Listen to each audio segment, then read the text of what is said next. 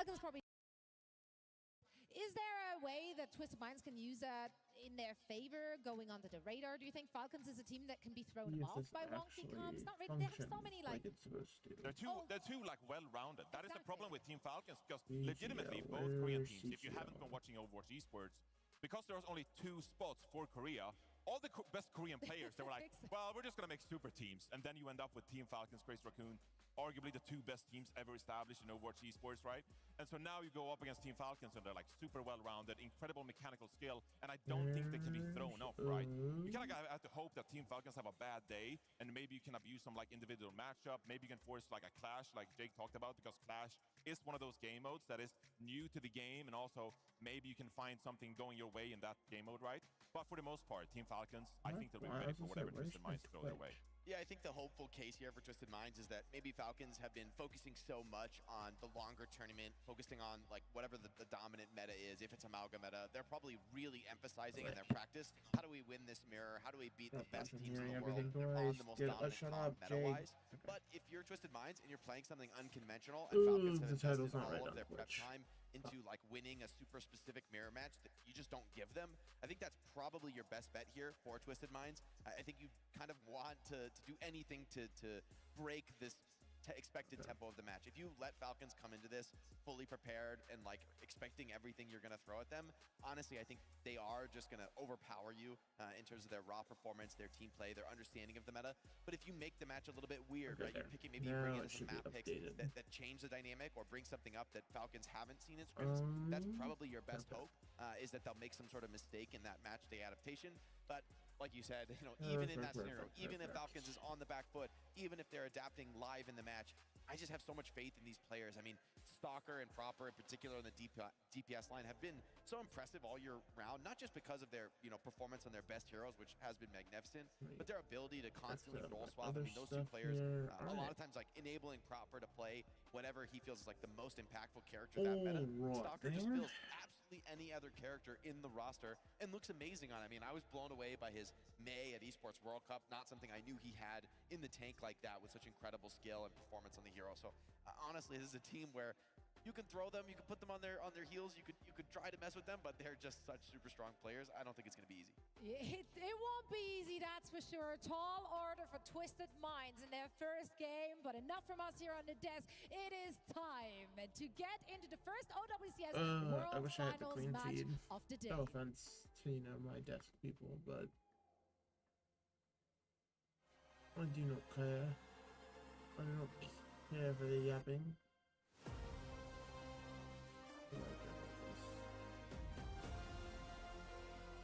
His space stations still have some game left in them. Toronto to fight tower over the competition. Oh, that's not supposed to happen. Oh, that is absolute filth. What? What did I just see? That might be the kill that gets them there. The Crazy Raccoon run away with yet another map. Of his Twisted Minds book their tickets to Stockholm.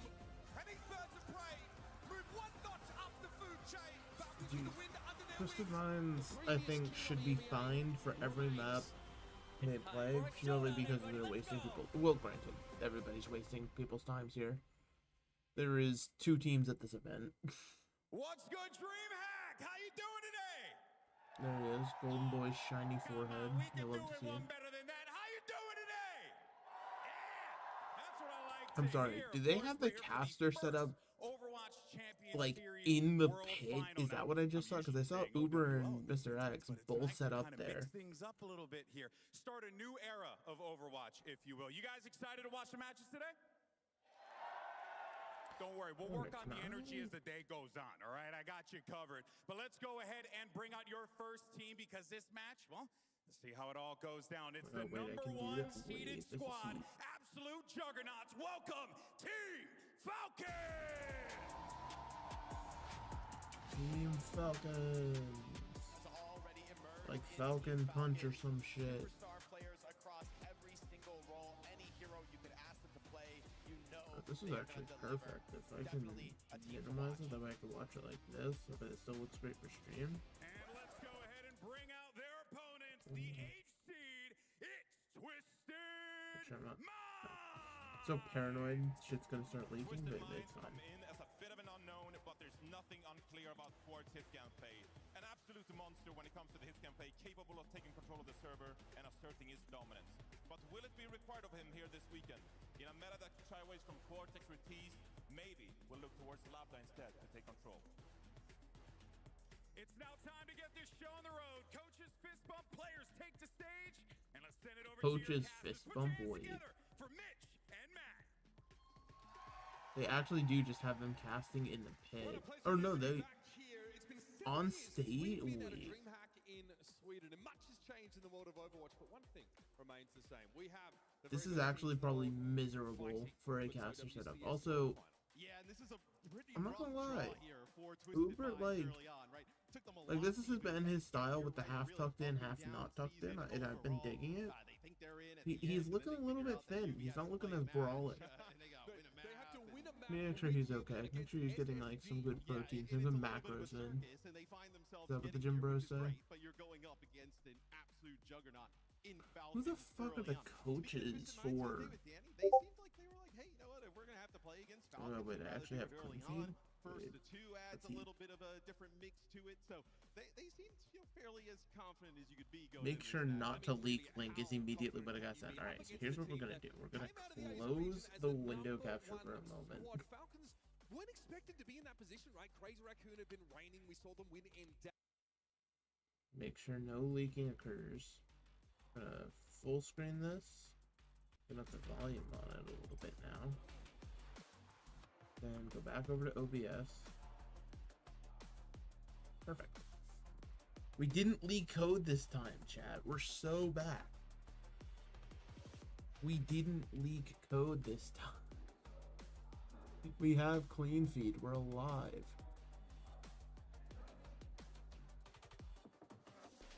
Alright, we're starting out on Oasis. You love to see Oasis.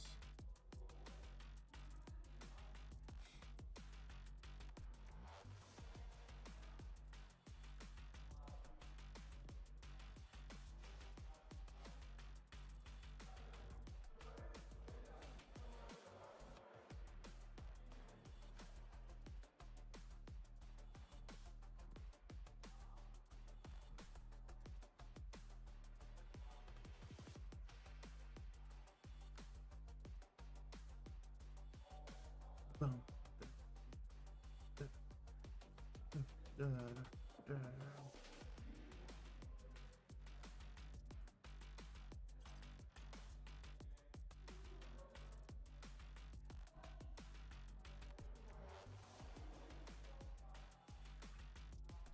Dude, Twisted Mind, like, even not regarding that one very shitty toxic player they have, they take him out of the equation.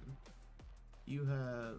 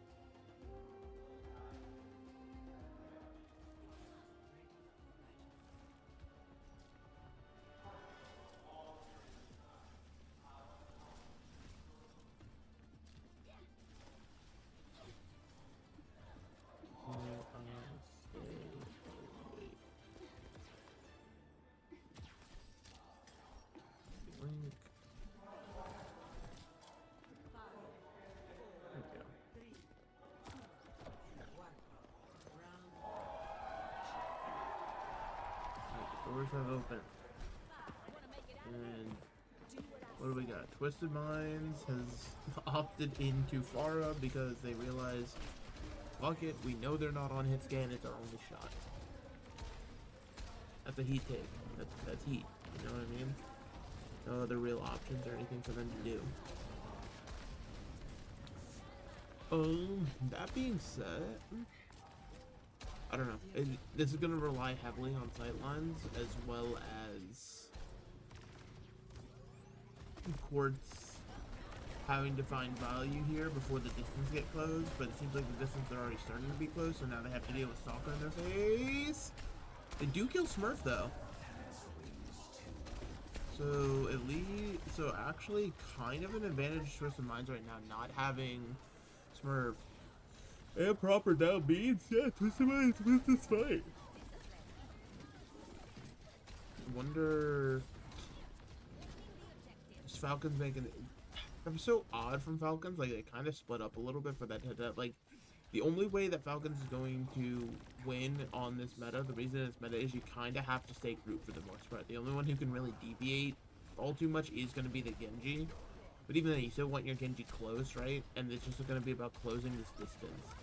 Oh, but they're speedrunning on this side of point. So they have to, like, actually come in now. Smurf is already 1 HP! Somebody heal him! Okay, the orbital ray will heal him. Okay. That... The Falcons? Not looking like the Falcons I expected here. At least to start.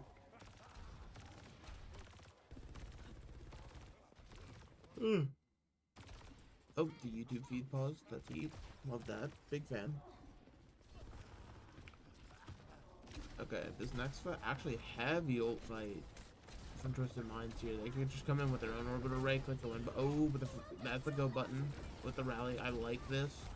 You know you're down, so you might as well engage first. No, you're caught in the fucking... What, you run away from your... Why not... Why go after point progress? What? Okay, we're just dumping all. Okay, so this makes it worth it. Okay.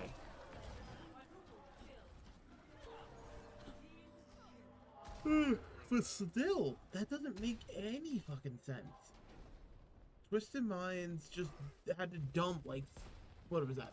4 ultimates after they decided to bum rush point and not play in their orbital ray. Like, if they play in orbital ray, kill Smurf, yes, it takes you a few extra seconds to get to point, but you would have won the fight there.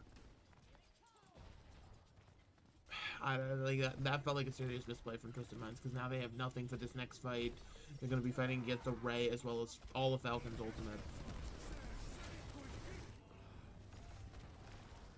Probably not going to need anything more than the cage. Yeah, there it goes. The picks are already coming through, and so now the ult cycling can begin. They do get a pick on a Chio. Very crucial to at least get some sort of momentum here for Twisted Minds, because now they have to...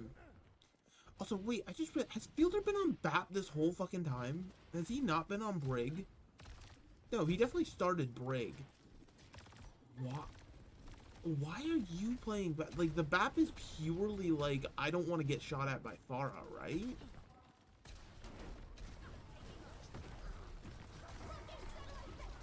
Okay, and yeah, that's also why you just don't play it, because now you can't play in your own orbital ray. Your supports are dead. You should not invest in it. No more investment for Falcons. They should just die on point. That should be the goal, the dream. They get 99 here. This actually might be Twisted Minds, depending on how much they have to invest. If they can just win a fight with Orbital, then if they can win this first fight with Orbital, and then the actual overtime fight can be won with Cage, then Twisted Minds are in a beautiful position here. As much as I was a doubter and a hater, they're kind of cooking.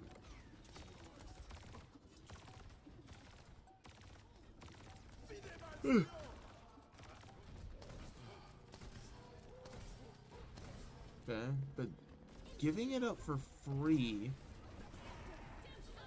Okay, there's the orbital ray. Now the blade gets nothing. Yeah, Smurf is focused, but yeah, this is exactly what Twisted Minds needed to do. And Stalker's just gonna die with Death Blossom. There's nothing they can do. And wow. That was very weird from the side of Falcons. Like, like Stalker was kind of always on weird angle, never with the Malga.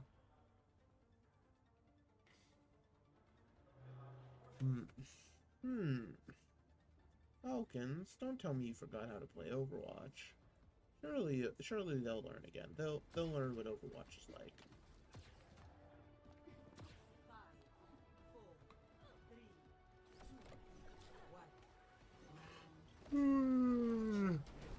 Teleports out, then the Pharah Genji switch respectively. This Echo from Stalker, you're gonna be under pressure from Quartz a little bit, but this does allow you to deal with gosh, I never know how to say this player's name. I just always say LB.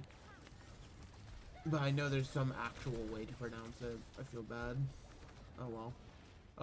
And look at it, like Quartz doesn't even need like a full high ground setup, right? Like this Ashe just has such free angles against this composition unless the distance get closed. And Falcons, they're not closing the distance together. Is Smurf really the Malga player? Is it not Hamden?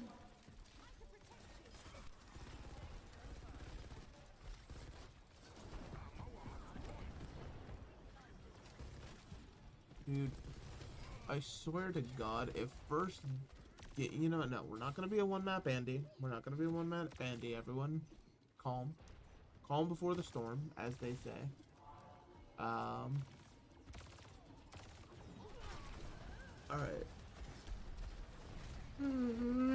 Sorry, I do not mean to keep yawning. It's just, it was 5 a.m.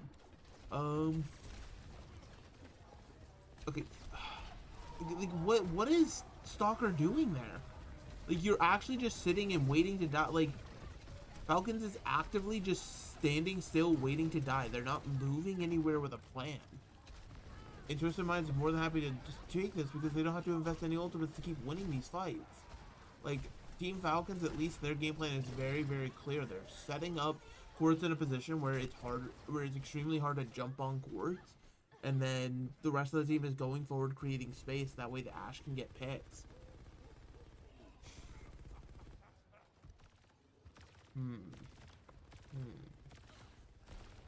I'm Falcons. I like, it's literally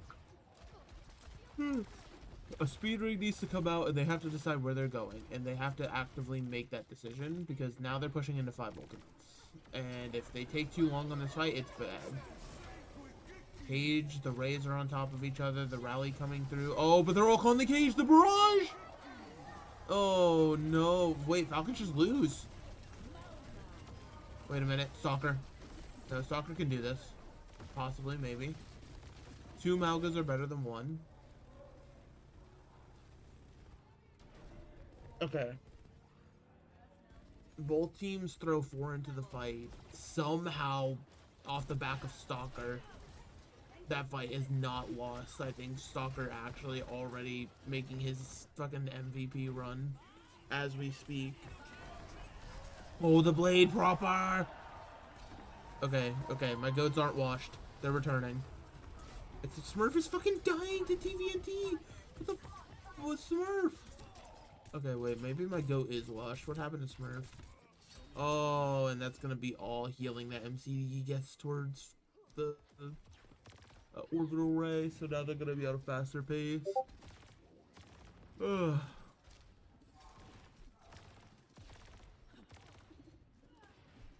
It is a time and a half, to say the least. Okay.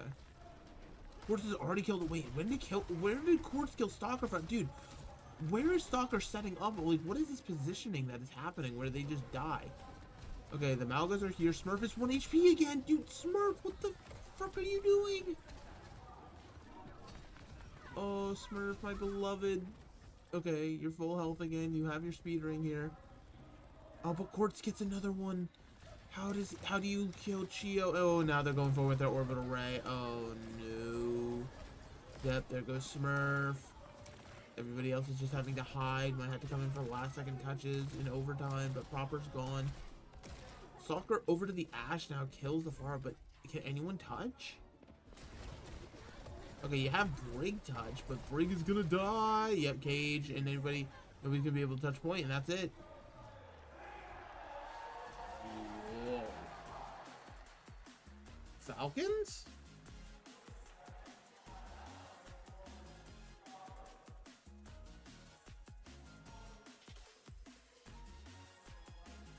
Falcons?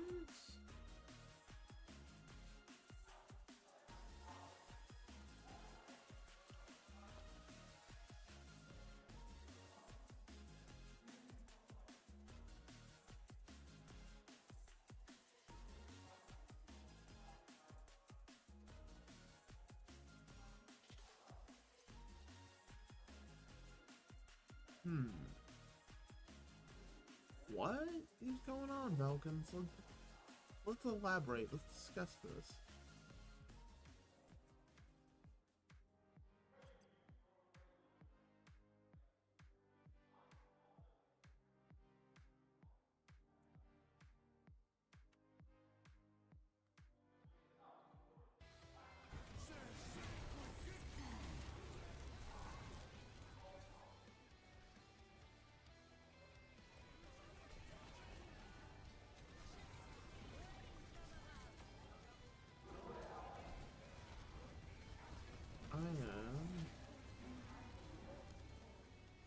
I am baffled and confused, to say the least.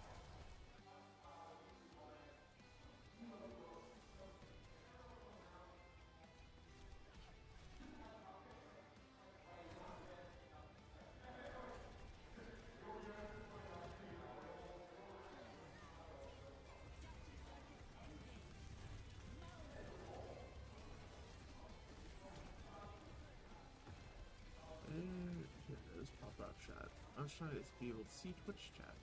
I want to make sure that I can see your beautiful faces. In case anybody pulls up.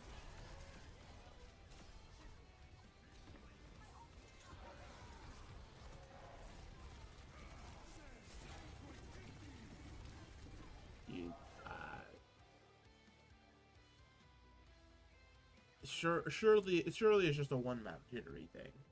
Surely it's just a one map. Dude. Yeah, no. I believe these damage numbers. Like, I don't know what really was happening, but like Smurf kind of Smurf was doing a bit of the falling over and flopping like a fish. I don't know if that, you know.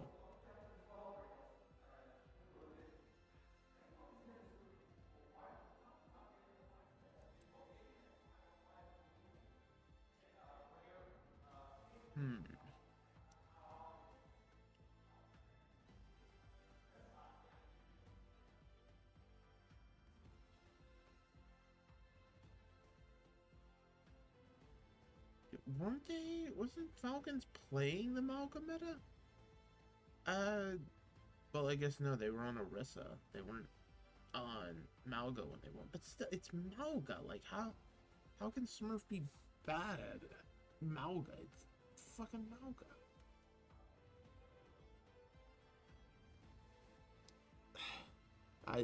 You know, again, we will not be one map antis here. We will be able to acknowledge that maybe some buffoonery was had at somebody else's expense, and we'll just be able to keep it pushing.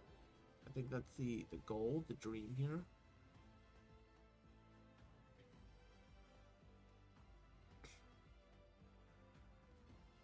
Okay, Hombin's in. Krusty saw what Smurf was doing and said, none of that shit. Absolutely no more of that. No more. Absolutely not. Tuesday, isn't it, bruv? I don't know why. I just... Listen, it is... The decisions being made here do not reflect CGL or myself, because I'm just... Okay, so they get... Do they get open map pick? Or type pick as well? Or is Flashpoint always going to be map 2? Because if Flashpoint is always map 2, that is... As much as I love Flashpoint, it's kick ass. But if it's open map pick, that's fine. New Junk City.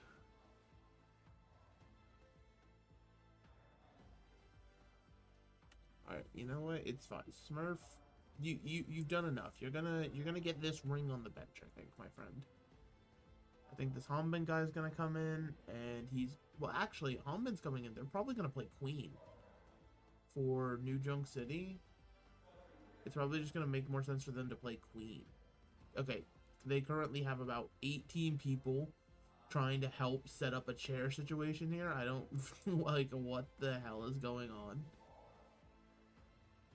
Hanbin's just like, dude, let me in. I have people to hurt. Let's go, chop chop.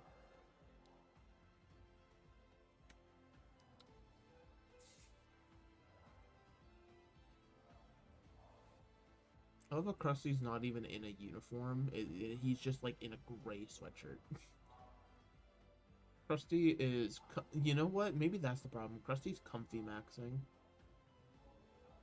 And so it creates an issue.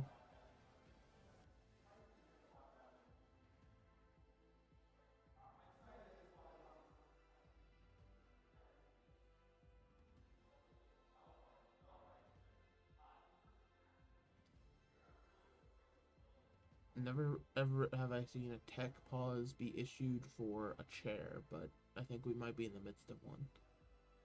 Even the cameramen are just like, alright, I guess we're just gonna show random players back and forth. Dude, so help me, guys. Hanbin is still not in a seat. There's issues galore. Dude, look at this guy. He's got like fucking jeans and a gray sweatshirt on. Is that even a Falcon sweatshirt? I don't think it is.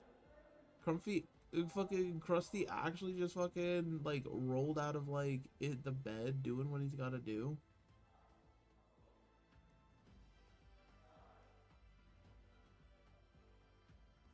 Dude, what is that pose MCD is hitting? What the hell is that?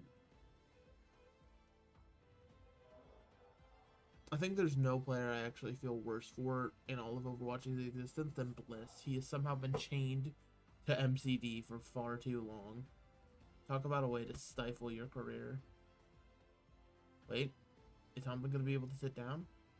Oh my god, he's sitting? Wait a minute. He's seat maxing.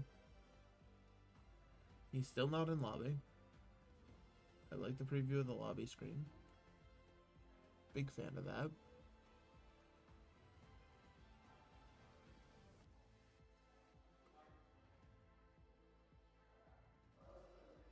Yeah, again, Bliss. I feel bad for you. You were stuck to You've been stuck with Mr. Chinese discriminator himself.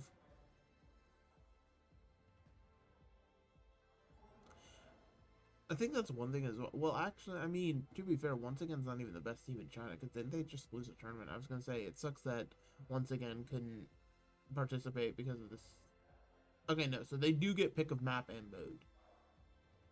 So Falcons. Wait, did they actually?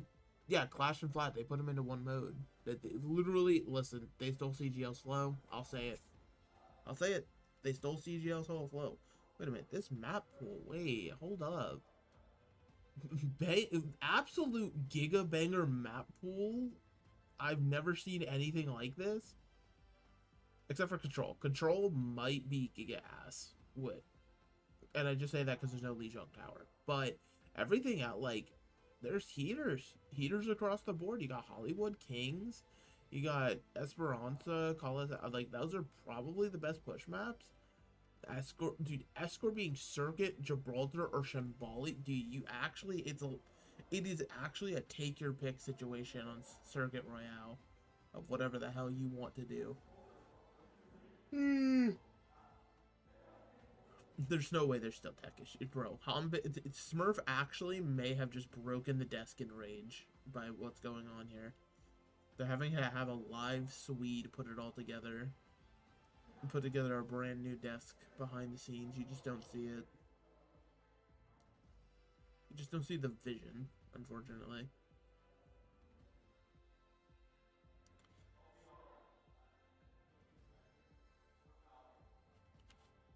Yeah. It's very goofy as well for the clean feed because it's just like it's actually just so ugly. Also, Are they really like, again, coming back to this, are they really just casting from the stage?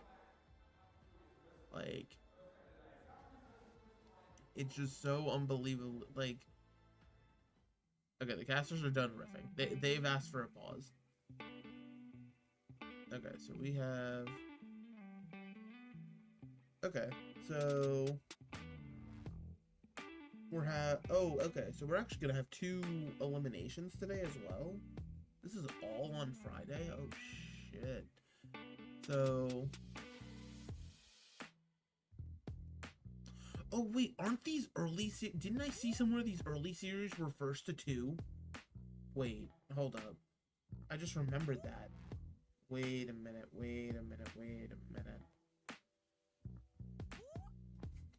I need to pull up something for OWCS. Hold up. I'm scared.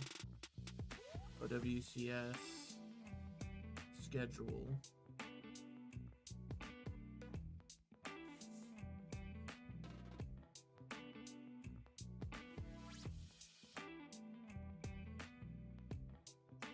No, before you go. Okay. Tournament overview.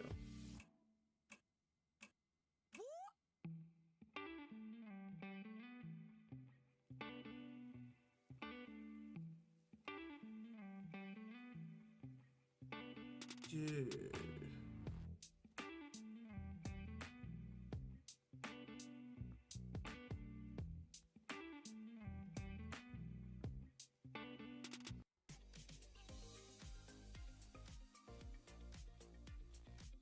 Getting to see some boats and shit. You love boats.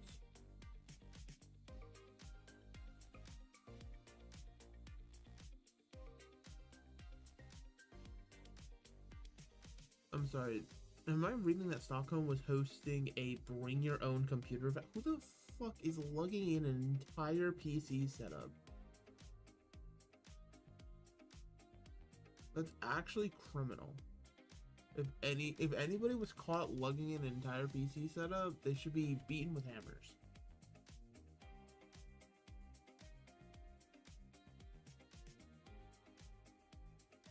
Oh, this reminds me, I need to cancel my Game Pass subscription. Don't know why it reminded me of this now, but hopefully I remember that later.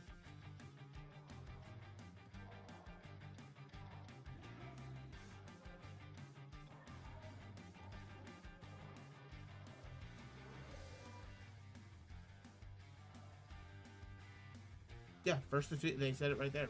Whoa.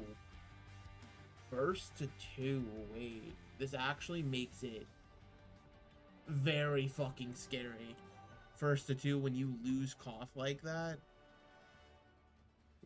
Okay, and Humbin's not playing Queen. He's still here to play Malga, which I think is a fine decision, honestly. Because again, Smurf did not look good. I'm also... Wait, is Soccer really gonna come out on the Cass here? The Falcons, they picked up Happy, right? You have a hit scan player. Unless I'm crazy. They have a hit scan now. I don't understand why they're... why... Also, they started out the year with Proper being their hit scan. Now they're putting Stalker... Because I feel like Stalker's Genji is, it's comparable to Proper, though. Is Proper that much marginally better? Again, Quartz is just firing shots from 8 miles outside the fight. Okay, there you go. Close the distance. That's feeding. That's not the team going in, but it's feeding. 4v4. Okay, Proper. I like this. Okay, you know what? If you int so hard your Malgas can trade, then it's fine. So maybe this is the game plan. Maybe this is what we need to see here. Dude, first to 2 is actually such a brutal format, especially because I think lower round 1 is first to 2 as well.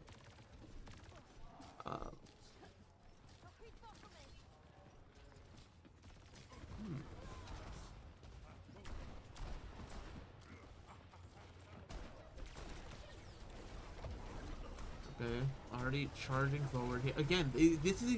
See, okay. It looks so much better with Hombin in. They're actually holding space and going forward. We ripped the Deadeye for no reason. Intimidation tactics. That's fine. Oh my god, Twisted Minds is so so low. Okay, they're getting kills now. Like everybody on Twisted Mind, the health bars were just depleting. They're staggering amount. Wait, this is criminal. Ooh, that is ballsy if I've ever seen it. Okay, and the forward hold, I like it. The peeking forward, the realizing, hey, listen, I'm Malga, I can do what I want. Okay. This Hanbin guy, he knows what's up. Big fan of the Hanbin guy. Smurf, unfortunately, this is actually, that's actually sad to think. This might be Smurf's last event, depending on how he wants to play. Dude's been, like, what, 6 years in? Because he wasn't in Season 1, but beyond that, he's been here. Or at least for the super, like, the pro level. That's crazy to think. Quartz is landing some nutty shots. You're gonna have ults traded back and forth. The orbital rage trading, the rally. Oh, the barrage! Oh my god, the barrage cage is so lethal. And despite Fielder popping the freaking rally, it just isn't enough to keep them alive. Granted, Bob was also thrown at. Wait, Twisted Minds used 4 in that fight. Wait a minute. Soccer off of Cass over to Sojourn? Why? I feel like the Cassidy was... Well, I guess maybe the center point's more enclosed. These are more open, so you're wanting to play some more of that range. Kind of the same way that Quartz is. Quartz catches a rail, but manages to live. Now... Okay, Falcon's just cage blade. Just simple cage blade. You've caged one person. So I guess you will not be cage blading. You've already flipped the point. Oh, the Malga. Okay. You lose Fielder, but the job is done. Job done. Oh, the Ashe is going to die late. And I think she's on a separate respawn cycle. Yep. So they're going to have to wait for Quartz now. Alright. Again, Falcons look 1,000 times better with Hanbin in. The Smurf guy, he's not... It's unfortunate. Hey, it might be time to... It might be time for Smurf to hit the streamer life like Super. Probably do better at it than Super, let's be real. Everybody loves Smurf. Okay, you're walking forward with Rally. You pop the Rally in response to Blade. I like that. Use good stun, but the follow-up is still there. And now everybody's getting injured by the Blade swings. Chio dies? Whoa, wait, this is losable. Hanbin now down. The overclock's being popped. I mean, holding space, but I mean, yeah, I was gonna say, they're just gonna go to point. MCD dies in the back line here. Wait, Proper dies.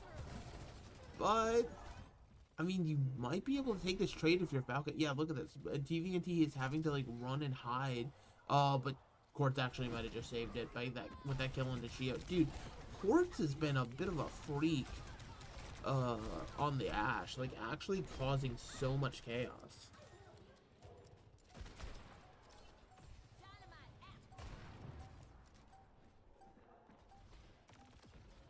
We will have to see. Okay, the touch comes through. Oh, but now Proper's cage. Yeah, Proper's dead. With an orbital ray on top of his head. Okay. Now orbital ray being traded out. Yeah, this is gonna be Falcon's point. Or not Falcon. Twisted Mind's point. Huh. Whoa, wait a minute, the cage. Wait a minute. Hanbin's not done. Okay, Hanbin's done now. Surely he's done now. Okay, he's got cardiac. He's got cardiac. Get the health. Get the health. People keep touching. Okay, Quartz is back. Yeah, no, it's over. It's 1,010% over. Yep. One apiece here. Both sides invested everything into that one. Twisted Minds are going to have Rally up, though, because they just didn't have it to invest. That's the thing. Because of the way that these ult fights went the first time around, you're now going to have a lot of fight situations for Twisted Minds where Bliss is going to have Rally where nothing else is up on the board, and that's going to be really, really good. It's just going to be whether they want to actively use it to try to get proactive, or if they just want to wait to counter out Proper's Blade time and again. That's going to be the main thing to watch out for with Bliss.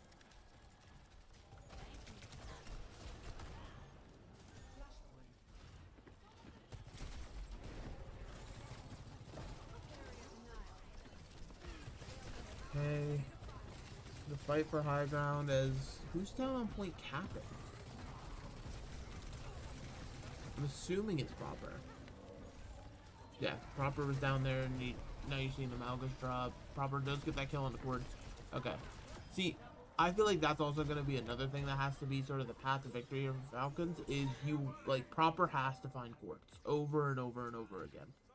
Because it's not like Quartz is being, like, super well protected. It's just that Quartz is, like, 10 miles out of the fight raining in these shots because Ash just has that range.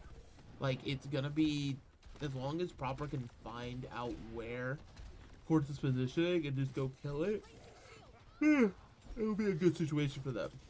Some decent ults for both sides. You're probably gonna see orbital rays first once we break out onto point. Yeah, just going under, nothing crazy. But the blade into the back line, it forces rally. Proper deciding, yeah, I do not want to touch that shit with a 10-foot pole. That's fair. Orbital rays being traded. The overclock piercing a lot of people. Now the cage. Rally being used in the cage to keep everybody healthy, but it's not enough. Oh my god. Okay, wait. 5 ult fight. Well, that was 9 ults. Literally, the only thing not popped was Hanbin's cage because he just didn't have it. Granted, that makes it a little bit more interesting because now Hanbin can literally just cage a single member of Twisted Minds and, in theory, win the fight and win the point. I think, actually, they might want to try to force out TVNT's Cardiac first. Nope, he's just gonna go in. Okay, cage, what are you doing? Okay, there's the cage. You know what? Oh, who am I to doubt Hanbin? Hanbin, he's so smart, he's so handsome, he knows what he's doing.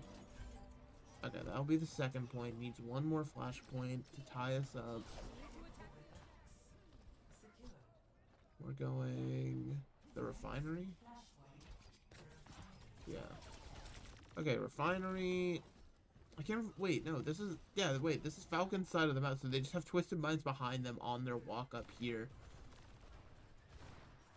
Okay. This point is gonna be stupid good for Ash though. The amount of angles you could take. Like you can sit here and main while the rest of your team pushes forward, or you can walk up with them and play from these little side cubbies. This is actually kind of a lethal setup. If I'm being just perfectly honest here.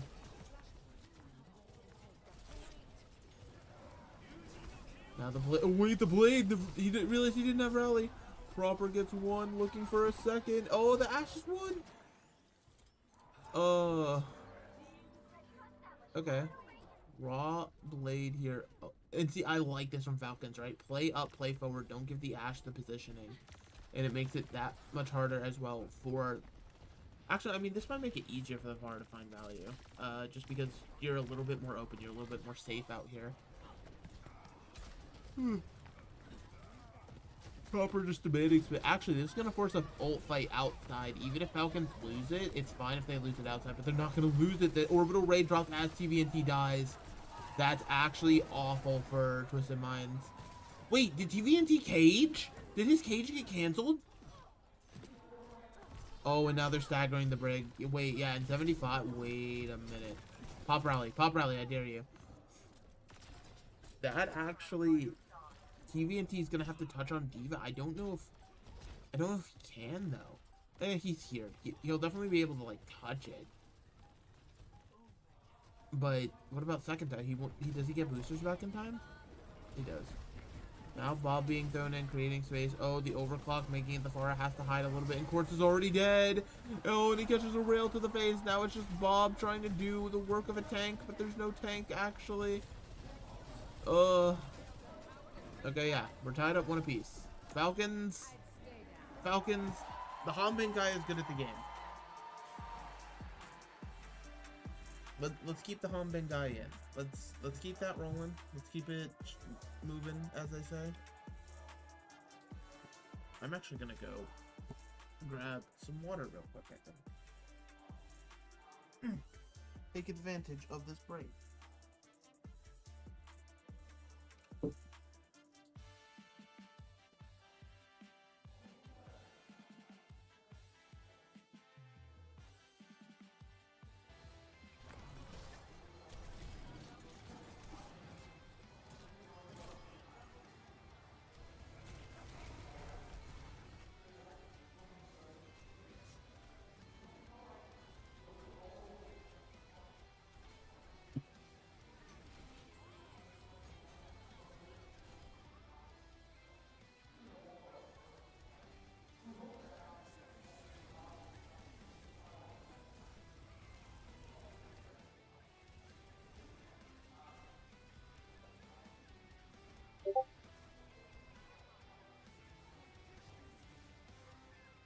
Boots on the ground.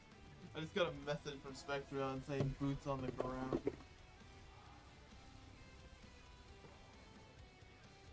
I didn't even go to get water yet. I was just messing around with stuff here. I need to see what this.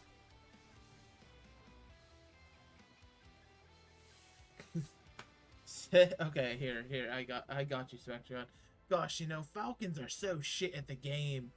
Falcons are so unbelievably bad. They don't know what they're doing. I am talking so much trash about the Falcons. Surely this isn't setting up for a pit. But yeah, Falcons are so unbelievably bad. They don't know what they're on about. Oh my gosh, the Falcons, I mean, really, they're just the worst team ever assembled in Overwatch history, some might say.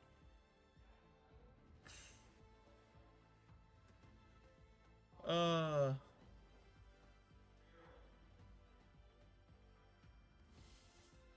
this wasn't setting up for a bit. He's just messaging me actually talking about it. I see.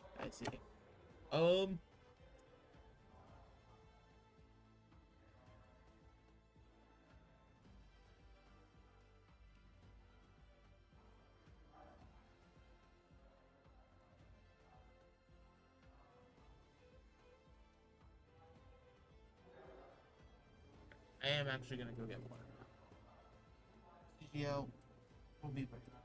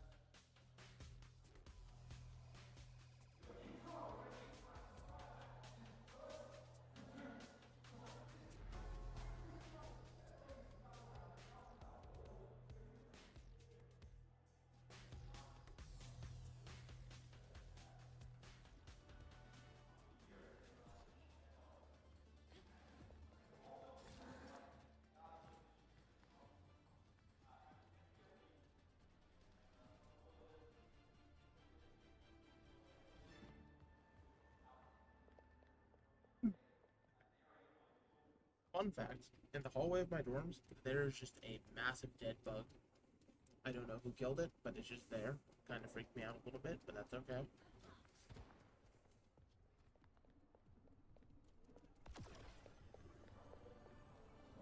Wait, what the hell is this defense?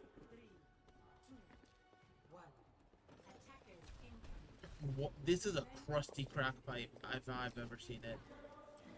The Widowmaker Queen defense is criminal behavior. Quartz is sticking Widow as well, though, so both teams opting into the Widow.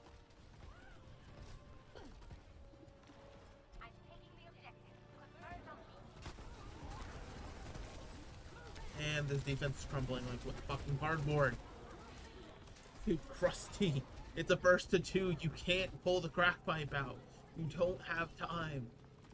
Oh no, Krusty, what are you doing in the swamp, laddie? Oh, wait, Stalker? Wait a minute. Let this guy cook. Let him cook. Okay, Quartz fine, but it's fine. He got to. You did what you needed to. Yes, Mr. President. Okay, somehow that turns into a hold for Falcon. Stalker is about to earn a Congressional Medal of Honor, methinks. Quartz gives up the Widow over to the Cass. Looking at a little bit more stable DPS here with the Cassidy. Hombin has already killed Bliss. Wait, what the fuck? It's actually just Hombin getting to beat the shit out of MCD and Bliss for being stuck with them for a whole season of Dallas Fuel. This is actually just Hombin's revenge story. He's like, I'm so tired of you fucking Shaz. You held me back for an entire year. Like he's just like losing his mind, screaming into the microphone.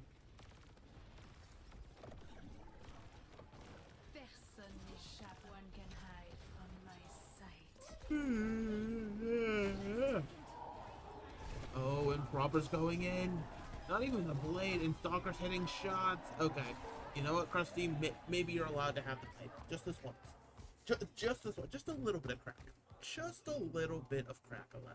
Quartz indecisive. From crisis to crisis. Now back over to the... Woo! Stalker, you weren't ready for that. Over to the Soj now. Wait a minute, Stalker. You might have sold. Oh, no, there's a blade. Oh, the blade. Oh, the blade. It's so deep, but it's doing nothing. Dude, what the fuck are you doing? You're going in alone. You didn't even throw Rampage in on top of it or anything. Oh my god, I just watched Falcons fucking throw 4 ults away for nothing. What the fuck are you doing?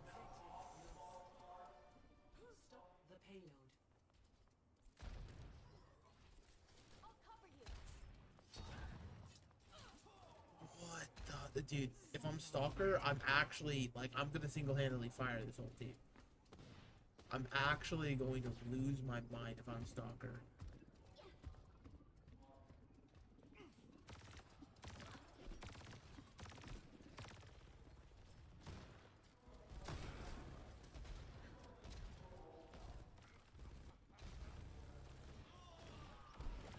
Quartz is killed proper, dude.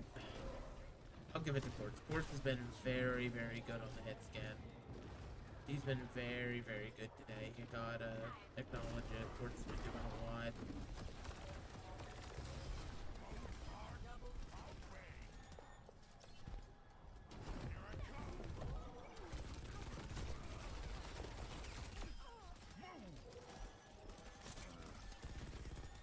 Dude, this would be an insane upset. It's King's Row, though. There's still time for a defense to surely coalesce. Granted, they're pushing into a barrage rally with nothing of their own. So unless they are marking the hell out of LB, this could be a problematic barrage, to say the least.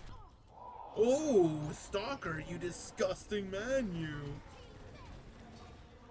Oh, the Malga's so incredibly low. Kill TVNT, kill him, kill him, kill him! What are you doing? Why are we pushing? Oh, Hombin, you actually just let this man heal. Okay, wait, you're gonna kill him again though. Okay, or instead of charging after him, you decided the far is a better target. Oh, you know he's still here. Oh, thank goodness. He's been found. Oh, that's nice, that's nice. Fired up like a volcano. Haha! Gun in each hand and a smile on my face. Stalker, oh my god. Stalker actually refusing to lose. He has decided that this loss will not happen. Twisted Mind's not allowed to do this. Oh, taking off angle. Oh, taking off angle that nobody suspected. Oh, dude. He found a head, which is the Malga's big block. Oh! Hurts. Oh, and now they have sights. Oh no, everybody hide. Everyone hide. Oh no, oh no. But what is LB doing? He was actually dropping for the Scott, ready for a barrage that just was not coming. Both cages out now. The Orbital Ray as well here for both squads. 4v4 kind of situation. Both missing a DPS, but the Widow not being in the fight is massive here because it means Twisted Mind just has no damage whatsoever unless Quartz can find a head, and unfortunately that's just not the case. That's kind of the fear, really, for both of these comps, right? Like, unless your Widowmaker's clicking heads consistently, which both these Widows have been, but you remove them, but like, you remove the other DPS from the fight, it puts it all on the Widow, and then you can just play sidelines. Oh, he knew. He knew, but he didn't catch him. Oh, now there's sights. Oh, no. Oh, you disgusting boy. Okay, and Proper again, blading into fucking Narnia. Trying to find value with Blade in 2024. Honestly, I respect the difficulty of that task. And just like that, the time bank has whittled away. And the payload will stop. Falcons, they have... Okay, Falcons win con established. That being said, what the fuck was that first point con?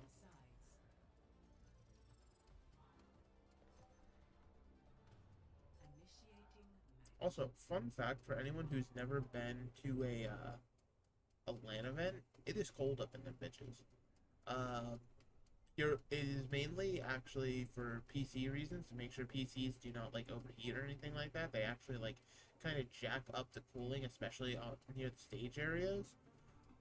And so anytime you see like these players have hand warmers and gaming sleeves and stuff like that, I promise they're not being bitches. It really is just cold. That being said, I'm built different. If I was at LAN, I would just handle it. I would just not be cold.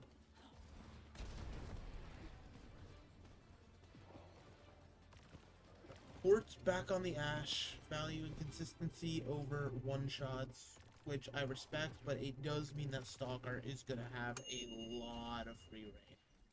Like, Stalker's going to have pretty much full control over the point. What's this one, Fielder? What? Actually, no, I know what this is. Fielder surely is not actually sticking this. It's just going to be a lamp up top here. Oh, yeah, a lamp for the shot. Stalker on Hanzo? Now he's back on middle, okay. Oh, okay, so you sonar on Hanzo, get the intel. Since nobody's peeking the door, no point in sitting up there on Widowmaker. Okay, I see. I see what you're doing there. Junker Queen, what? Why? Hanbin, that's not the meta hero. You're looking for the big Samoan guy who talks about a gun in each hand and a smile on his face. 2 hearts, plumping. A gun in each hand and a smile on my face. Aha. Okay. Forces shout and speed ring with cardiac. And Stalker is followed up on by LB, so now that bit of a problem as they can just simply wait for their cardiac to come back. That hole does nothing. Dude, actually, that's crazy to think about. Because of the nature of Malga's charge, you can't disrupt him at all during that. So it's not like Rhyme where you can pull him off course through a pin. You actually just, like when Malga is charging, it's just like, alright, Malga's charging. There's nothing else to be done here.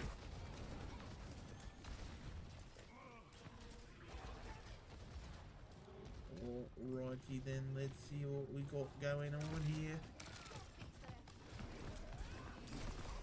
Everybody's in a tiny room for a Genji to dash through. Healing has to come through. It does. And it's just sick. And they kill Fielder.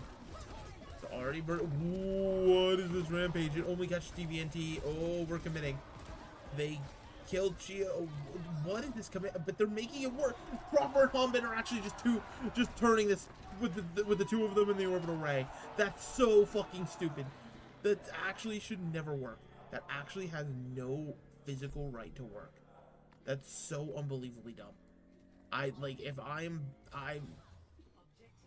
I'm Twisted Minds, I'm annoyed because they actually just raw beat me in the dumbest way ever seen. Like, I don't even know how to extrapolate that. Like, by all rights and metrics and standards, Twisted Minds won that fight, but through the sheer will of Hanbin and Proper being Hanbin and Proper. Like, that's...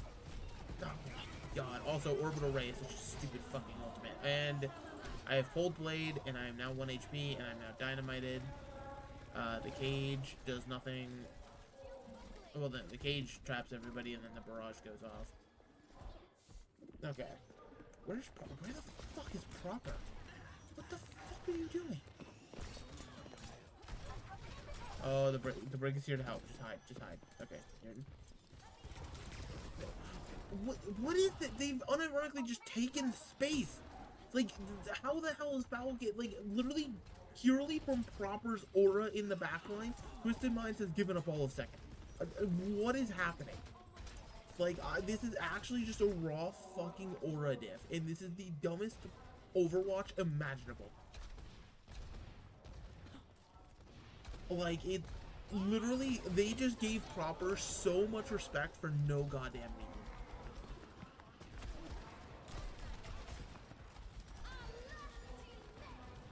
They're pushing forward the rally, the bob's almost done, everybody's gonna have that extra HP. Oh, and another rampage. It's over. It's over. That's one, that's two, make it a third. Looking at the Pharah, that payload's just gonna keep on pushing. The Juno's the last one there. Dude. Oh my god. Okay, listen. As somebody who is like, yeah, Falcon should win this game, I'm not upset. But the fact that Twisted Minds could have won that, it's just, like, my brain hurts.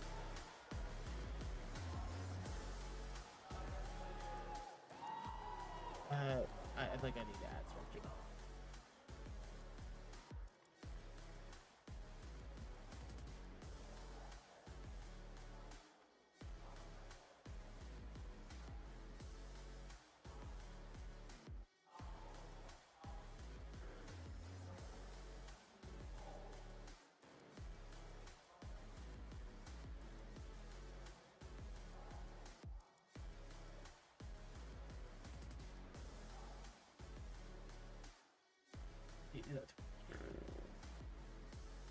What the fuck, man?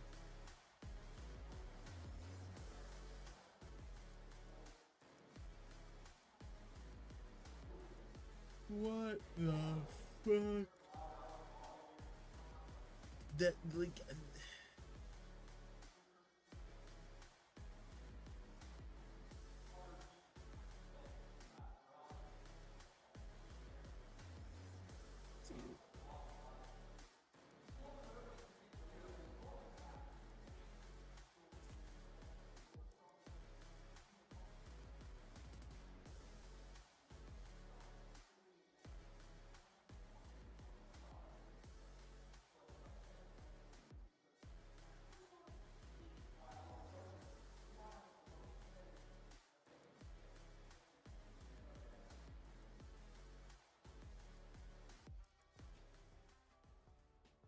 Richard, thank you very much. Yeah, I am joined by Stalker from Team Falcons, coming out from a great win against Twisted Minds. Big congratulations. I do want to start off asking you, by that first map loss, I guess, what were some of the problems that Team Falcons had? 자, 오늘 일단 승리 축하드리면서 첫 번째 질문, 이번에 1세트 아쉽게 좀 패배를 했는데, 1세트에서 좀 어떤 문제점들이 팀 팔콘즈에게 있었나요?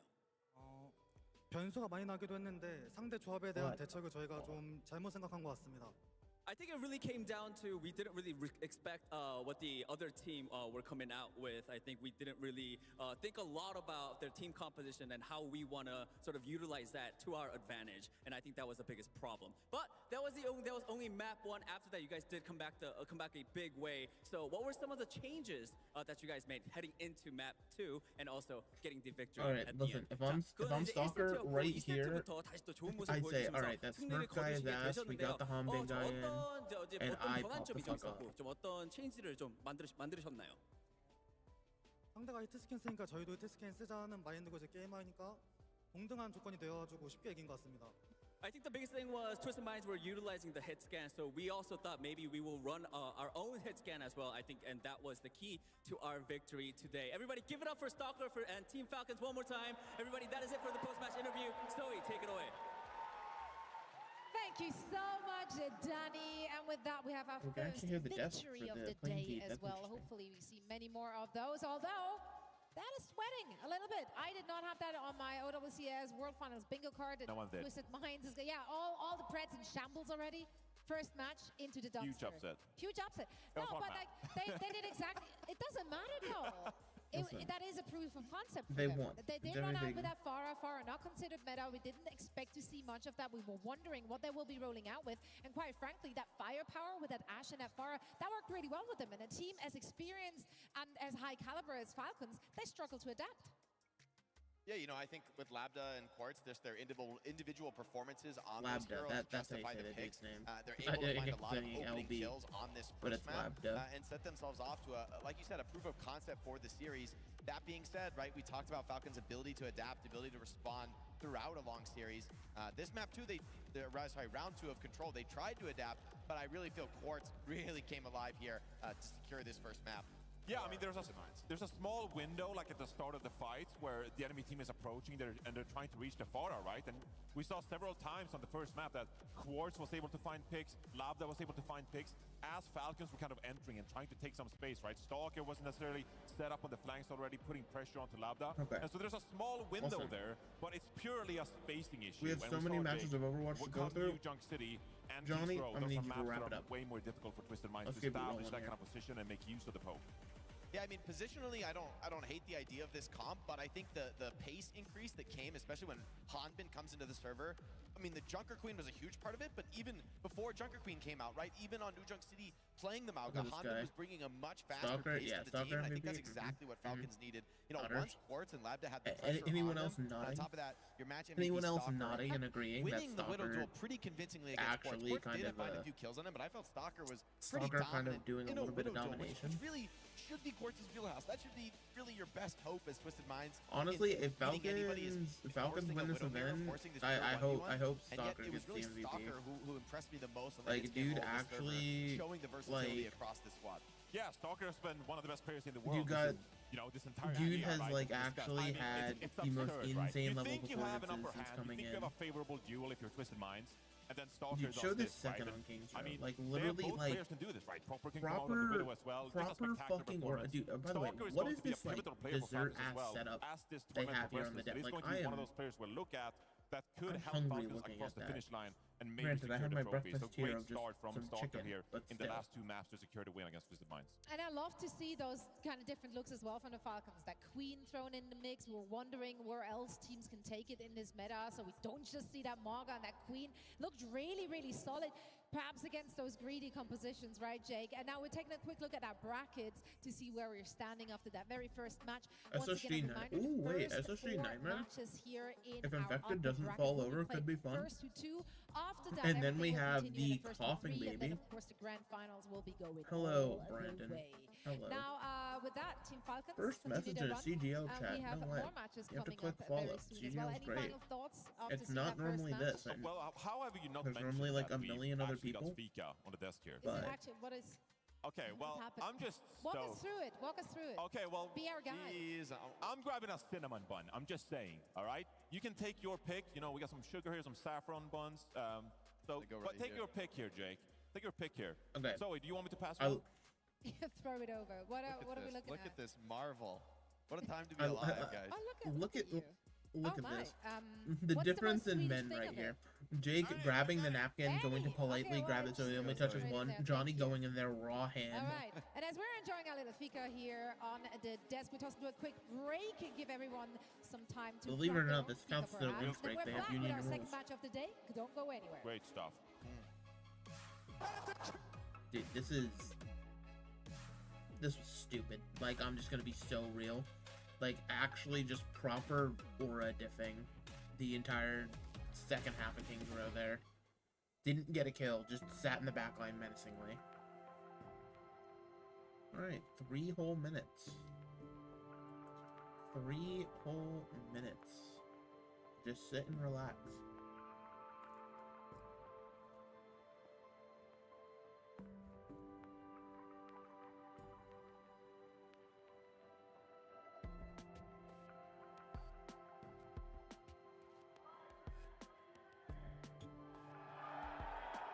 Dude, watching Smurf be bad, it's literally like Cars 3, Lightning McQueen fucking falling over. You know what I mean? Like, it's actually just my goat's washed.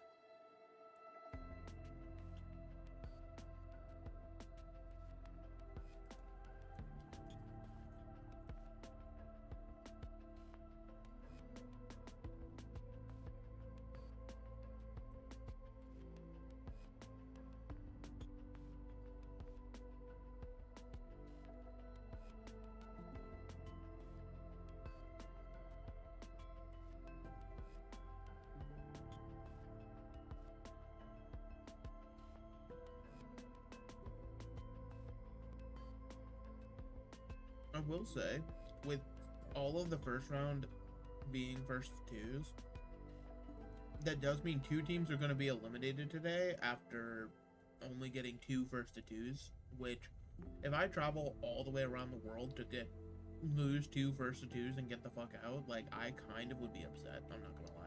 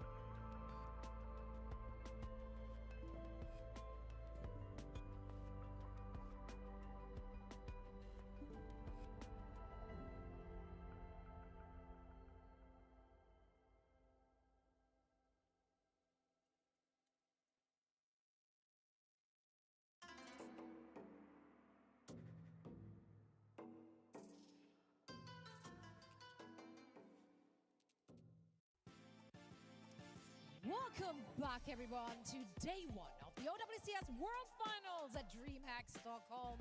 We're about to dive straight into our second match of the day. Zoe here, joined by my friends Jake and Johnny to break down all the action. We're enjoying some Fika, we're enjoying some great games.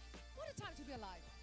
I'm so happy to be home, Jake. I'm just happy to be here. Happy to be home. I'm just happy to be here. It's good to be home. All right, I got to It's admit, the cozy. food has been so on point in Sweden. I kid you not. It was so funny yesterday at breakfast. We had breakfast in the morning, and Danny is just loving the food here. And he gets a piece of bread, and he gets the marmalade, and he goes, "Wait, there's actually real orange in the marmalade?" And I'm like, "What are you doing back home in America, man? Like, there's no orange in the actual marmalade?" He thought I was fake, so he was happy to have some real orange. Yeah, some good liver paste and everything. Like, Yeah. I'm thriving. Wait, real I'm orange? almost back home. Somebody clip that? Home adjacent, kind of. Somebody of. clip that, put that in the Cold CGL and server fruity. for Maybe. Exactly. Maybe we'll I have was next gonna say our year's favorite finals observer, but in that Switzerland. I don't know if I can speak for The everyone on that. headquarters of esports. We'll talk to Sean Miller. We'll I see. support it. Yeah. Yeah, that mercy is a hint. But Mercy's the hint.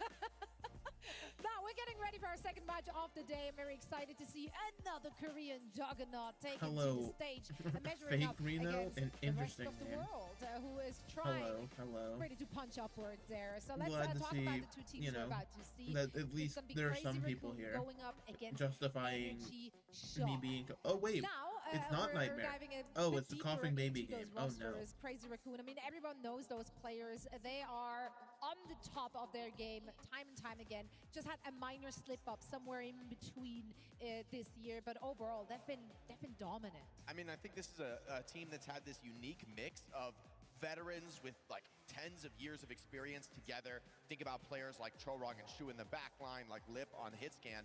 But then they've also brought in just an incredible burst of talent of motivated rookies. Max and Junbin didn't have the best first year of their professional careers, but here in year 2, they found their footing. The veterans around them have really lifted them up and allowed them to show why they were such hot prospects in the first place. And then someone like Heesang, I think, has also had definitely his best year yet as a professional player. So it's a team that has really elevated each other as they built this synergy throughout the year. And now, I mean, it's in a tough position to be where anything less than a first place is a disappointment for Crazy Raccoon, for the fans, for the players on this team. That's just the standard they've set with their ridiculous run of performance this year. Absolutely. Now, if we're looking at the opposition here, Energy Shock, a very exciting roster. We were so excited coming into this year of OWCS to see them in action. And overall, they had a successful year. Although we do have to say, if we're looking at stage 4, they probably placed a lot lower than they would have hoped for. Yeah, I mean, they qualified for Stockholm on the back of a good year for this team overall. I mean, this is a team that came into this year as students of the game. They weren't even part of an organization, but they fought real hard. They clawed themselves through these tournaments. They qualified for Dallas, now qualified for Stockholm. But like you said, Zoe, stage 4 was a real disappointment for Energy Shock. They placed 5th in their own region in North America after taking 2 losses to Fluffy Dreamland. So now you go into the playoffs here a month later, And you have to rediscover some sense of form, right? You have to find a win condition, something that works for this team. And I believe they can find it. They have the individual talent. Ultraviolet has been spectacular in the backline, but Tree is the real North American prodigy for this team. Just 17 years old, of course, and he needs to come up big time, especially against a team like Crazy Raccoon. Their mode win rates are just absurd. I mean, that is like, what do you even do? It's ridiculous. Yeah, guys, it's great. We'll go to Clash or Flashpoint with, they only win 2/3 of those maps. That's their weakest mode. Oh, great. That's awesome. Yeah, I think the map pick is not going to turn the tide here. I think this is going to come down to extreme top-notch individual performances. I think everyone just has to be on top of their game. Stat line from Crazy Raccoon. And hope maybe for a mistake on the Raccoon side. Yeah, I think it has for NRG. It has to be something similar to Twisted Minds. I just started feeling like I was falling and I was bringing asleep. like a special flavor, right? If you just come out and play the Maga composition, like having that falling feeling when you're asleep is one thing, but to have it when you're fully upright and awake, they can play to their own strengths. We've seen incredible pop-off moments from PG, for example. But again, Tree, I think Tree is going to be the player to watch for NRG in this series. What can NRG do against, such a solid opponent like Crazy Raccoon? Let's actually get a vibe check here because, Jake, you had an opportunity to sit down with that Energy Shock roster. Let's hear what they had to say. Fans, I'm Jake. I am here with NRG Shock, and we're about to rock a build-off. We're here in the land of flat pack furniture, so it's time to test these guys, see what they've got when it comes to actually putting a piece together, test the team play. How you guys feeling? Are we confident? I've been scouting it this entire time. I'm so ready. I'm ready. All right, Cal's ready, Rack's ready. PG, how you feeling? I'm feeling, I'm good about it. I got it. This is the least confident I'm sorry. I've ever heard in my life. I got us. They're doing a IKEA building thing. So, shall we get it underway, Is that guys? the bit here? Yeah. All right. Sure. All right, you can officially start the build. So, PGE, tell me, NRG Shock may be seen as underdogs coming to this event. Does that underdog position, does it motivate you or does it put the pressure on you? How does that feel? Being the underdog, no one has expectations of how you perform at all or anything like that. So I think it's definitely an advantage for us. And I think a lot of teams would be very surprised at how we perform against them. So there might be some upsets. Tell me about the preparation between the end of stage 4 and now, preparing for Stockholm, for the OWCS World Finals. What's that been like? Well, I mean, we just boot camped in UK. It was a lot of fun. Right now, I mean, Scrim's looking good, really fun. Stage 4, I just don't think it was our meta. I mean, our tanks were on ping, super hard to do.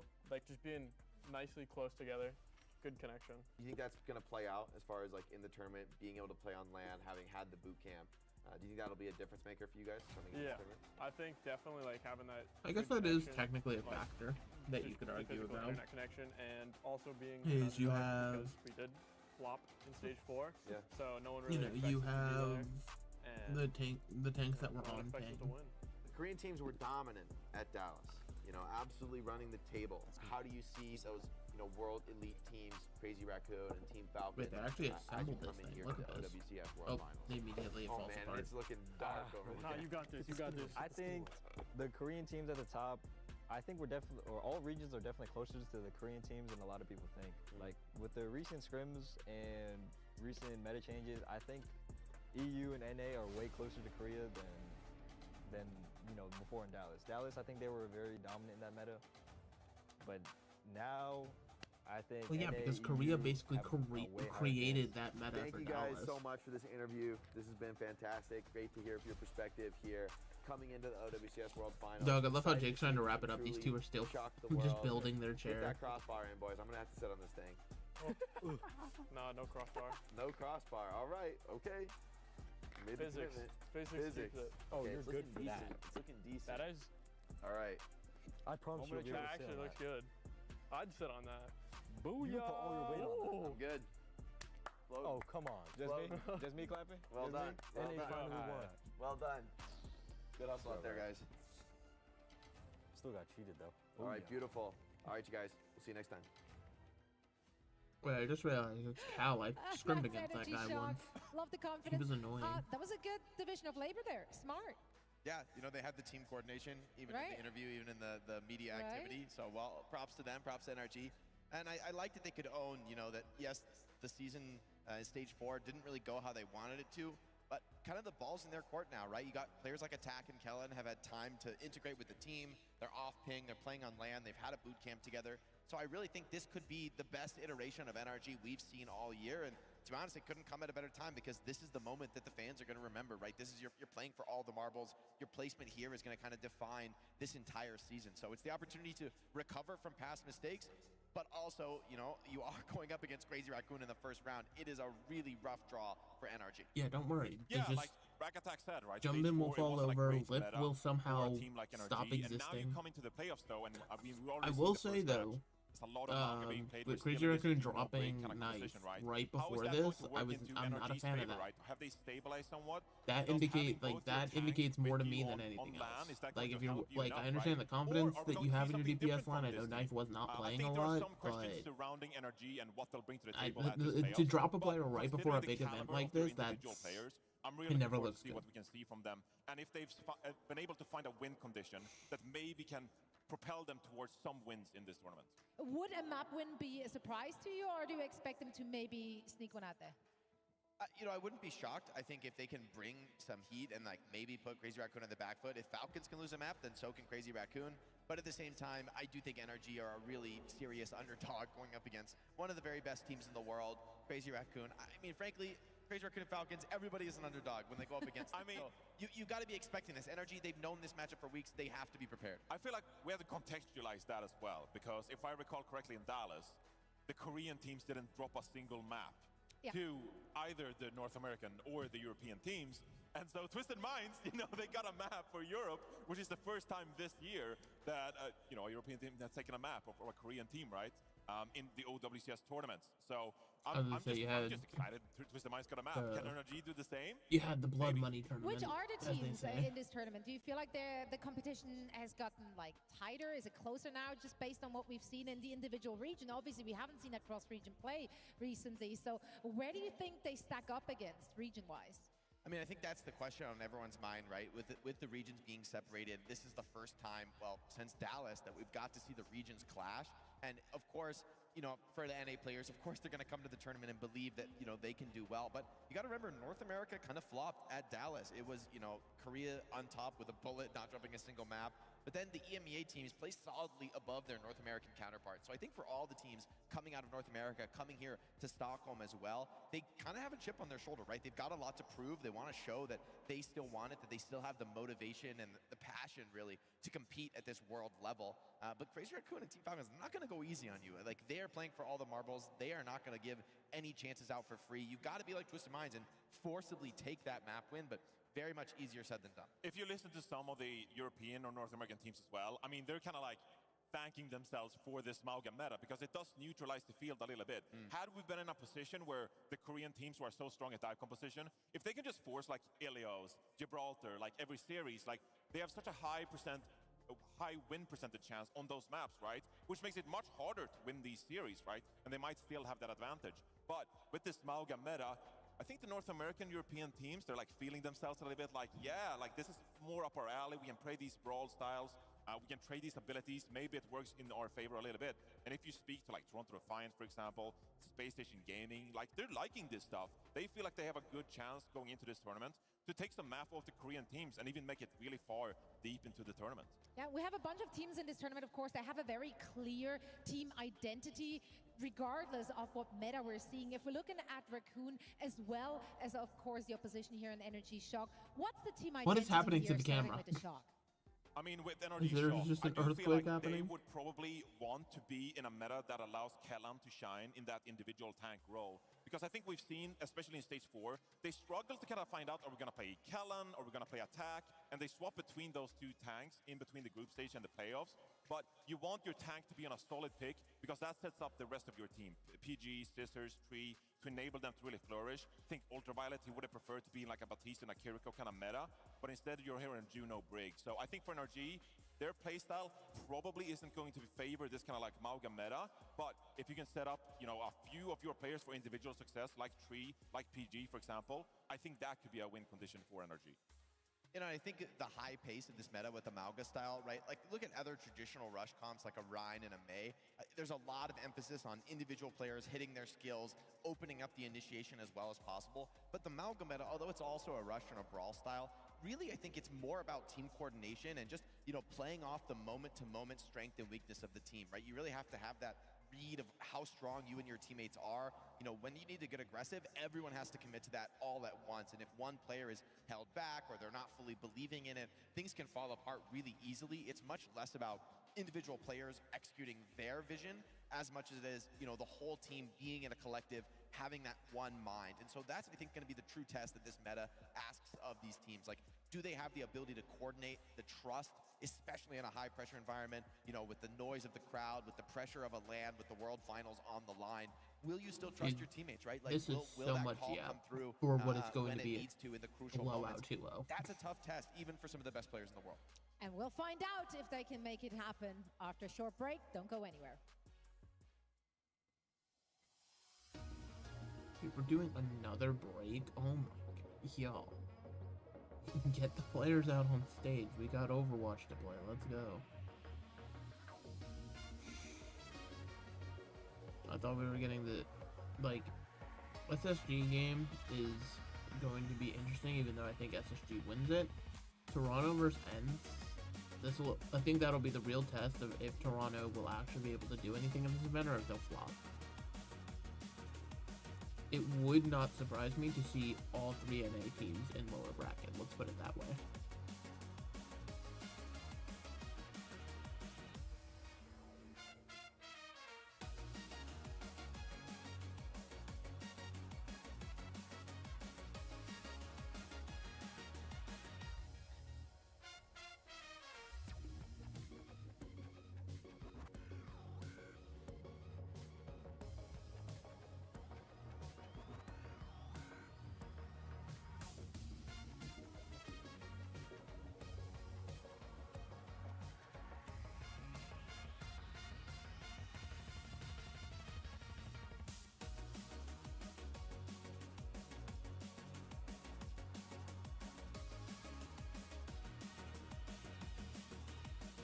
Oh wait, lower bracket round ones are both first and 3. Oh my god.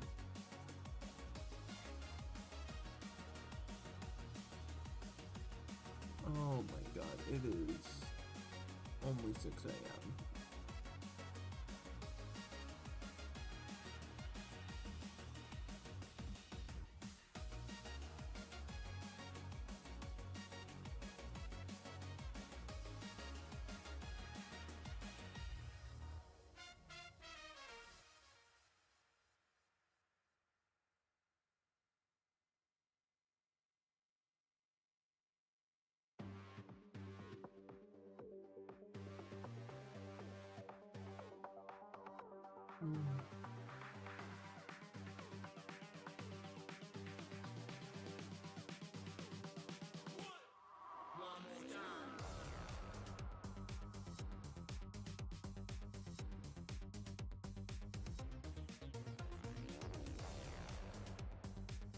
Please, please, pretty please with cherries on top. Get into the match. Play the Overwatch. I would like to play some Overwatch, please. Just a smidgen of Overwatch.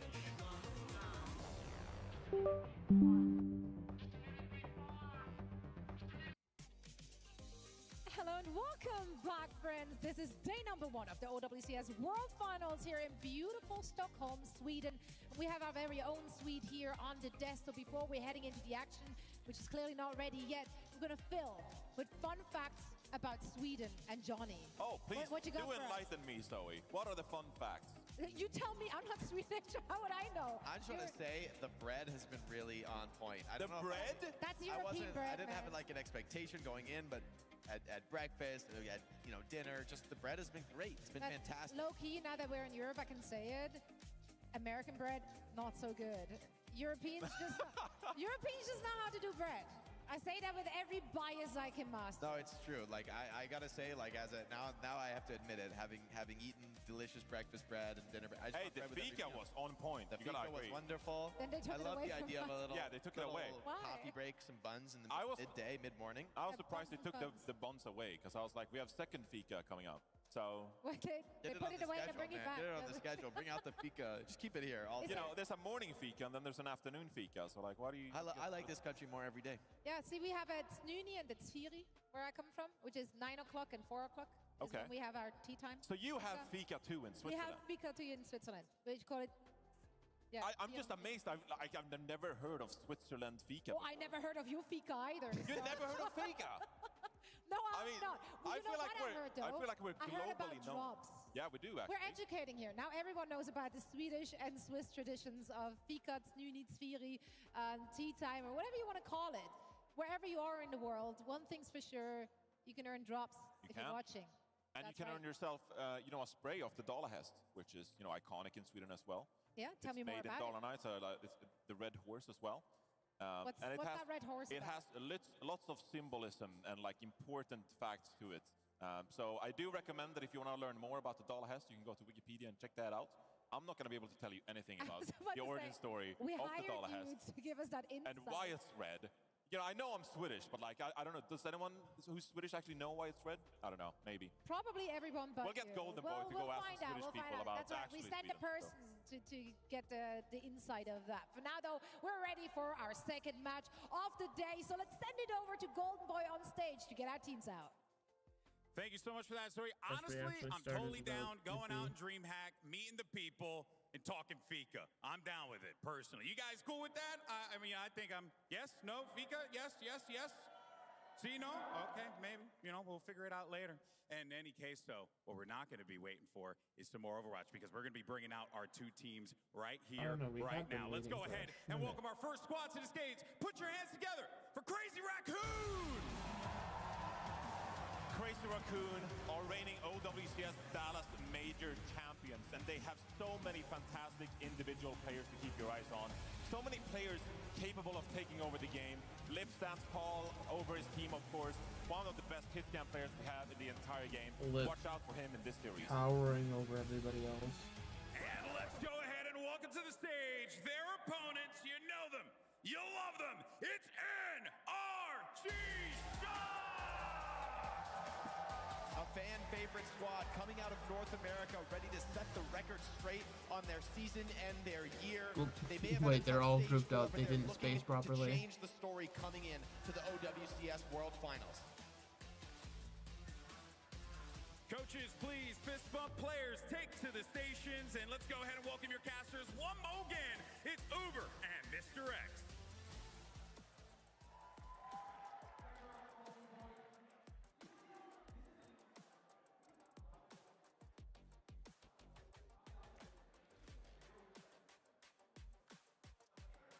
You know what it is? I've decided that Uber does look fine. It's just I'm used to seeing him on the Valorant broadcast now, so he looks out of place here. He sticks out a little bit. I'm sorry, why is Lip looking at Mercy?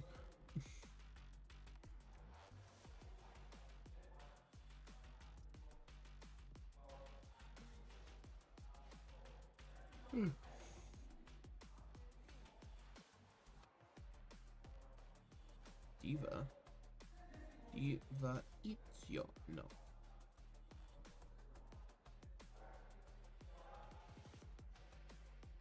Alrighty. So, this PGE guy riding the bench, it's possible he may be ass. The streets are saying PGE has already entered his flop era. Tragic. Why are both teams playing their hit scan here? Is it gonna be like Cassidy's? Well, I mean, Crazy Raccoons has to, right? I could see Lip on the Reaper. It wouldn't surprise me. I mean, honestly, like, Ilya, like, dude, what if you just say fuck Malcolm McIntyre if you're Crazy Raccoons? What if you just fucking actually slap it down on the table and just roll out on dive? What's stopping you? You're, like, you know what I mean? You're Crazy Raccoons. Y'all got this.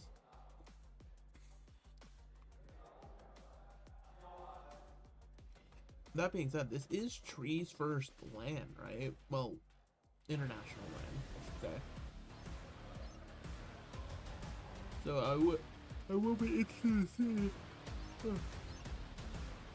how it goes for Tree. God, I hate the media. I hate the stuff they do for media. Like, they think they're making cool moments, but gosh, nobody... I don't know many people who are thinking it's cool.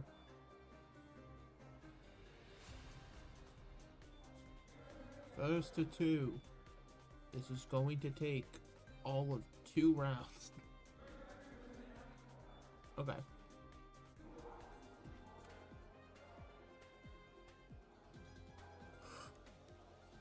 Wait a minute. Kellen on Winston. Wait a minute. Wait, this might be alpha energy as fuck right here. Like, NRG, you're gonna lose at this, but, you know, it's kind of baller. No? To just say, we know you're going to play dive. Like, they actually just GA'd into dive. Wait a minute. Wait a minute. NRG, kind of based. That being said, I don't know why Tree is on Reaper. I could not tell you a reason as to Tree being on Reaper. And Rack Attack's already dead. Alright. So crazy take. What if we don't GA dive into the best dive team in the world? UV killing Shu. I hate this UV guy, by the way. UV, let's 1v1 in real life. I'm gonna pull up. Throw hands. For legal reasons, this is a joke. For non-legal reasons, I would fold that kid like a lawn chair.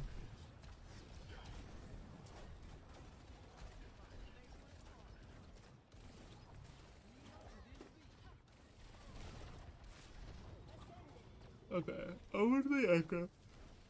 I like this more. Jumpman is balling. He's incredibly low, though. Base is being made here on point. You just have to get rid of the Tracer. They can't get rid of the Tracer. They're not going to be able to sneak a cap away, so they have to actually take this fight now.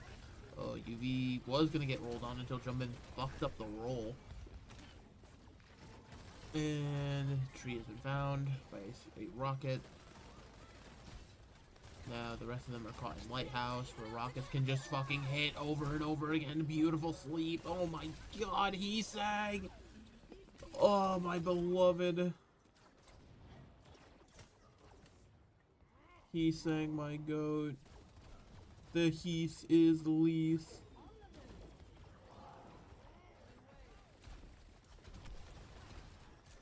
Wait, when the hell did UV use Kitsune? Oh my god, dude. Dude, nah.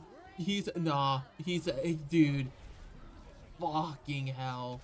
He's saying is actually just fucking everybody. He's saying is having a copious amount of sex with this team right now.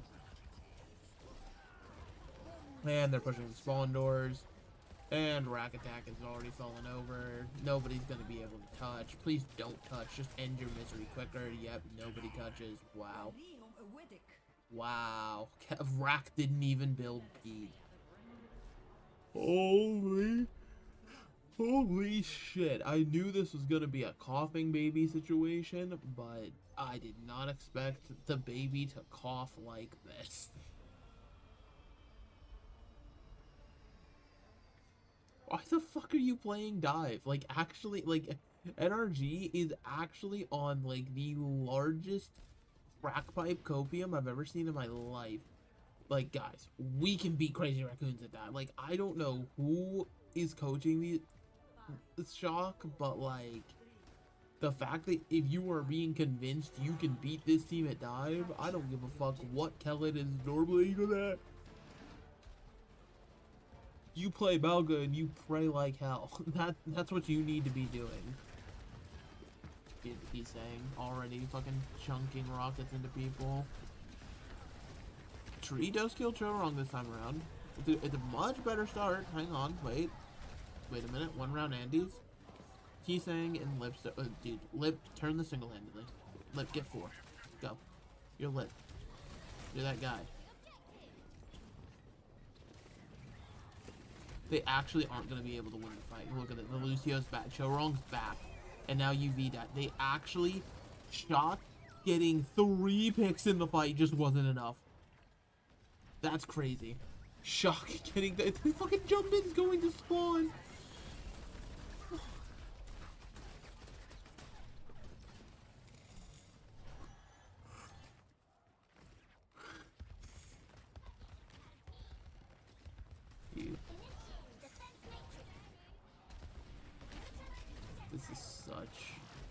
This is sad to watch. Wait, Scissors kills Chorong. Alright, now if you get 4 more picks, you might win the fight. Might. Emphasis on might.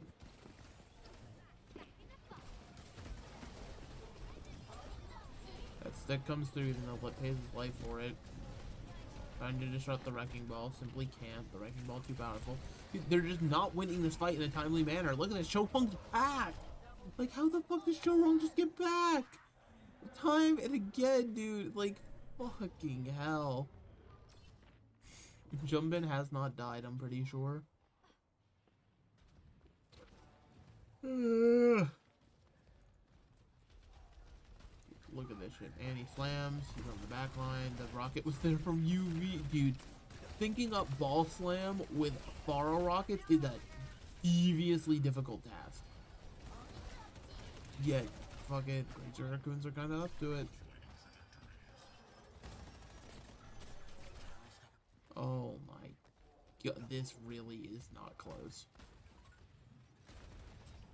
It's fine. This is going to be a 5-ult fight for Shock.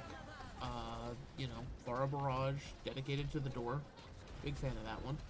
Ooh, almost gets the boot. A beat comes through. Beats now on both sides. Dude, why the fuck are both teams playing with, like, what the fuck is going on? We actually just GA dive. The Pulse Bomb goes wide from Scissors. Priya's asleep at the wheel. Oh no, the supports are dead. There's a minefield on point. The Blossom can't do shit. The bomb doesn't even get to clear the minefield. The Pulse Bomb stuck to tree. Oh my god. Wow. Yikes. Yikes. That's a yikes from me.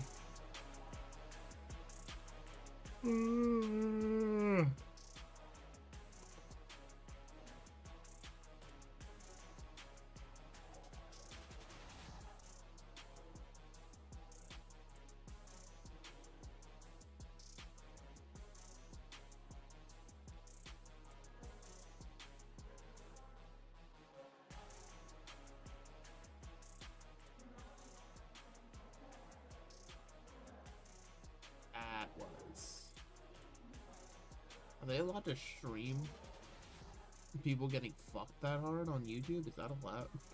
What are you fist bumping?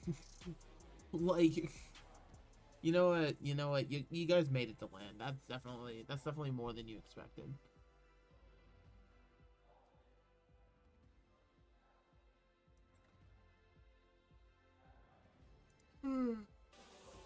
There has to be some level of like aura power points that goes to Shock here for willingly walking into Ilios and saying, you know what, we could play dive into these kids. Like, oh my god. UV, do you just not have Swift Step? I hate UV. Hate that guy.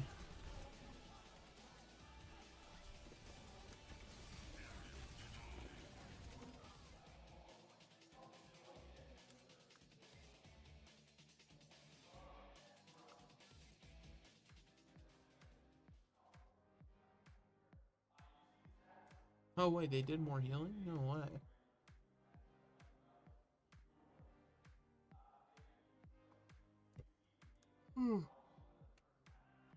Eight deaths. I'm willing to bet it. Like 4 of those 8 are Chorong. Chorong was actually dying off cooldown, but then he would just fucking Mickey Mouse his way back.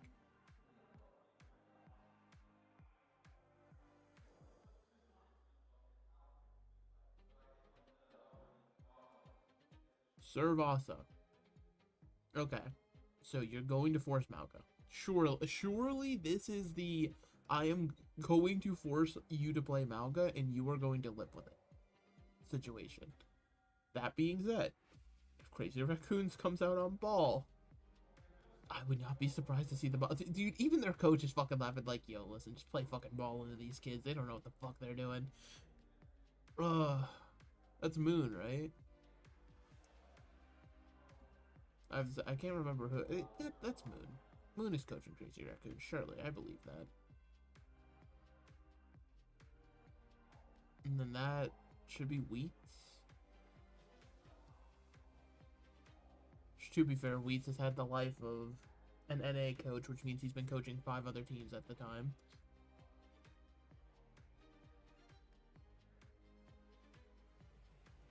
Dude, nothing is being said. They're typing in game chat. They're just like, yeah. Like, the fact that our coach is just standing behind them silent is already just such a bad hit. Like, just fucking play Malga. You guys are gonna lose. You might as well just get it over with.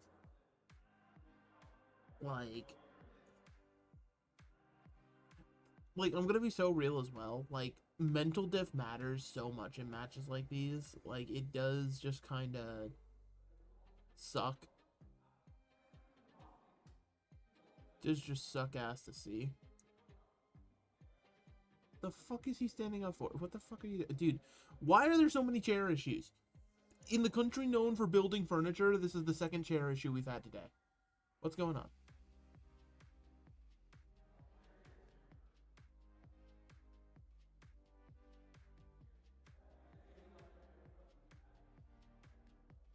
I'm so tired of these, like, 2-year breaks between maps.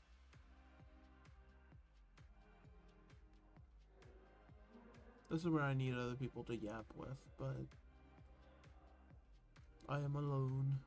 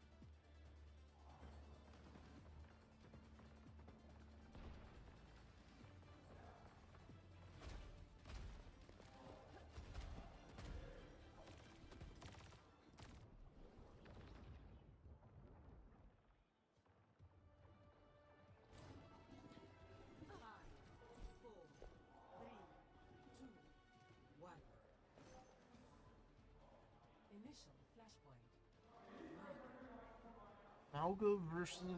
Wait, you're playing... Wait, the sides are flipped. Shock is on the other side. That fraud, you have to flip the sides.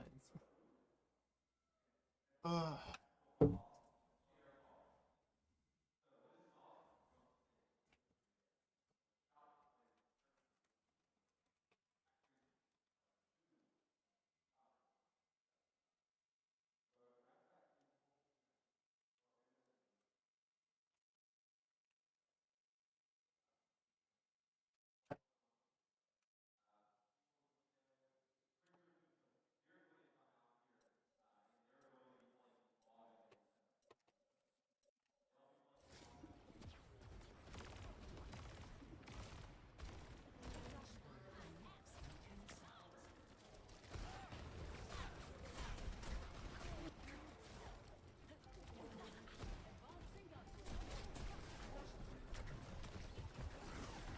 Again, everybody's in the wrong positions right now.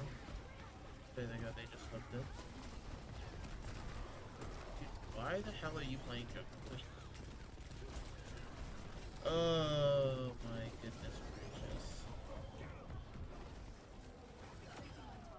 Where is the fight happening? What the fuck is going on?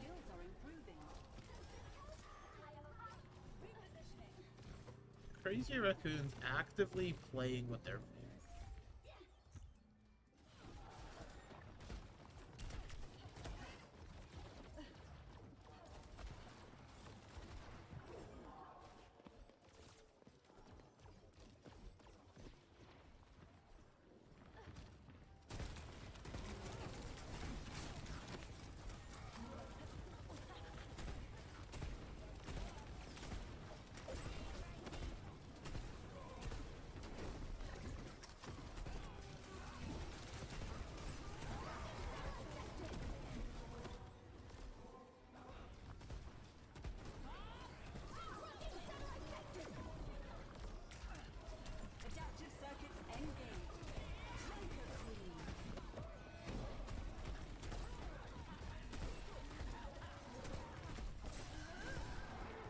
the dupe get the anti through. That one's gonna die. Okay, but wait, look, tree flipped the point, guys. We got 5. We're gonna get like 10% off this. Look at this, massive. Why the hell is tree on Sombra? Okay. Okay. We have given up. Team, the Sombra is revealed. We're about to learn very quickly how bad the Sombra hero is. That duplicate burned so unbelievably fast. Listen, somebody, if y'all can keep touching, Kellen has Rampage. Surely this Rampage goes massive. It actually does. Chorong down. And the Blossom is going to create so much space. And Heesang is just doing Heesang things. Yep. Yep. Busy day. Flashpoint. Nice. A bad omen comes.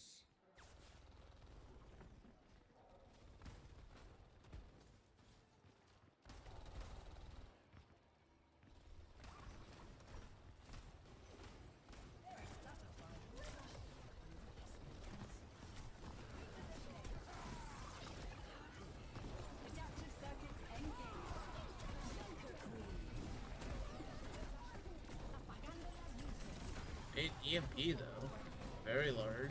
It's in an orbital ray, so it's not actually that large because everybody just gets healed off of it, and then another duplicated rampage. Okay. Alright, he's saying we get it. You want MVP this time. You want the watch or whatever it was that jumping got.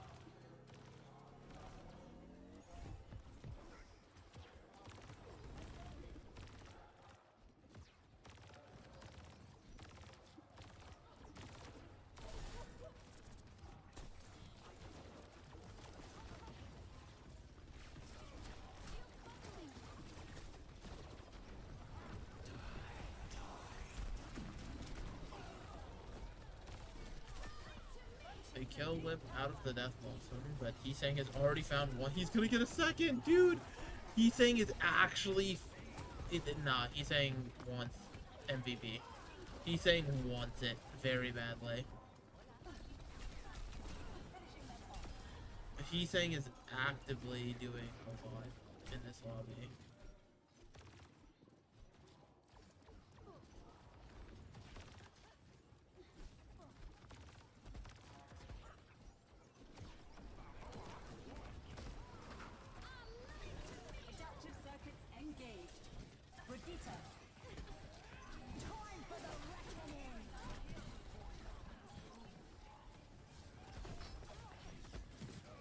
Do manage to flip in the back line, meanwhile their spawn doors are being held. Actually, this one was not going too well, actually. They lost 2 members in the spawn.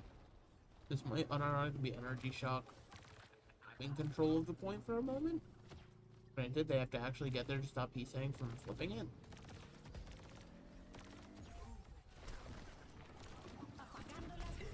Dude. This is actually NA coaching on its own. Like, why do you pick Servasa if you're not playing Malga? Like, do you really believe the Queen is better?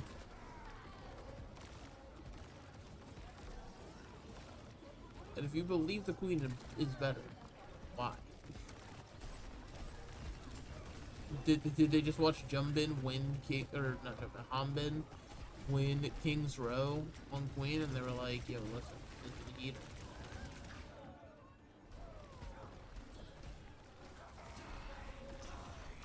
And the Death Blossom, the area is being cleared.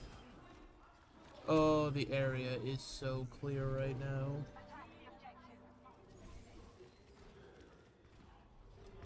Oh, shock, good news, your pain is almost over. It's almost over, shock.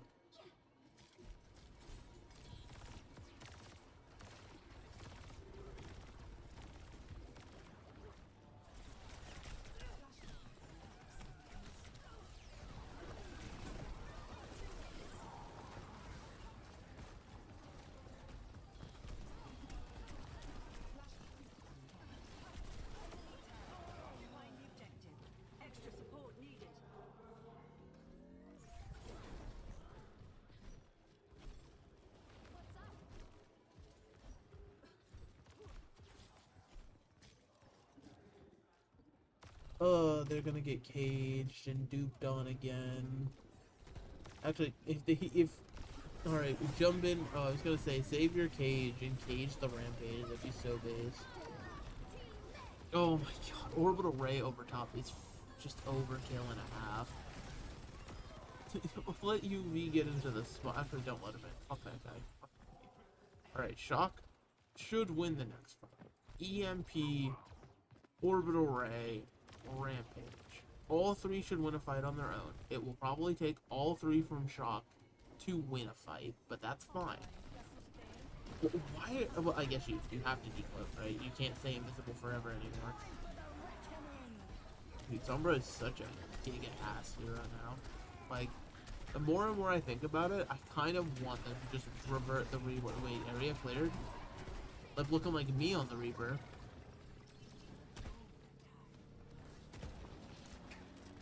I taught Lip out. I taught him everything he knows about the Reaper guy.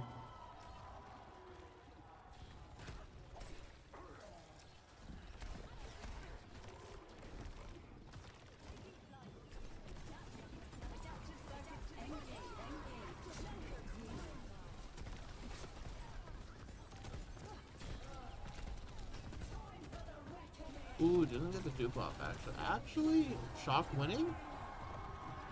Dude, look how, hear how loud the crowd is when Shock wins a fight. Oh my god, actual bias as hell. Dude, only an NA coach would think that Sombra Junker Queen is the answer. I mean, to be fair, Tree is building EMP, and he's dead. And he's fucking dead. And now they're following up on the rally. This Brigitte is going to die. Somewhere else, Kellen has died. Yeah, this is... Yep. Yep. Yep, shot. Yep, 2-0. Yep, yep. Here's your raccoons. Yep. Tree. I appreciate the effort, buddy. I appreciate what you were doing here. But why did the reverse sweep graphic just play? What?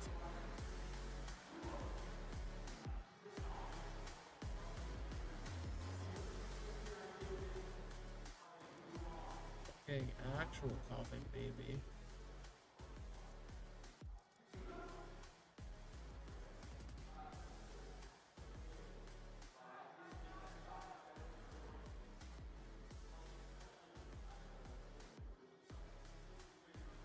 Here's your raccoons walking up like, I hear this is what the losers said. Just bullying.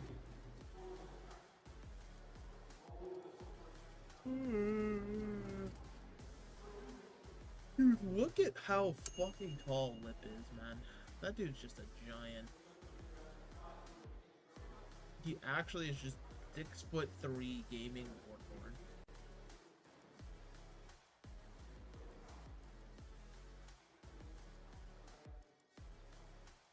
Love how you can see the interview being set up behind them.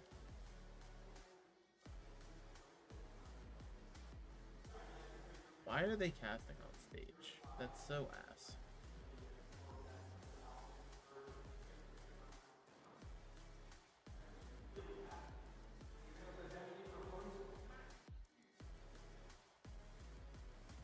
Appreciate it, man. Thank you very much. What is up, everybody? I'm here with Lip from Crazy Raccoons, coming out from a dominant win. Fantastic stuff. I mean, I would say that this was pretty an easy win for Crazy Raccoons. I want to focus on something else. Of course, great victory. But another thing is, Lip, you've been selected as our Asia MVP chosen by the fans. So Stockholm, give it up for Lip. Oh, okay. I want to hear from you. How does it feel to be our Asia MVP? 자, 오늘 승리도 당연히 중요하지만은 또 거기다가 또 팬들이 Sounds racist and 선정한 sound. I'm 이번 just 연도의 saying, like, 아시아 I'll be the one to MVP에서 say it. 소감 한 말씀 That does 부탁드리겠습니다. not sound like the appropriate way to MVP를 정확하게 say that. MVP를 투표해주신 팬분들께 감사드리고 또 오늘 스웨덴에서 처음 열리는 이제 경기도 응원해주신 팬분들께 감사하다는 말씀 전해드리고 싶습니다. First of all, thank you everybody for voting me as our Asia MVP. I really, really do appreciate that. And also thank you for cheering us on to win all the matches as well. Thank you very much. I mean, Lip, this is nothing new. I mean, throughout your whole career, even in the Overwatch League, you've won grand finals. You've achieved so much, got a lot of awards. What does this Asia MVP mean for you? 자, 뭐 립 선수는 당연히 이번에도 뭐 이제 아시아 Well, he never MVP뿐만이 아니라 got 예전 오버워치 an actual 리그에서도 MVP, 뭐 급하게 right? 우승을 It 했던 was 적이 있고 또 Fleta, 많은 Leave. 상장을 계속 받아왔었는데 이번 아시아 Who the hell is MVP가 좀 더 CTRL? 중요한 이유가 있다면 뭐가 있을까요? 일단 I could not tell you who season 5. I know season 6 is someone. 이번 Who the hell was season 5 생기는 MVP? 상이지만 좀 그런 영광을 It was 좀 proper. 오래 I'm 유지하고 stupid, 싶어서 yeah, because he got 기대를 rookie and 했었는데 이번에도 MVP. 처음으로 받게 돼서 아직까지 그냥 끝까지 유지할 수 있는 게 저는 참 좋다고 생각해요. It's throughout the whole years I did get a lot of awards, and I think this is very special because this is the very first award that I got from OWCS, and it's a meaningful one because I want to carry on this legacy for myself as well. All right, I'm gonna end the interview here. Lip, thank you so much, everybody. Give it up for Lip one more time. That's take it away. Thank you so much, Danny. Congratulations to Crazy Raccoon. One round done. Many more to go in order to reach the OWCS Grand Final here, of course. Now we're here to break it all down for you. But first, few words here on Lip, of course, as our Asia MVP, voted by the people as well as the teams. Everyone got to chime in on that one. Not a shocker, I would say. Lip has been collecting trophies and all sorts of awards ever since he started his Overwatch career, and this is one of many, but a meaningful one to him, as we just heard. He's the GOAT, stays on top. Not much more to say. Is he the literal GOAT? He's certainly in the greatest of all time conversation when it comes to Overwatch esports, He's Jake. certainly a hoofed animal. And now another Asia MVP. I mean, he was a three-time Role Star in the Overwatch League. Sure. He was the sole leader in that category, right? So this is guy, since he came into the Overwatch League in 2020, that has just been fantastic every single season, every single year. And this has been another one of those years, Jake, where Lip has just been dominant and Here's arguably the thing, the best don't be player wrong. in the Lip world. is So obviously, now, like, he's certainly in the greatest good. of all time Go conversation, conversation, yes. with a Greatest of win, all Chris time Raccoon win the conversation, entire I'm event. there for it, I right? think it should probably be The fair to only say that Lip reason is the greatest Overwatch I'm player not of giving him all as time. much credit for this year is because CSA has been on another one for the entire year. Like, I'm not saying, like, I kind of feel like Heesang was wrong for a little bit here. I'm gonna be real. Like, Lip sort of is the household name, I get that, but like, Heesang definitely has done so much here at the match we just saw. Energy Shock. That was an uphill battle for sure for them, given that, Raccoon were just There's on no point. way There was that's a very right. There's no way Lip only oppressive- has 17 eliminations. Not much of a battle. A battle was had. But Well, yeah, actually, no, I mean, that might Raccoon be coming out on right, top because here, fucking- to no one's surprise, we did see that there were a few moments for Energy Shock What's it where it called? looked like they almost got some momentum going, a team fight here, a team fight there. But Raccoon, very oppressive playstyle, is very hard to go up against. Yeah, I mean, I think this first map really set them off really well on Ilios. It's a strat that pretty much Again, no one else what plays. is The this Lucio, the NA-ass Ana, the comp? Wrecking Junker Ball, Queen Far and Tracer. Sombra? This is a Crazy Raccoon special, and it's just incredibly hard to prepare for because, number one, there's no other team in the world that is even going to attempt this, and number two, you're going up against some of the best players to ever do it across the roles, across the heroes. So much comfort and confidence for them. So, I mean, Ilios is a brutal map 1 draw, and then you see what they can do on the rush comp on map 2, and I mean, yes, a little competitive. There's some team fights here and there, but come on, if it's any less competitive than that, it's like you're getting desperate. The tempo and pressure coming out from Crazy Raccoon is just ridiculous. And I think we saw it especially on Ilios. Like, they were pushing spawn doors, right? And they did so on Servasa as well. But you saw that everyone got involved. Even Chorong on the Lucio got into the backline, you know, utilize the sound barrier to go aggressive. And that is what Crazy Raccoon do so well. They have such incredible individual skill, and they put so much pressure from every single position that it's really hard for a team like NRG to even walk up, to take space, because you're constantly challenged by every single player on the enemy team. And that is how Crazy Raccoon get it done. They put so much pressure on you, you are not able to walk up, you're not able to get any momentum, and they get shut down in the series to WoW Energy. Yeah, I mean, it wasn't their series to win. I think that they were most likely aware of that. Now they're finding themselves in the lower bracket going up against Twisted Minds. One of these teams will be going home already today. How do you think so those now two teams Falcons and Crazy Raccoons are meeting already in semis? Oh. I do think there's hope for NRG And Twisted Minds versus that, you know, Shock what ended up being the Achilles heel for Twisted Shock's Minds going was out this weak first. comp with like a lot of aggression. That's what Falcons found as the answer to this Ash Pharah style that Twisted Minds wants to run. And I think that's actually a style that NRG could potentially replicate, right? Bringing a really high pace with the Queen. That's a style I think that they already want to play, so they could stack up well. At the end of the day, though, as much as you can, you know, you have like a theoretical counter, if Quartz and Lambda are playing super well, finding these opening kills, picking you off on the walk-ups, if they can continue to deliver that kind of performance, NRG could be in real trouble. I think what is so scary for NRG going into that series is that Twisted Minds, they have a pretty good win condition. They know what they're going to do with the poke composition. We can find picks with the Pharah, we can find picks with the Ashe, and that's what we're going to rely on. We're going to disengage. And it's in NRG's court to try to adjust accordingly, try to work around that. And that can be an uphill challenge, especially when the mechanical skill from Lambda and Quartz is so high. So that it'll be on NRG to kind of adapt accordingly to Twisted Minds. And that can be tough to do, especially in the moment when you haven't gotten that much practice against them. A lot of pressure on Tree, I think, right? We saw Stalker go head-to-head with Quartz and be super competitive. Can Tree do the same? I think he has the skill, but this is a big match, and he absolutely needs to perform. Yeah, we saw how well it worked from Twisted Minds against Falcons. Now, of course, they're looking to replicate this performance when they go up against Energy Shock in that lower bracket. But we're not done in the upper bracket for now. We're heading into a very quick break. We're going to see you on the other side.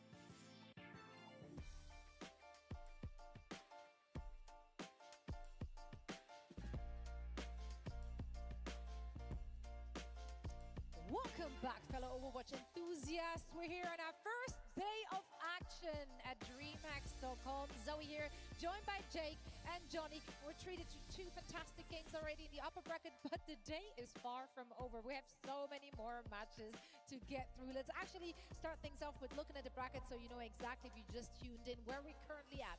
2 upper bracket matches done. We already determined one of the lower bracket matches, which will also be happening today. And of course, we also take a look at those upper brackets and how they shape up, Jake. So it looks like we were incorrect. It's actually not going to be Twisted Minds versus NRG. It'll be the losers of the next matches that go up against those teams. Still interested to see if we do see that matchup play out later. I think it could be exciting. But yeah, the lower bracket's a scary place to be on day 1, facing elimination. Doesn't feel good. Yeah, and especially for 2 teams as well that are playing off meta, of course, it's going to be some interesting matchups because both teams are bringing a different flavor. The opposition is, of course, going to have to adjust accordingly. Yeah, there are going to be quick adaptations needed for many of those teams, maybe taking previous matches they've seen earlier today into account. This is our schedule for today. As I said, we have plenty of matches to get through. And also, as a treat, we're going to get that first look at Hazard in a show match as well, which both of you will be playing in. Oh, that'll be fun, Jake. Squaring up once more.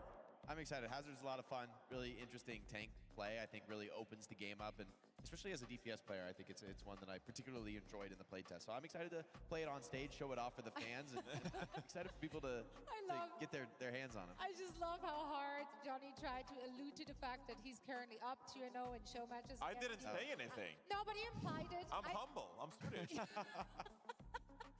It's also, I can't take credit for that. I got carried by my team. And I think Illusion is on my team, so I expect to be carried by Illusion this time around. Hey, whatever works for you, Johnny. Whatever works. Being carried works, okay?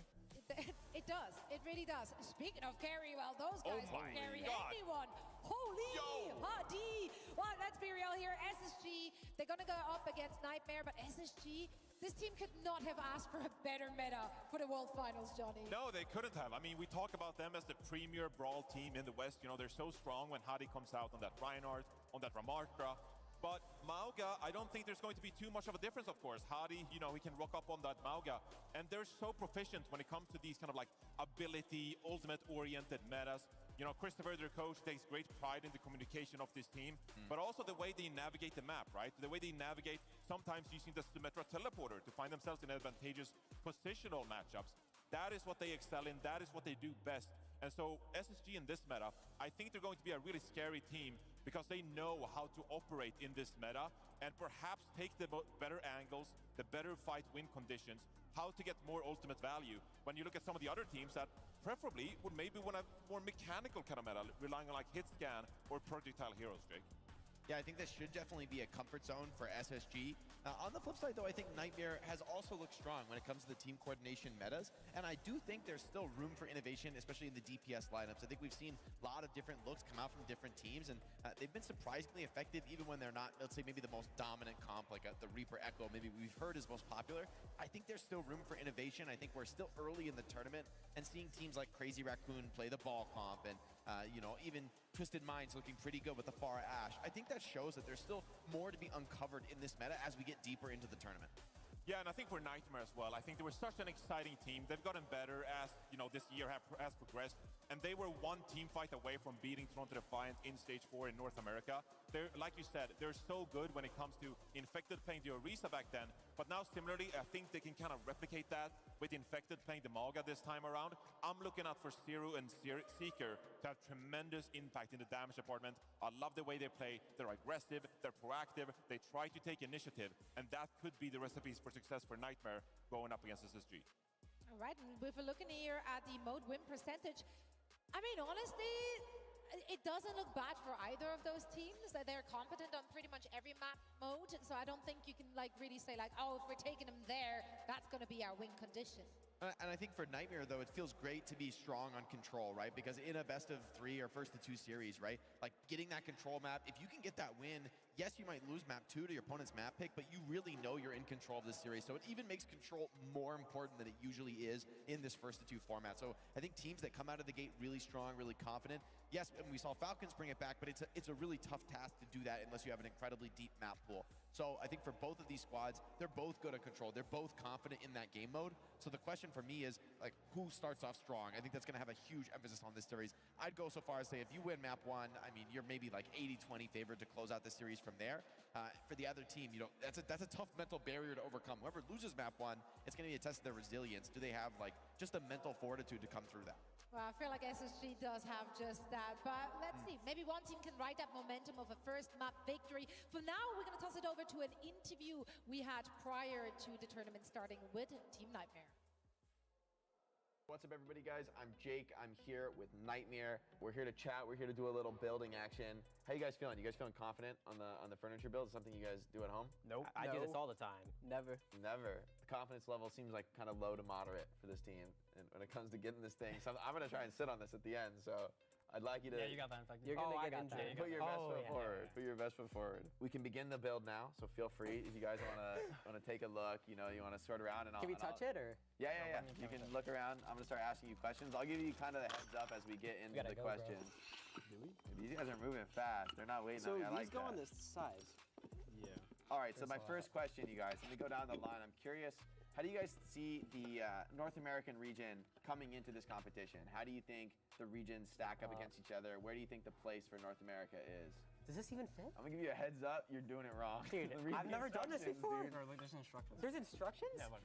You should look at the instructions. Honestly, we're probably the second best region. Second best region? I think EU sucks. EU sucks? All right. Agreed. Agreed. The Koreans are always good, so we're probably the second best. What are we doing? All right, you guys. So tell me about playing, international matches with some of the best teams in the world. Talked about, Korean teams with Crazy Raccoon and Falcons. How do you approach matches against teams like that? I think it's important to understand that most matches we would be an underdog, and I think being an underdog can go a long way. There's not a lot of pressure. The Korean teams are always considered the best, so I think they have a lot of pressure on them to win, and I think that's why a lot of the time they're nervous to play against like teams from NA and EU, from my experience. So I think just go into each match expecting like an underdog mentality, and then that'll go a long way. No pressure. Do you guys see yourselves in that position generally in the tournament as an underdog team? Or are there teams that you are kind of expecting to be easy, expecting to be like a dominant performance for you? We're definitely the team that has like the newest kids on the block, I guess, and like also we're like the team with like the least amount of following. Like all these teams have a lot of like loyal fan bases. Yeah. And our team like just recently came out of the woodworks. So I think that gives us a lot of confidence to like prove ourselves. So I would say that we're going into this expecting good results, and also, but like I said, mentality is definitely the underdog mentality. Yeah, flip it upside down. Flip it upside down. Upside down? Wait, Yeah. like this? Yeah, that's perfect. Yeah. Okay. Good. Perfect. No. It's fine. We need to spread it out. Bro, what the? Bro, All it's right, fine. you guys, it's not looking good for you on the chair build. What do you think distinguishes your region's approach to Overwatch compared to others in this tournament? We have a lot of fun personalities coming out of the North American region. People like PGE, you should focus on the chair. People like PGE, the chair's cooked. Scissors, Kellen, CJ, Clear. Yeah. Oh my God. Karen's 4 feet. RuPaul, Big J. Oh my God. How are you guys? Okay. Big personalities for the fans to get behind. That's like the reason. If I don't got a girl that can't build this, then we're cooked. And amazing skills. Skills. All around the board. All three teams of Toronto Defiant, NRG Shock. How are you doing? How? What are you doing?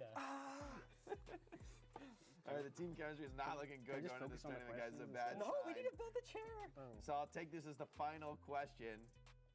This so is tell me perfect. about this Nightmare team. What do you think your identity is? How do you guys see yourselves coming into this tournament? I feel like we're like kind of like a friend team because outside of like this team prior, we were all like friends beforehand. Like me, Infected, Zero, Clear. Like we all like talked a lot and been friends for a while. So I feel like we're like a very like fun, exciting team. Yeah, well, I think the fans will be able to see that shine through. Hope you guys have a great tournament. Excited to see you do more. And now, I'm supposed to sit on this thing. You might be able to We didn't even do that bad. You just gotta be gentle. Yeah. All right, guys. The moment of truth. You guys don't want to like step back. I'm extremely low confidence in this thing. Oh my God, this is like a modern art piece, dude. There's no way. I'm gonna be. Hey, on we got my all the butt. nails on the side though. You just gotta be gentle. Just gotta be It's gentle. gonna be a gentle monster. Oh my God. Wait. The floating feet test. All right, I'm fearing for my life. I'm walking away. I knew we it did would it work. somewhat, right? I knew it would work. It's fine. What can I say? Thank you, Nightmare. Appreciate you guys. At least I could sit on it. You know, could have been worse. Hey, we got the job done. Kind of. A chair is meant to be sit on. You sat on it. Well, that's a concept of an idea of a chair right there for you. Jake, you're a very brave man. You know, I think they play Overwatch better than they read Flatpack instruction manuals. So hopefully for the match, they can put out a better performance. But you know what? I sat on it. It worked. It worked. I kind of think that kind of like mirror their play style. They didn't read instructions. They got to work. They took initiative. And somehow it ended up working. I loved the initial approach there, Clear coming in with the mise en place, right? Sorting the screws, that it all figured out. Half a minute later, he's throwing. He's literally throwing. That's the mental fortitude you were talking about. Was that mental fortitude to throw the No, chair? it's the opposite. That's exactly what I'm saying. It's not boding well for this team. Let's take a look at our talent predictions to see who had faith. I'm going to go with SSG here. This is their meta. This is their time to shine. They're confident. They're unfazed. They're moisturized. They're in their lane. They got this. Looks like production disagrees here. They put you on Nightmare, That's not what I said. That's still not what I said. But I Keep on trying. I'll take this, Fred. I actually went with Nightmare. You know, there's been a team that I've had fun supporting all year.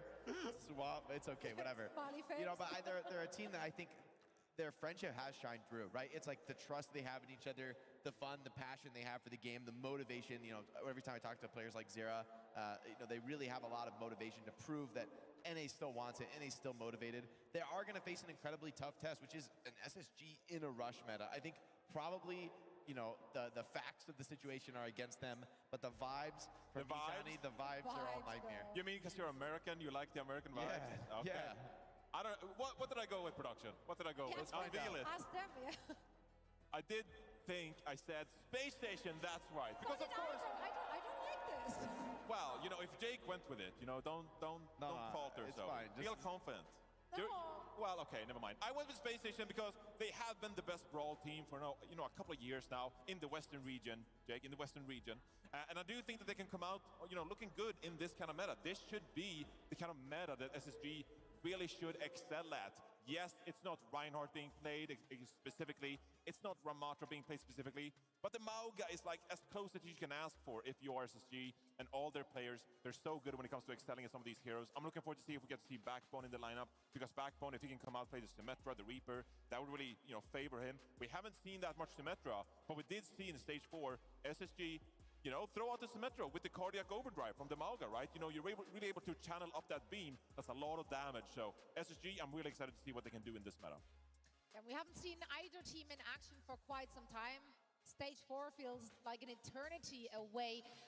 What kind of note did both of these teams end up on in Stage 4? Well, with SSG, right, were incredibly strong, look great in that meta. And like you said, you know, I think it really is not about individual heroes. Like people look at Hadi, they think, oh, Reinhardt, right? But it's more that this team just has great in-fight communication. They're great at adapting to these small moments. You know, one skill comes off and they see the window to push strong as a team and they have the faith in each other to execute on those small advantages. And I think having seen the first few matches, I think this is a great meta for SSG. I think they probably are the favorite to win this. But Nightmare is that team that I feel like can always make some magic happen, right? It's going to be a tougher test for them. I think the meta is probably against them based on what we've seen so far in the tournament. But maybe they can pull something out of their hat. Maybe, you know, find a way for Seeker or Zero to stick with the heroes that they're most comfortable on. Maybe bringing out something like the hit scan for Seeker. It could be a way to throw a wrench in the works against SSG. But at the same time, like you said, Johnny, right? Like the ability to play the high pace. Funny Astro, known as a Lucio player, but has looked really great on the Juno as well. Yeah. No, you go ahead. We agree. I wanted to say as well, we should highlight Psycho, I think. Because we've seen SSG in the past, you know, they like to play, you know, Sparker a lot. You know, they rely on Sparker's hit scan capabilities. But we've also seen from Psycho, he's had a really good year. He was a Stage 2 MVP. And if you remember that Stage 2 finals between SSG and ENCE, it was actually Psycho who put himself in the driver's seat for SSG and said, hey, coach, sub me in. Like, I want to get in the game. I really do think I can carry this. I think I can have a tremendous amount of impact. And he did so on the Tracer.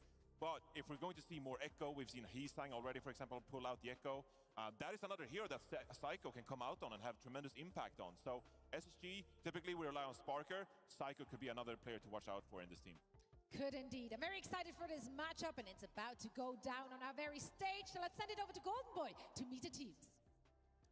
All right, folks, it's a classic NA-EU rivalry, and I'll tell you what right now, I think we might be in a, if you're an NA fan, you might be in hostile territory out here because it's going to be all EMEA, probably because everyone's going to be losing their minds for this team. Welcome to the stage, Space Station Gaming! Space Station Gaming joins the tournament as the best brawl team in the West, and they couldn't have asked for a better meta. Hardy's reputation precedes him as the premier Reinhardt player in the West, but he's as reliable on the Mauga should it be his hero of choice today. Backbone is a player to watch as the master of unique heroes, but it's going to be the Reaper or Symmetra, and given the meta we're presented with, his impact is going to be of utmost importance in today's series.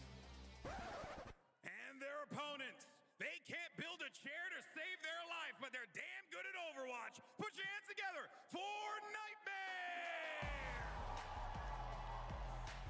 This team came together over the course of the year, bringing in pieces, bringing in friends from disparate rosters, and finally they come here to the OWCS World Finals in their strongest form yet.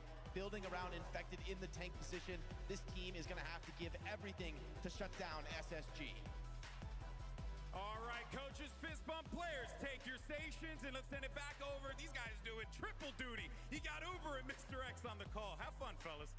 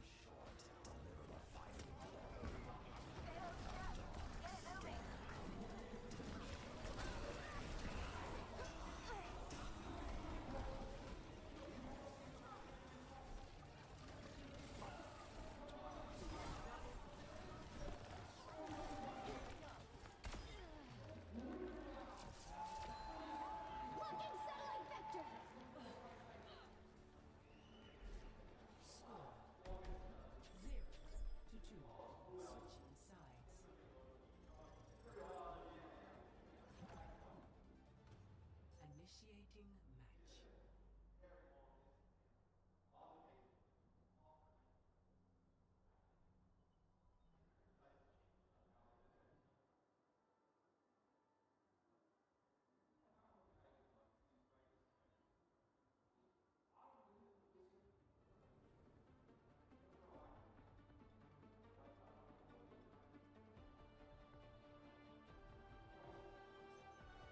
Ready for battle.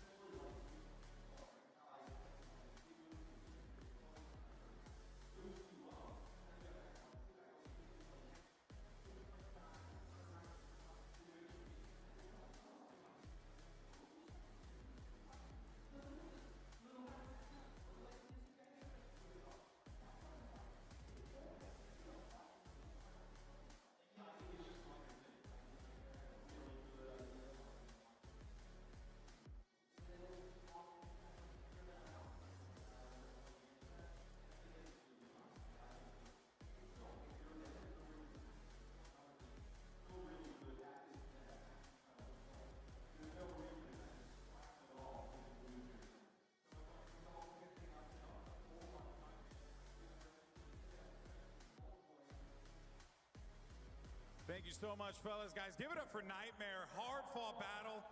Look, I know they're in enemy territory, but you gotta give some love. Infected, congratulations, man.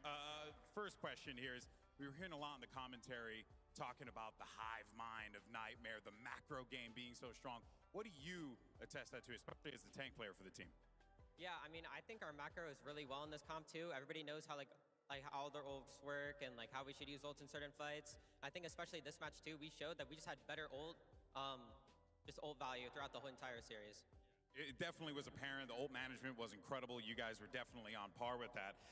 But, you know, coming into this, you talked a little trash, you know, said you were going to, you know, put one of the EMEA teams in their place here. You managed to do so. You get a big win against Space Station Gaming. So how does it feel to be able to get a win like that here on their home soil? I think that's probably going to be the best win I ever feel. Maybe like grand finals, but I really wanted to show that NA is better than EMEA. And I think we proved it here. Ooh, all right. Hey. Proof is in the results, baby. All right, Infected, it was a pleasure, my man. Congratulations. But for now, though, let's actually go ahead and check out the team comms in a winning moment for Nightmare on that last one. Reaper. Pocket me after. Yeah. Reaper one. Echo, break.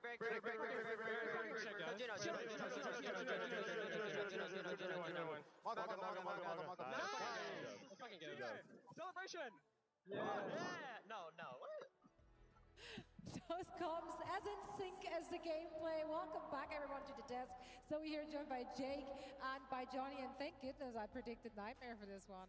So smart. Sorry, So Jake. smart, Damn, actually. that's tough. Yeah, it's really tough. No, I mean, Unlucky. as good as SSG are at this style, I feel like this is how Nightmare distinguished themselves in NA with that hive mind, right? With that incredible coordination. That's how they made it so competitive against Toronto in the Stage 4 final. And I mean, I think this is proof is in the pudding about the regional differences right now. NA on top, at least in this Okay, meta. listen, this is just one match. There will be more to come. Okay, let's not This is your overreact. standard but I don't wanna bearer, take, guys. I do not want to take anything away from Nightmare. They played so well. And it's something that we kind of talked about as well heading into this, right? The aggression that, see, I'm just saying, definitely not what I predicted, but I'll take the credit regardless. Thank you very much, production. We love to fly those once again, especially when I look like a genius. No, but yeah, credit goes to Jake. He actually had them on the board for this one. Johnny, as I just tried to allude to, this is something we talked about, the aggression, and that could be a real boon for that Nightmare roster. And they put so much pressure on that backline of SSG.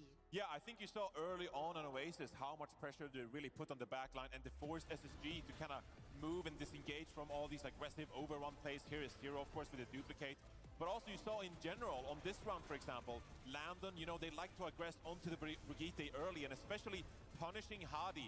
When Hadi does the overrun, when Hadi tries to engage, sometimes you saw Infected. He's going to trade that aggression and instead get into the backline, and with Nightmare synergy, like you talked about, Jake, they can follow up on Infected, and they're so solid in that regard. Another fight here, especially on Shambali Monastery as well. We saw, once again, they're going for Landon. They're hunting this backline of SSG.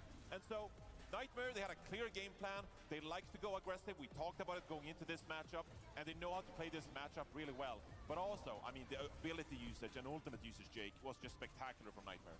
Yeah, I think in general, they knew when they had ultimate leads and would continue to force the advantage, push the tempo at an extremely high pace, which is critical in this comp, right? When you have an ulti lead, it's probably only going to last just a few seconds before the other team catches up. That's your window to make plays, and Nightmare were able to really work with that, run it in strides. I feel like we got to compliment Zira and Seeker, though. The DPS for Nightmare, they really were the tip of the spear, not afraid to take risks with their lives, and trust that the supports, the tanks, will follow them up, will make the plays.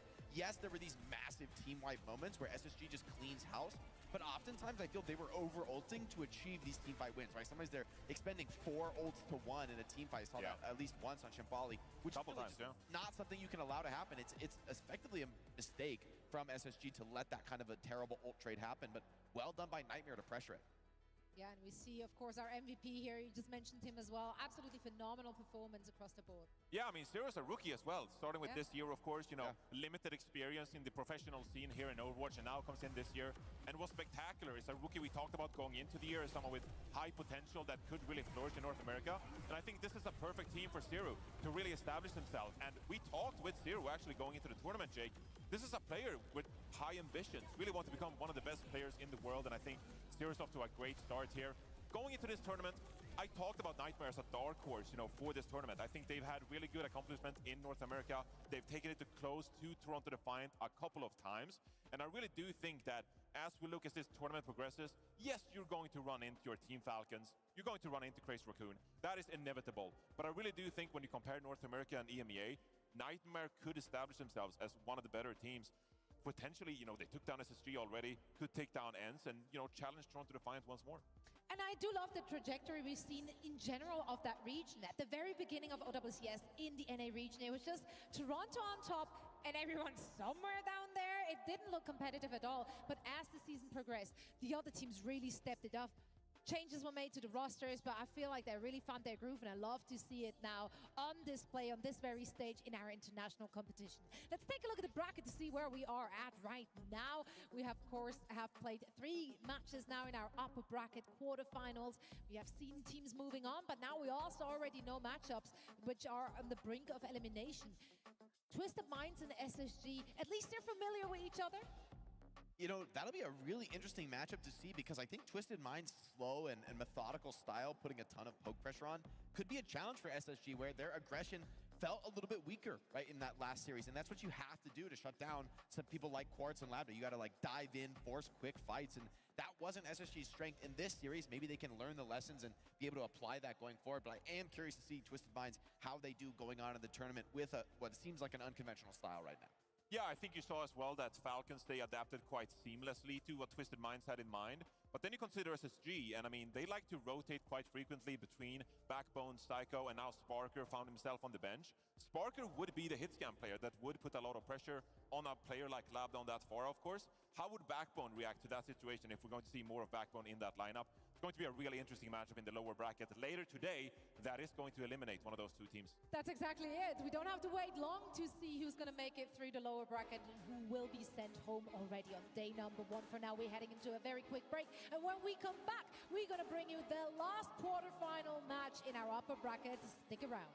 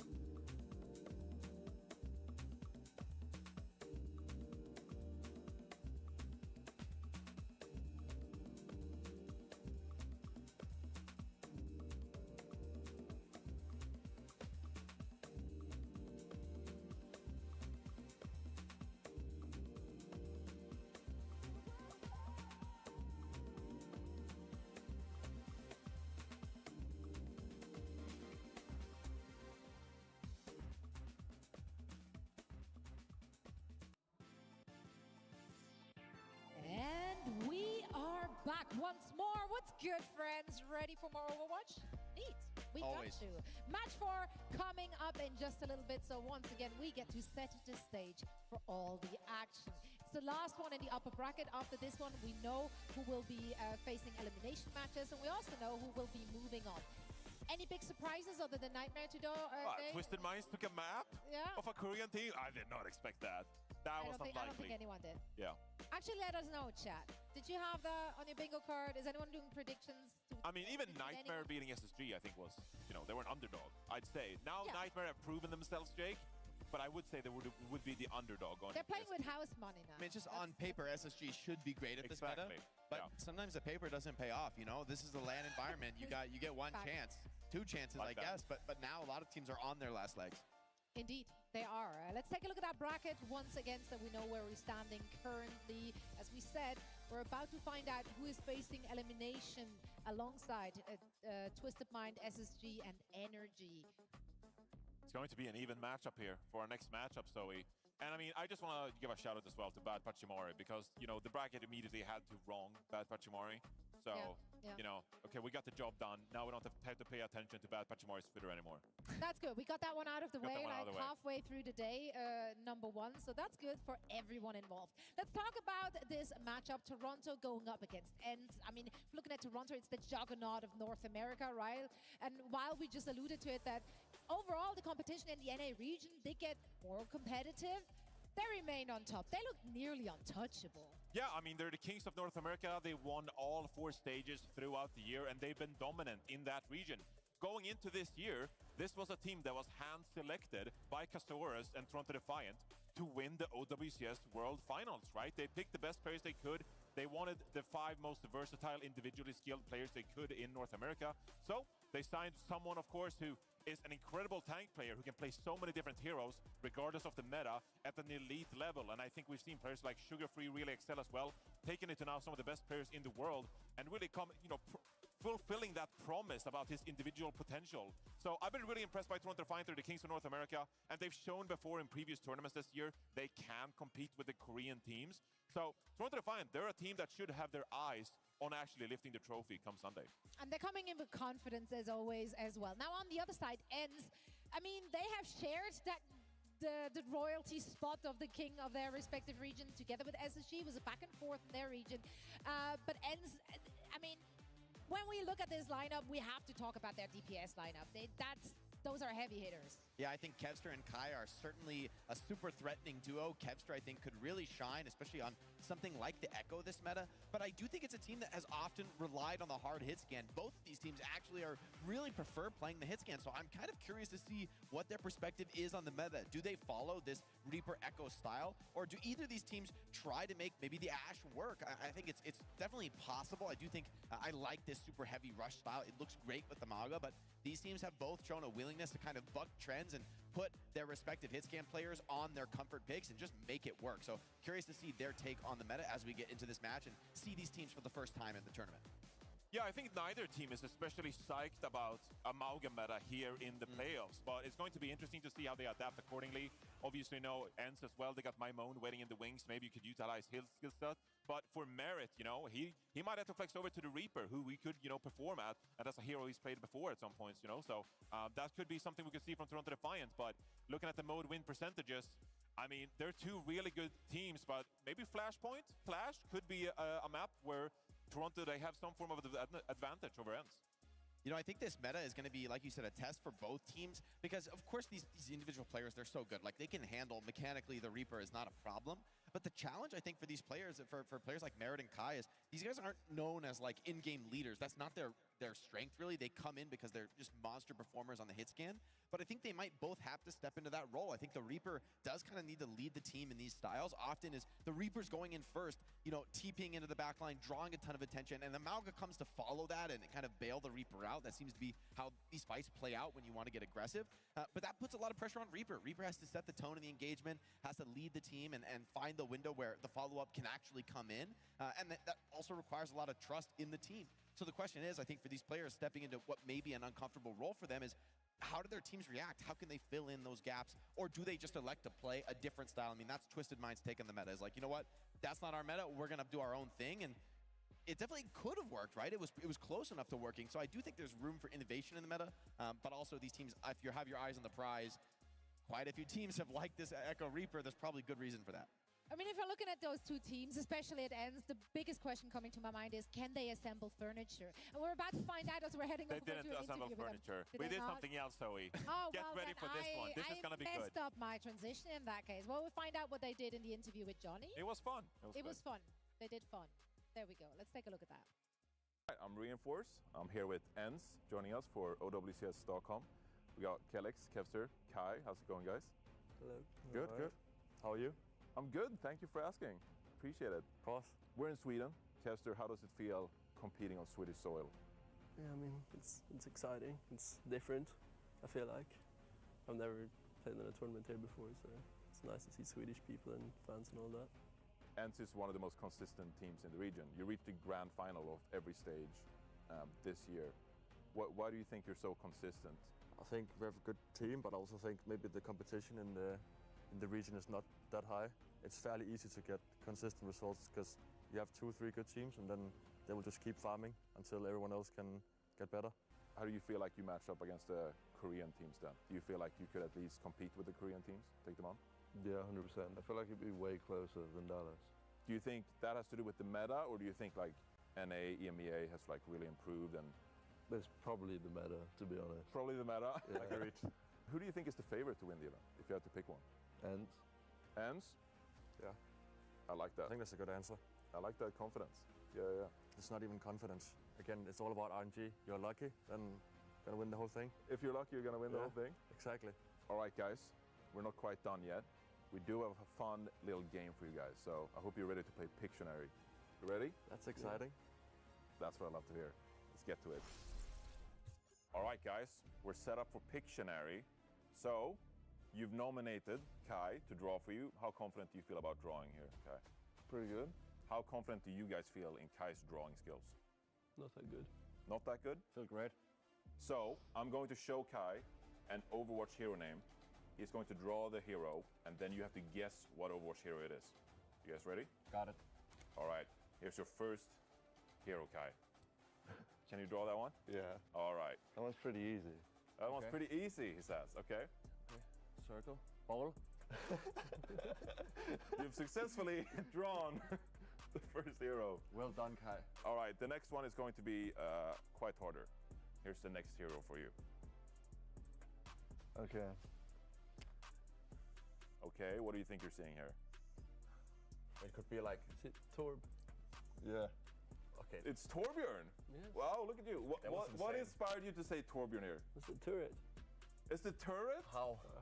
It's like the head of from the the training front. Like these are like the things shooting. Yeah, I think so. This is because Kevster's a tracer player, so he like has to deal with turrets and he like looks up close. I could never have seen that. I thought it was the head of a That is a bot. turret. You guys are off to a strong start. Wrecking Ball, Torbjorn. There we go. All right, I got the next hero for you. Oh, okay. Okay, we're going for blue here instead of black. What do you think he's drawing? It kind of looks like Could be like a Winston Bubble. That's right. It's Winston Bubble. There you go. I love the change up to blue. Yeah, I mean, the color It's a change shield. was great. It helped a bit. See? Kai is cooking. Let him cook. This is going to be the hardest one, I think, anyway. Just think of the heroes that we haven't had yet, and then you can do some process of elimination. Oh, yeah. Okay. That doesn't help. What does it look like to you guys? What do you think he's drawing? I would say a gun. Yeah. Wait. That box could throwing you off guard. Yes. It's throwing you off? How is that throwing you off? You're the GPS player, mate. Soldier. Yeah. You're right, Kevster. It's the 100 representing the railgun charge, of course, on Sojourn. So there you go. I overall think you did a great job drawing. I couldn't read it. Yeah, I couldn't read the numbers like 100. It's like a random box. Yes. All right, great job, everybody, and we'll see how that compares. Well, that does it for the interview, fellas. Best of luck in the tournament, and thank you for taking the time to chat. Thanks for having us. All right.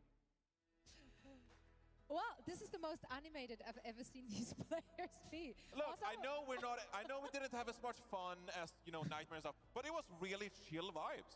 We had chill vibes in the room. It was down to earth. It was nice. We had They a were chat with the players. smiling. I can't even recall ever seeing Kai smiling. So That was I great. feel like a winner. We had a just great time. watching That's the most animated I've ever seen Kempster. But the Exactly, bar is like right? down here, guys. Like They're usually just locked This in. is Ents, you know? Like they're here, they're chill. They're, I they're feel- chill if they win the whole thing. They're chill. They were chill, but I also felt done dirty by the video editor because we actually talked about banana curry pizza as well, and they Wait, just what? completely cut that out. Say that one more What? time. I'm Say just. that one more time. We You talked about discussed what? the prospect of a Swedish banana curry pizza. And so, you know, we talked about it, and I said that there would be a few fans in the crowd who actually like banana pizza. That's not a thing. No, it is a thing. It is a It thing. is not. Banana curry pizza. Yeah, it's totally a thing in Sweden. And so, you know, we had a conversation about it, you know, with the Ents guys, but the video editor cut that out, probably because they didn't believe me in the first place. I don't believe you. So, but, you know, I we don't did wanna have an believe epic conversation about that. So maybe, you know, they'll make a hypercut and, you know, get that out for social or something. But yeah, it was good times to chat with Ents. We had really chill vibes. It was nice. I'm just still off put by everything. Banana curry just- pizza, yeah, I this don't- is- This is not okay. We do Can't need to have a process it. chat We got about that. fika. Maybe we can get a. No, I'm let's on get a board with kebab the pizza. fika. You lost us on that one. Let's take a look at our predictions here as we just smoothly moving on from whatever you thought you just invented there. Okay, 68% there for Toronto Defiant. They are the favorite heading into this, but Ents, they have a lot of great pieces to work with. I'm going to be very interested to see what they bring to the table today. Again, we haven't seen both teams play in a hot minute as well, so they might have been cooking something up that isn't said pizza. I mean, look, yeah, I mean, I'm Like, not gonna up that anyway. I'm not a fan. I'm just disclosing, like, I'm not a banana It curry pizza exists. fan, but Okay. there are fans of such pizza, especially in Sweden. But yeah, I think this is going to be really interesting to see what compositions we're going to see, especially from Toronto Defiant, because I feel like throughout the year, we've seen Toronto Defiant, they're happy to play the meta. They're happy to play the meta, but they're also happy to play Winston and put RuPaul on Diana, where they can, for example, and not even just completely flexing over their composition. They even like changing up just one hero, just to get a slight advantage over your opponent. And especially, I think we saw earlier today, Fielder, for example, swapped over to the Batiste to kind of try to adjust to Labdasfara, for example. That is something I could see Toronto Defiant doing, because they have two really flexible support players who are really mechanically skilled. And if they face a composition and they say, nah, we don't really feel like we need the Brig here, you know, I have a hard time maybe like getting the Inspire healing up, we could see them flex over to, like, you know, a different kind of flex support hero, like an Ilari or a Kiriko, or like whatever they kind of need to like shut down and get a small advantage over the enemy team. That is what makes Toronto Defiant so exciting for me, and why I think they're such a great team. Do you know what could give them the advantage? I'll tell you. Neon Streets bundle, that could do it for Wow. them. It will definitely do it for you. So make sure to grab yours at home. You will contribute to the prize pool of this beautiful competition here as well if you do so. And all of that will be available until December 3rd. So grab yours now. I just love everything we're seeing on our screen right here. What is your favorite? Tracer. Oh yeah, okay, all right. I like Tracer too, actually. Shocker. I think like her leggings with the graffiti paint is like kind of stylish. It's I'm sticking the with the shoes for Junkrat. me. I'm sticking with the Junkrat. And I repeatedly said that I don't know why, but Junkrat just reminds me of Ken Barbie. It's like the colors, you know? It you, is you know like that the you know colours, that yeah. Ken Barbie meme? You know Which- the meme? which one? Well, there's some memes, and Not I, the don't, meme. I haven't You even sound like watched a the boomer. movie, but there's something about the look. There's something about the look from Do you Junkrat. look I like just Ryan get- Gosling to you? Is that? Yeah, like, well, no. Junkrat and Ryan That's are a bit of the a same stretch. people. But there was something about the angle. It was a good angle for Junkrat with those colors. That's all I'm Yeah, even saying. Junkrat He's got has a some good leading angles. man's chin. Someone at home understands me, okay? Just do I'm like sure. a side-by-side comparison. You'll see what I mean. Okay, Trust well, you me. know what? We'll give you some time to do that as we're tossing into a quick break, and afterwards we're back with more Overwatch action. Don't go anywhere.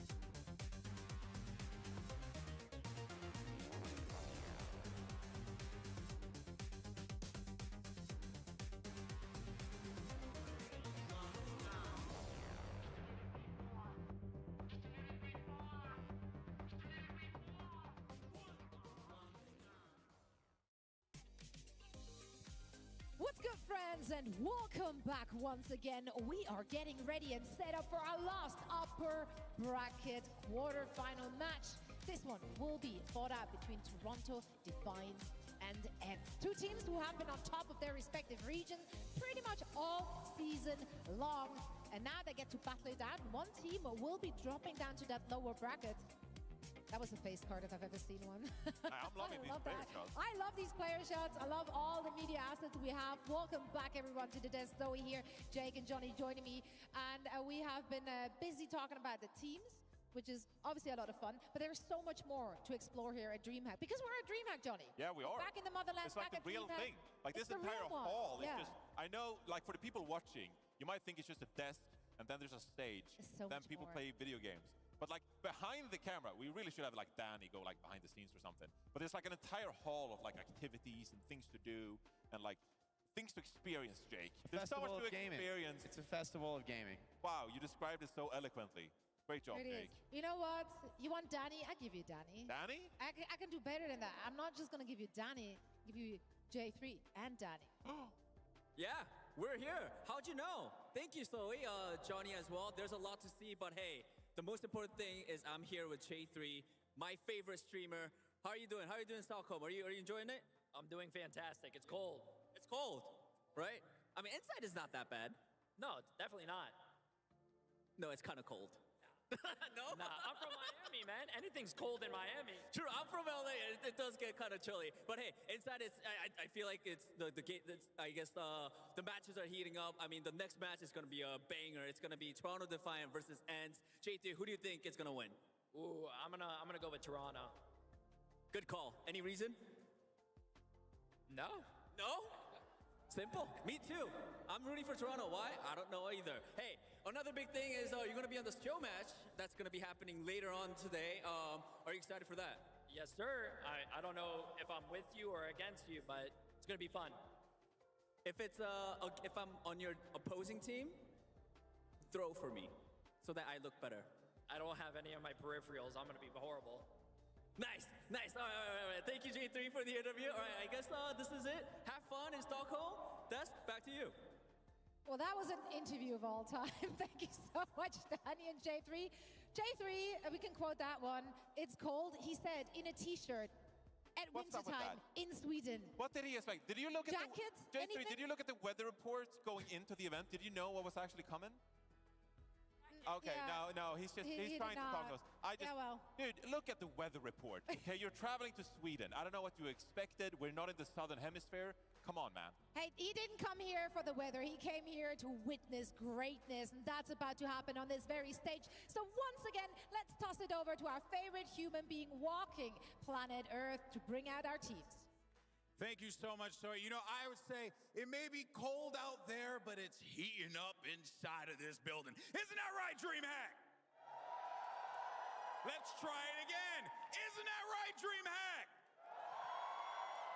I like the energy. I like these people. They're lovely. All right, well, let's go ahead and bring out your two teams. It's a classic NAU clash yet again. And let's go ahead and bring out the hope of NA. It's the Toronto Defiant! The Kings of North America winning all 4 stages in their region.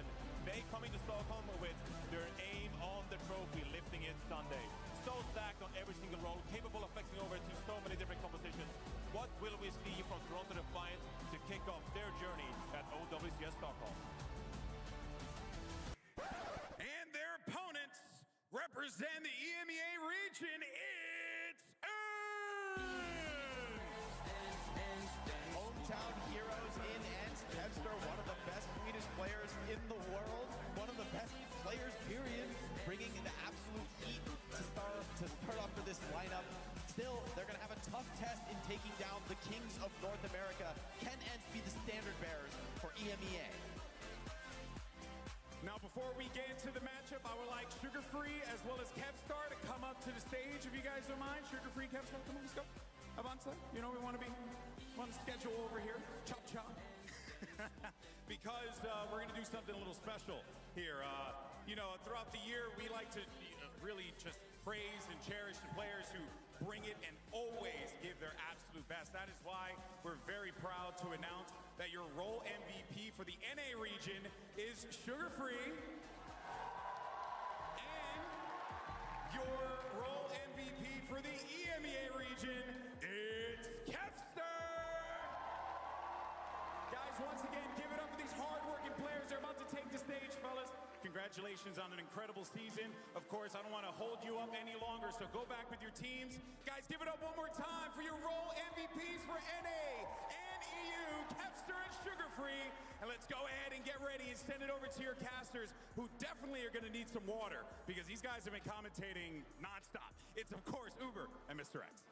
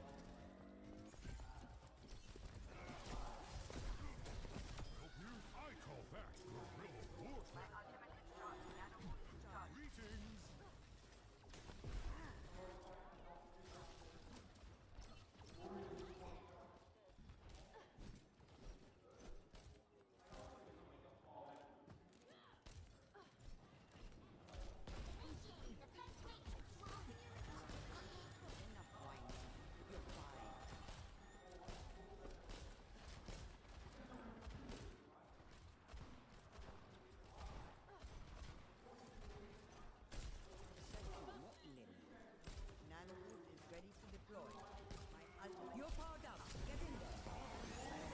When me with it.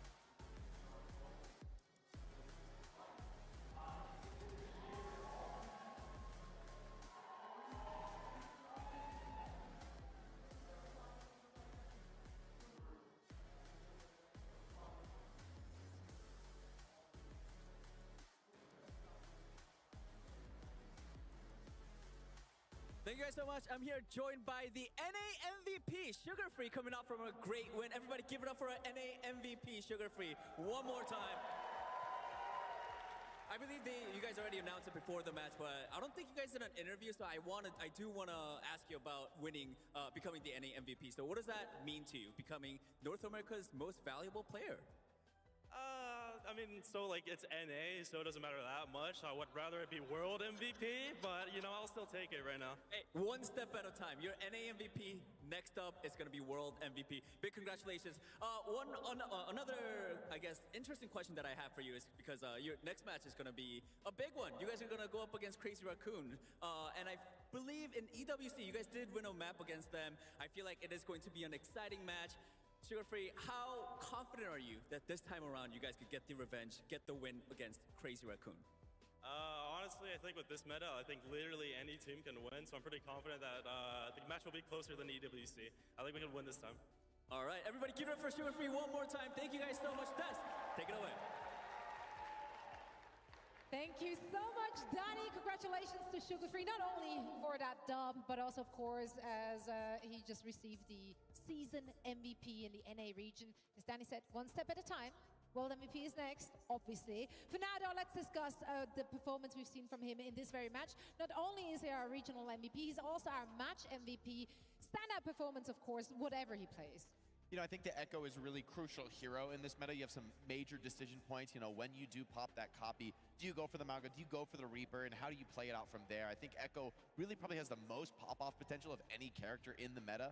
Reaper is I think, a little bit more stable, where Echo has that explosiveness, the ability to make an individual difference. So having somebody like Sugar Free in the lineup, huge boon for Toronto. And Toronto showing that they look great on this meta. They had great reads, great map movements together as a unit. And with this Winston comp waiting in the wings, I think they really do have more looks than if you do want to force an Ilios or a Gibraltar or something of that nature. Toronto's going to be one of the strongest teams on those pocket map picks. So especially as we get into the best of fives deeper in the tournament, I think Toronto can be a real threat to any team in this tournament. I think it's so telling, Zoe, that they picked Ilios going into this one, because typically, you know, the North American, the European teams, they like going to, like, you know, the Lijiang Towers of the world, for example. Of course, Lijiang Tower not in the map pool this time around, but picking Ilios like the Koreans do, that's such a tell of like what they prefer to do. They like having these small duels, poking around, finding ways to get map position, you know, finding an advantage in the individual duels, and then win with that small advantage, right? And when you have players like Sugar Free, you can do that because he gets the advantage in the Echo duel, the Tracer duel, gives them a little bit of extra space. They can rotate with that, find nice angles, and then capitalize on that, right? So Sugar Free has been a standout player all year, and, you know, very much deserves to get the North American MVP award. I think a lot of people in the community, you know, obviously backed him for the award because he's been so tremendously impactful. You know, most notoriously when he swaps over to the Tracer, the fact that he can win so many of those duels and he can peel back and capitalize on the enemy's mistakes, but he can also be proactive, hit pulse bombs, and try to make plays for his team. Such a crucial player to have in your team when you're trying to win the World Finals. I mean, also, just on a personal note, if you followed his career, he had to wait so very long to get into OWL, for OWL to then end right after just 1 year. And now a fresh start in OWCS. He has to prove himself all over again. And now he's coming out on top. Toronto Defiant, obviously an absolute force to be reckoned with. They have been so very dominant all season long. And they're showing us today why that is. Absolutely immaculate team play from their roster. However, ends, they're no slouches, right? Unfortunately, they found their footing in this series at just a little bit too late. They made it close towards the end there on map 1, and then map 2. Let's be real, both attacks not inspiring. I mean, it's a tough meta, though, to find any kind of purchase, right? One mistake from one player, it's really all about that team play, all about the ultimate cycle. So even when you win a fight, if you just expended like one ultimate too many, that could really doom your defense for the next couple of engagements. So it's all down to these small decision-making moments. You know, we talk about the chaos of these fights. These players have to find the way through these engagements, you know, not overspending ultimates, right? Finding the perfect timing to pop their skills with their teammates. So it's a lot on the communication, the trust, the cooperation among teammates, more than it is about one individual star taking over. So definitely a different test for these teams than we often see in the game, but still a meta where I liked it. A lot of teams have said this, anybody can win. It's not going to be about winning the Widowmaker duel for the most part. It's going to be on team play and coordination. It's such a cutthroat series in that it's first to 2, but it's also a cutthroat meta in that if you overspend ultimates, the opponents is going to get an advantage, of course. They have an opportunity to come back, you overinvest in your ultimates. And so far, we've seen ENCE, we've seen SSG. When they overinvest on the ultimates, the enemy team is going to capitalize on that. But at the same time, if you don't overinvest, if you hold on to your ultimate and maybe you die, you lose a fight, that could equally be as pivotal to your downfall, right? So it's a game of risk, really. Are you going to spend your ultimate or going to be patient and hold it back? And either way, you risk, being disappointed. Yeah, but it looks like both NA teams making it through that upper bracket alongside our Korean teams. Jake, I'm going to give you a minute to gloat. NA on top, question mark? Brutal. Right now, it looks that way, right? With both of our EU teams, going down, or two of our EU teams going down 2-0. The third seed was the one who was able to actually win a map against Falcons, but they still dropped to the lower bracket. So, I mean, after today, maybe there'll be two EMEA teams left, but in the lower bracket's a tough place to be considering the opponents that are going to be sent down there next. I mean, this is a really tough tournament. It sucks to go down quick to these, best of two or first of two series. It's a rough spot to be, but hey, now you got to fight back. You got to make the adjustments, find the adaptation that gets you through that lower bracket series and keeps you alive here in Stockholm. Yeah, this lower bracket is going to be insane. And we don't have to wait long for it to happen because we will be covering both elimination matches today already. But first things first, we're heading into a quick break, and when we come back, Matt will be sitting down to talk about Hazard with the Overwatch devs, and the fabled Jake and Johnny show match will unfold as well. So we're going to see you in a bit. Don't go anywhere.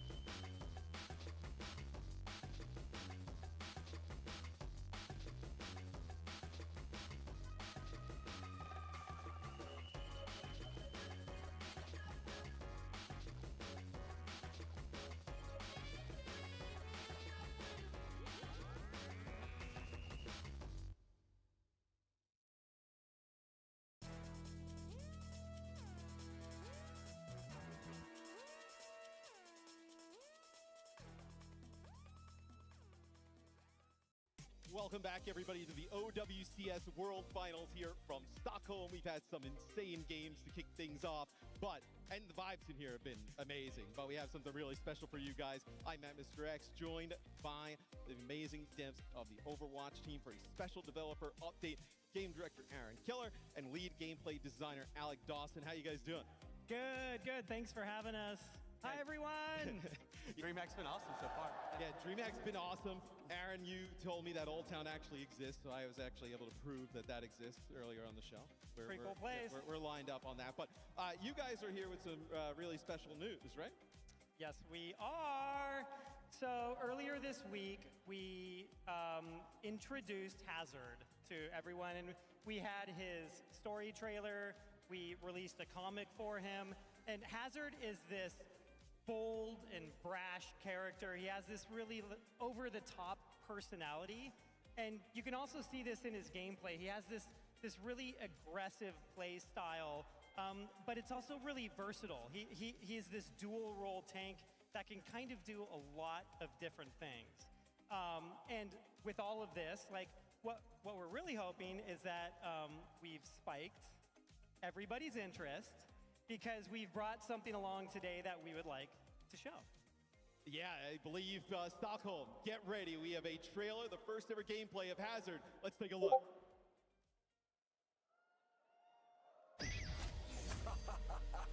Let's go on then!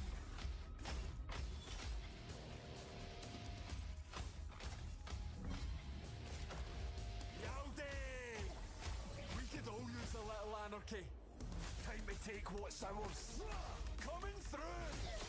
Hazard here. Who called? Come on! Let's take out the rubbish. Boom! Tell me someone saw that. Let's show them something special. Pure dead brilliant. Out cold. Mecha activated. You can't stop me. Yes, won that one. The best defense. Stabbing. Command get it, laddie yeets. I'll give you a slap. Oi, oi. Enemies in the doorway. Tear it down. Bobby. Hold still, would you? Guns blazing, teeth bared. Shreddy! Thanks for staying put. You know I'm the best.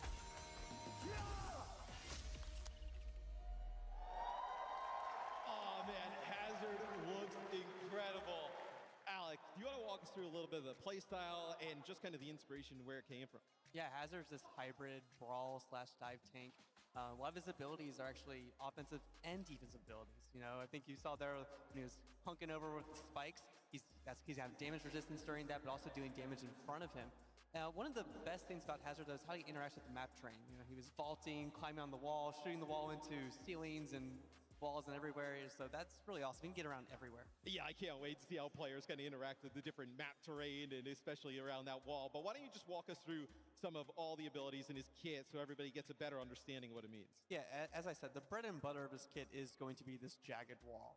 That's going to be something you're going to be able to block off chokes with. It's going to be really good for your mobility. It's the thing that defines Hazard as a tank. It's the tool that he always has at his disposal, right? And then his Violent Leap and Vault are really where his mobility shines. He's able to violently jump and then hit his ability again to then slash. So he does a lot of damage, knocks back some folks as well. And Vault, that's just a passive that he has. It's kind of like a wall climb, a little bit shorter because he's a big guy. But he's able to use that. He can climb his own wall, climb little ledges. When you use all three of those together, you know, he can be an absolute menace. Yeah, and that wall, it's so fun to use because you can put it on any surface. So it can pop out of a vertical wall. You can put it on a ceiling. It does damage to the enemy team.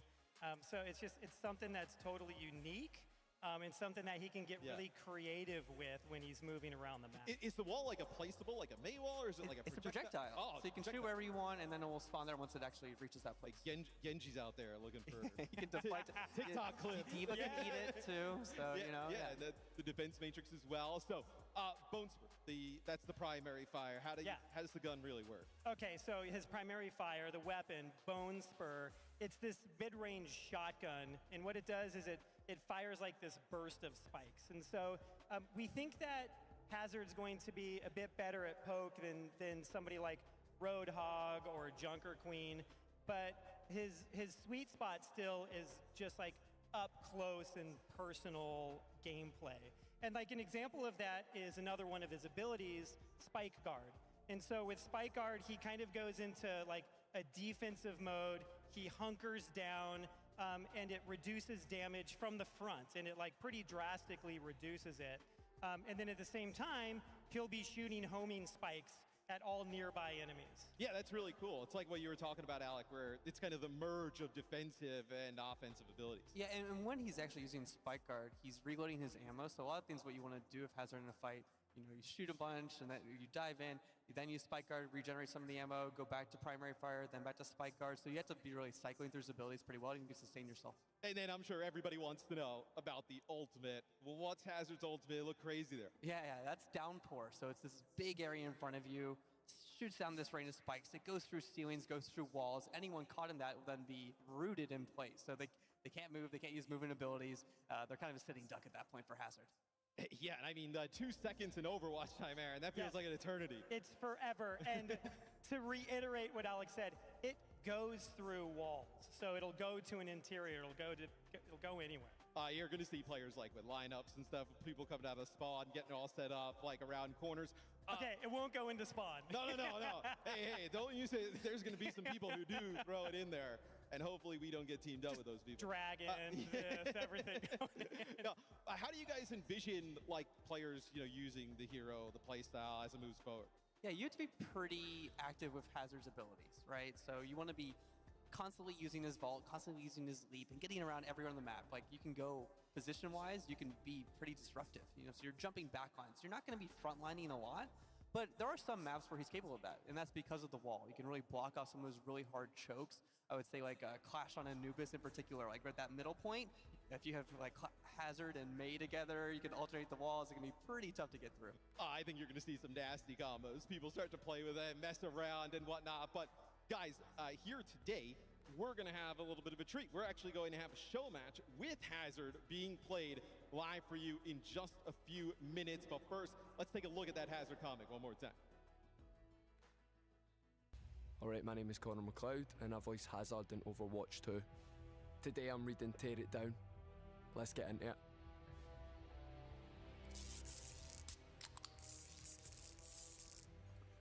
We exist in a web of systems, built by the powerful, meant to help people, treat them all the same.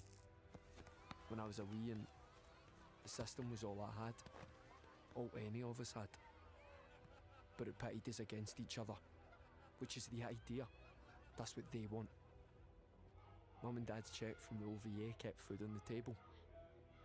But when you're broken by war, by the crisis, you need more than food. Mum learned that the hard way. Twined a lot when I was barely 4. And the system doesn't care a whit for your mind, your soul, only your body. Just as it feeds you, you feed it.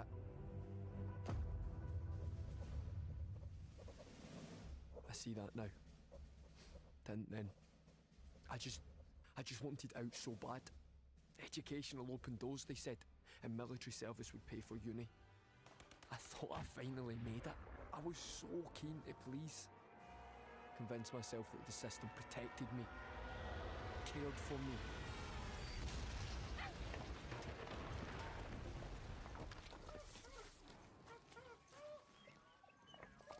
Until it didn't.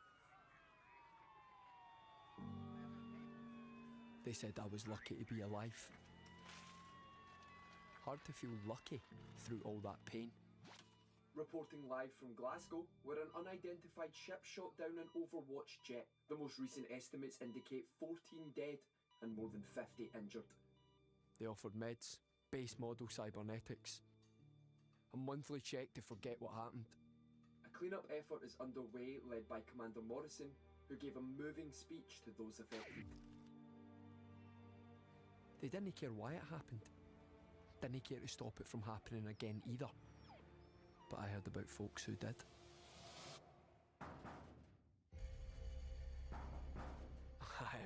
I heard you do mods. Shut it up there, kid. You try to bring the cops down on us. Freaks. The people the system told us to fear. The technology they made illegal. But the system is wrong. Dead wrong. With body mods they could take away my pain. Not just the physical, all of it. They helped me realise I'd never been alone. I just hadn't found my people. We were a family. Something I'd never really had before. The world had left its mark on them, but they held the system accountable. Because a system that treats everyone like a number isn't just a system. It's a prison. And the freaks could help set us free. Not just the fools with money or connections. All of us. Finally, some good news. Freaks attacking a research facility were thwarted in Morocco this week, all thanks to predictive surveillance and crime modelling developed in partnership with Oasis's scientific collective. That's another crew gone. Those are our friends. And we're just sitting here doing nothing. No, we're not. What's that then? Something Oasis doesn't want anyone to have. They've the nerve to strike at us. And they're daft enough to tell us exactly where to find them. Not the brightest move. We're going to take their most powerful weapon and use it against them. These Grady's are pure brilliant. We will fix this broken world. Even if we have to tear it all down. That was a fun ride. Thanks for tuning in.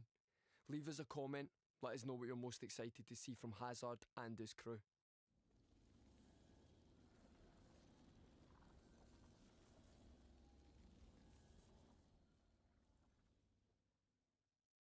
All right, folks, what did you think of Hazard? That's pretty damn cool. Listen, as a Halo nerd, I just saw some Needler spikes, and that looks awesome. So I'm really all about this, and I found my new main. I'm excited. All right, folks, so here's what we're going to do. You're going to be seeing some of your favorite creators across all of Overwatch coming out to the stage here, but they're going to be led by two brave souls. So let's go ahead and bring out these two squads. We got Team Jake and Team Reinforce.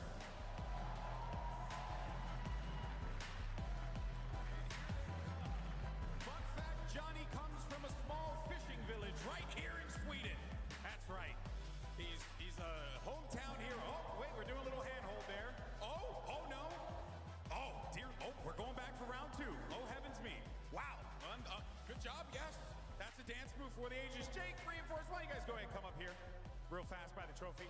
Come on. Let's get some trash talk going, you know. Good for the soul, good for the body. Don't die, please. We kind of need you for the rest of the show. All right. Standing next to Johnny again, so I look like it. Wait, what are you doing? No. Oh, come on. Who's this? What? Oh, that's the one that Nightmare built, actually. Yeah. You gotta get on that. Gotta stand on it. You know, it might be a hazard. Trustworthy. It's IKEA. Yeah, it's IKEA. You trust that stuff. Okay, that's right. Okay. Well then, Jake, this is a precarious position we find ourselves in. You're excited about this one? You're gonna be playing Hazard for the squad? I'm excited to play Hazard. Oh my goodness. We'll see how it goes. We'll see if I can survive on Hazard. Thanks for the spot, Golden Boy. Definitely crucial in this moment. I got you, Poppy. Don't worry about it. Actually, like a gentle leap right into your arms would be quite majestic, but we'll do that in the next rehearsal. Johnny, okay, here we go. You're here, you're in front of your home crowd. Honestly, just go ahead and say some stuff to him. The floor is yours. I'm looking forward to beating Jake for the 3rd time in a row, and then I'm gonna go have a kebab pizza. Okay, hold on. I just gotta say real fast, that banana pizza is sacrilegious, and as a New Yorker, I'm offended. But I'm offended. Yes, it's terrible. How good? I can't speak for the banana curry pizza people. I just want kebab. He just wants kebab. Well, let's go ahead and get this match going. Kebab's on the line. Whoever wins buys the other. No, whoever loses buys the other person kebab. Deal? Deal? Shake on it right now. And shake him vigorously so he falls off of the stool. That'd be funny. In any case, so let's go ahead and get this going. This didn't really last that long. A terrible shot there. Okay, guys, so let's go ahead and do this bad boy. We got Team Jake, Team Reinforced. We're gonna watch Hazard for the first time, and to call it, we got Jaws and Necra.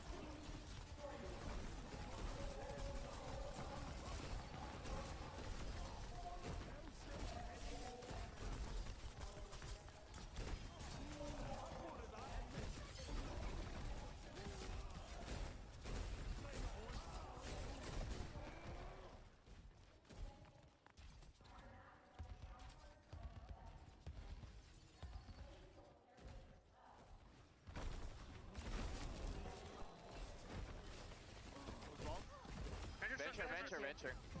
No walls, no walls. I start capping. Juno can die.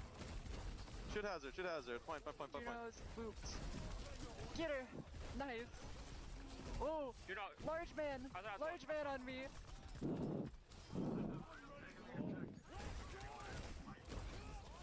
Wait, can I block his ult LOS with my ult? No, it goes through walls. No, there's nothing. You can't block it. You can't block it. It goes through everything. I have my ult. I can maybe set up. I'm gonna try to get Ana with it. Yeah, I go with Blade. I follow with Blade. Yeah. I'll try to look for my ult. I'm gonna hold. We can like beat defensively and then go. Yeah. I'll They're gonna hold be baiting our ult. forever. Hold left. Looking for pulse up top. No re. I have to drop. I'm poking you, Jake. I can ult them inside, actually. Yeah, okay. Actually, yeah, I'm gonna chill. I'm dead. They're on top, go for it. Alright. Oh, okay, we're done. We're just gonna save ult here. I just saw.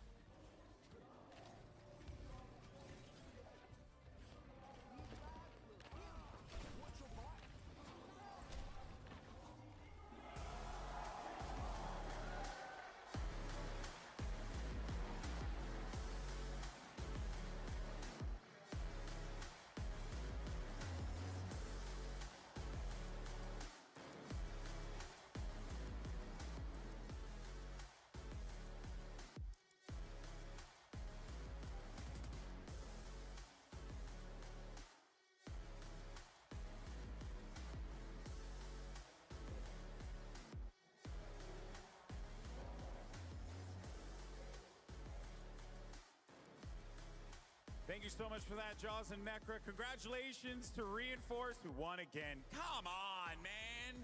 Unbelievable, this guy. But he did it for the home crowd, so give it up for the hometown hero, Reinforce. I love that, man.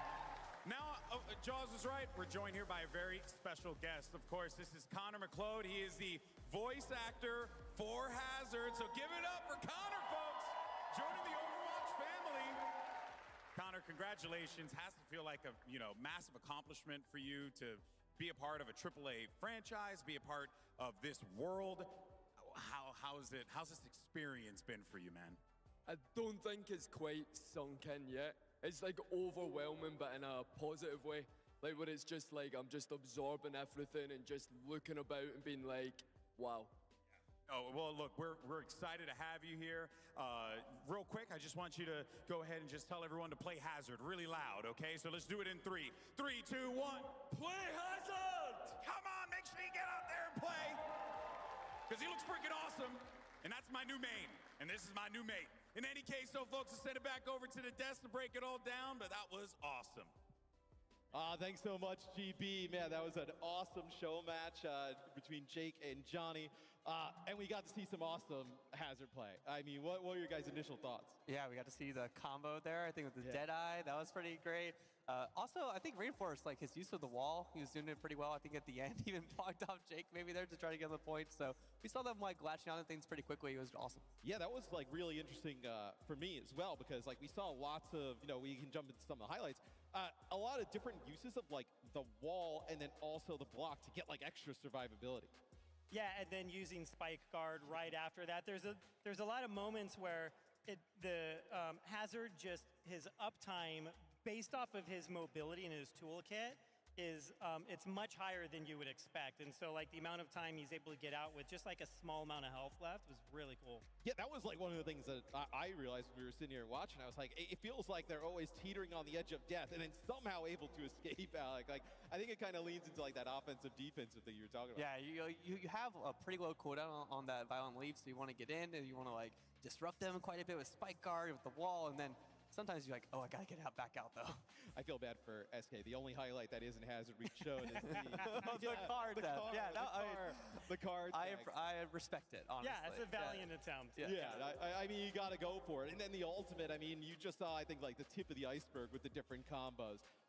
They're trying to get J3 as many kills as you could possibly get. Blizzard throw down into it in combination. I also think, I think you were saying, like, there are opportunities for people to use it, but like it's like not inherently in your brain as an Overwatch player, so like it could go through walls. Like that'll be super interesting. So there were some moments where it felt like a whole team was lined up, but you kind of have to have that aha moment to be like, oh, you know what? I can actually do it through this wall here.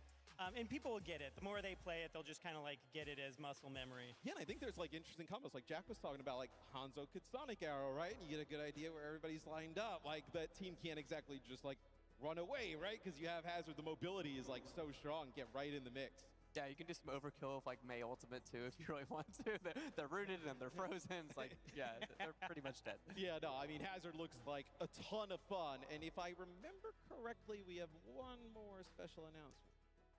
Yes, we do. So the team is really excited to announce that Hazard is currently live in-game for a trial weekend. It's going to go from now through November 25th. And actually, that match was played on our live servers. So like all of you at home can jump in and play and like try them out for yourself. Yeah, so the trial kicks off now, and then obviously, Alec, we'll see him more. Yeah, we'll see him again when Season 14 launches in December. So throughout the weekend, we're going to be looking at how he's performing, like what sort of combos people are doing, maybe what degenerate things they're doing with Hazard and some combos, and see if there's any tweaks or tuning that we want to make before he officially launches. Yeah, no, I know everybody's probably super stoked at home to jump in to play. Everybody here as well. I'm excited, too, to be able to jump in and play Hazard, because I just have one more block, and then I'm good to go. If I can go find a computer here at the BIOC, I can get my games in. But thank you guys so much for joining us here in Stockholm and on the desk, giving this awesome developer update, a look at Hazard's gameplay for the first time. Really an awesome hero. And we're actually going to learn a little bit more about Hazard right after this break. We're going to get into some of the production narrative team coming from Team 4 up next, some awesome concept art, so stay tuned. We'll be right back with more Hazard right after this.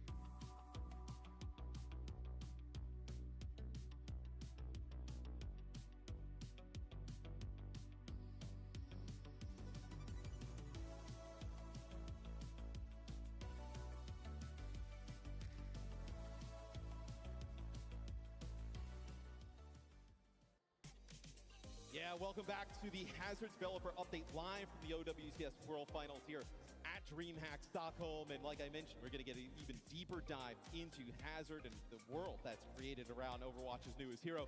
I'm joined by senior hero producer Kenny Hudson, lead character concept artist Daryl Tan, and senior narrative designer Jude Stacy to give us a little bit of inside scoop into the Hazard's production, art, and story. So Kenny, let's jump right into it. Heroes are not made by just one person sitting in a room, right? No, actually, one of the coolest parts of my job as the hero producer on Team 4 is getting to build hero strike teams. And a hero strike team is basically a collection of developers from a bunch of different disciplines who, so you have like your animators, your artists, your designers, your QA, and everybody comes together and gets in a room and kind of does what's best for the hero and builds it from beginning to end. My role in that is I get to facilitate really good collaboration between a bunch of talented people. Yeah, so we're really excited to kind of dive into how Hazard was made. Yeah, there's a lot of different things you guys have to share today in terms of the development of Hazard in general. But let's talk a little bit about the concept art, Daryl, and everything that kind of goes into that. Because I'm sure the team comes with an idea like, hey, we have this awesome kit, but what does it look like? Awesome. Yeah, thanks, Matt. I'm super excited to be here today. Yeah, let me kick us off with a little bit about our concept art. So over the years, as we develop heroes, the spark, the initial idea could come from anywhere. But this time round, it came from a joint idea by the gameplay design team and narrative team. So Alex's team came up with a really cool kit, codenamed Spike Tank, and Jude and her team had an awesome idea to put this character into the Freaks faction we developed really early on in Overwatch development, right? So this character was born from the two of those ideas coming together. And at the same time, he needed to be a tank in our gameplay. So he needed to be a big, burly presence on the battlefield. And yeah, so the earlier drawing you saw on the screen there, that was the initial sketch that we arrived to kick the team off, right? To give them a vision of where we were gonna go. Yeah, and like, you guys were joking with me before, like, so he got like left out in a playtest or he started playing. How did that happen? Yeah, so Hazard really was kind of a perfect storm in terms of like getting his early prototype approved. One of our designers had this idea, offense is defense and the spikes and stuff, and he put it into a very, very early like kit bashed hero that actually ended up leaking into one of our bigger team-wide playtests. And we ended up, running that playtest and getting a bunch of positive feedback back that really, made the decision easy to go forward with this hero. Yeah, he was probably like, I know this hero is awesome. Let me just slide this one, little morning present there for the playtest. And the narrative, Jude, does that come together at the same time? How does the narrative team kind of like work into all this? Yeah, absolutely. I mean, we're working really close with the art team and gameplay too. We're trying to figure out how do we make the gameplay feel like his story, and how do we connect the story to the visuals that the art team is pulling together. We wanted someone real and relatable. I mean, I think heroes can come from anywhere, right? Yeah. So his story is one of struggle and resilience, and it kind of mirrors the Omnic crisis and the world post that, right? So he's really connected to our lore. But on the other side of that pain that he suffered through, he found the Freaks, and that's a faction that we've talked about for a long time on the team, and we finally found a place and a way to bring them in with this great concept that they worked in. And I mean, there he found his family, right? The body modders really helped him become who he was and express himself. His ideals are aligned with theirs: bodily autonomy, like finding yourself, and fighting against the establishment that really let him down.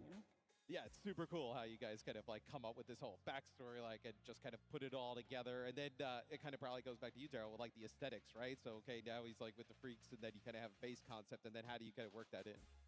Yeah, tying Hazard into the Freaks really influenced his visual identity.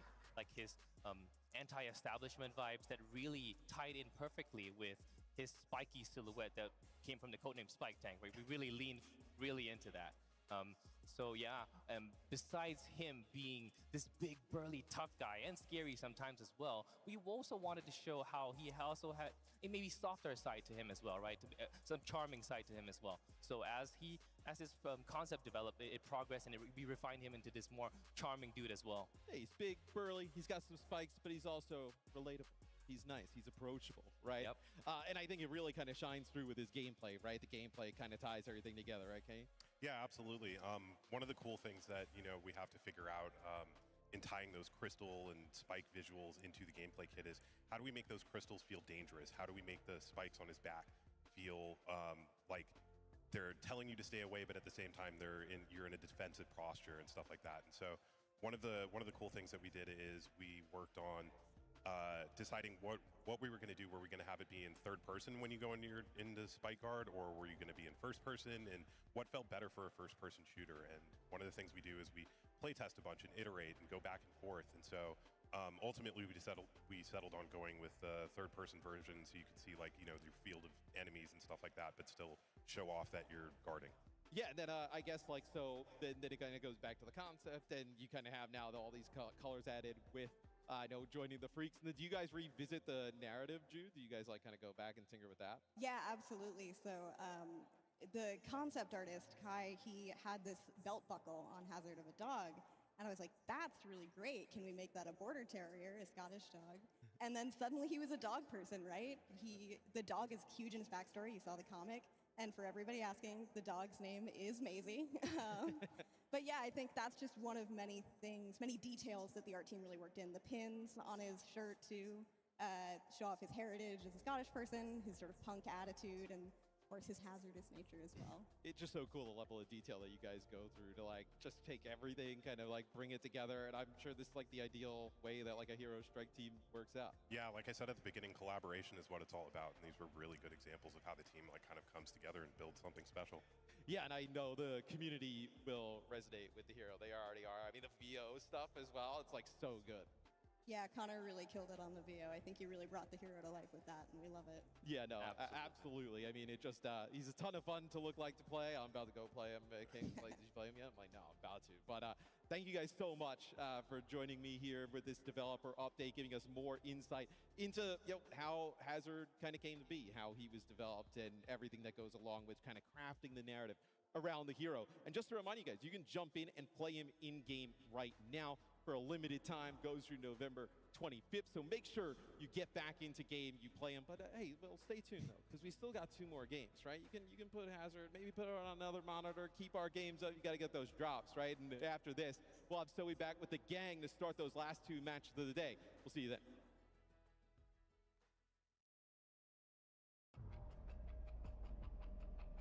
Haz, this place is crawling with helix. I'd say be careful, but... You know that's not my style. Has to be it. Go on, Susie. You're up. Got my back? Aye. Always.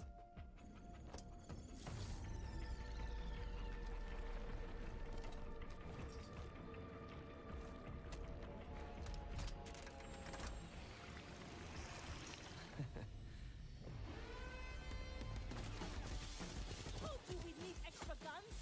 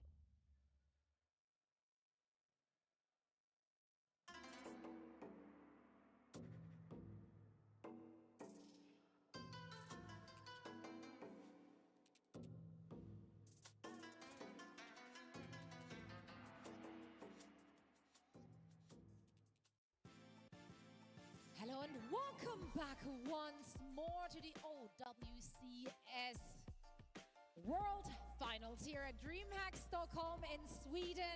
We're back. You're thriving. We are back. We're back. No rain, but lots of snow actually. It's cold here. Is it lots of snow outside? I missed. I mean, we're inside. I'm making so. assumptions. I think, I don't know, has anyone been outside recently? What a question to ask. What a question to ask. I'm trying to Someone's gonna pop up. I'm just happy there's snow outside, okay? Because Sweden is notoriously known for slask. Slask being sludge?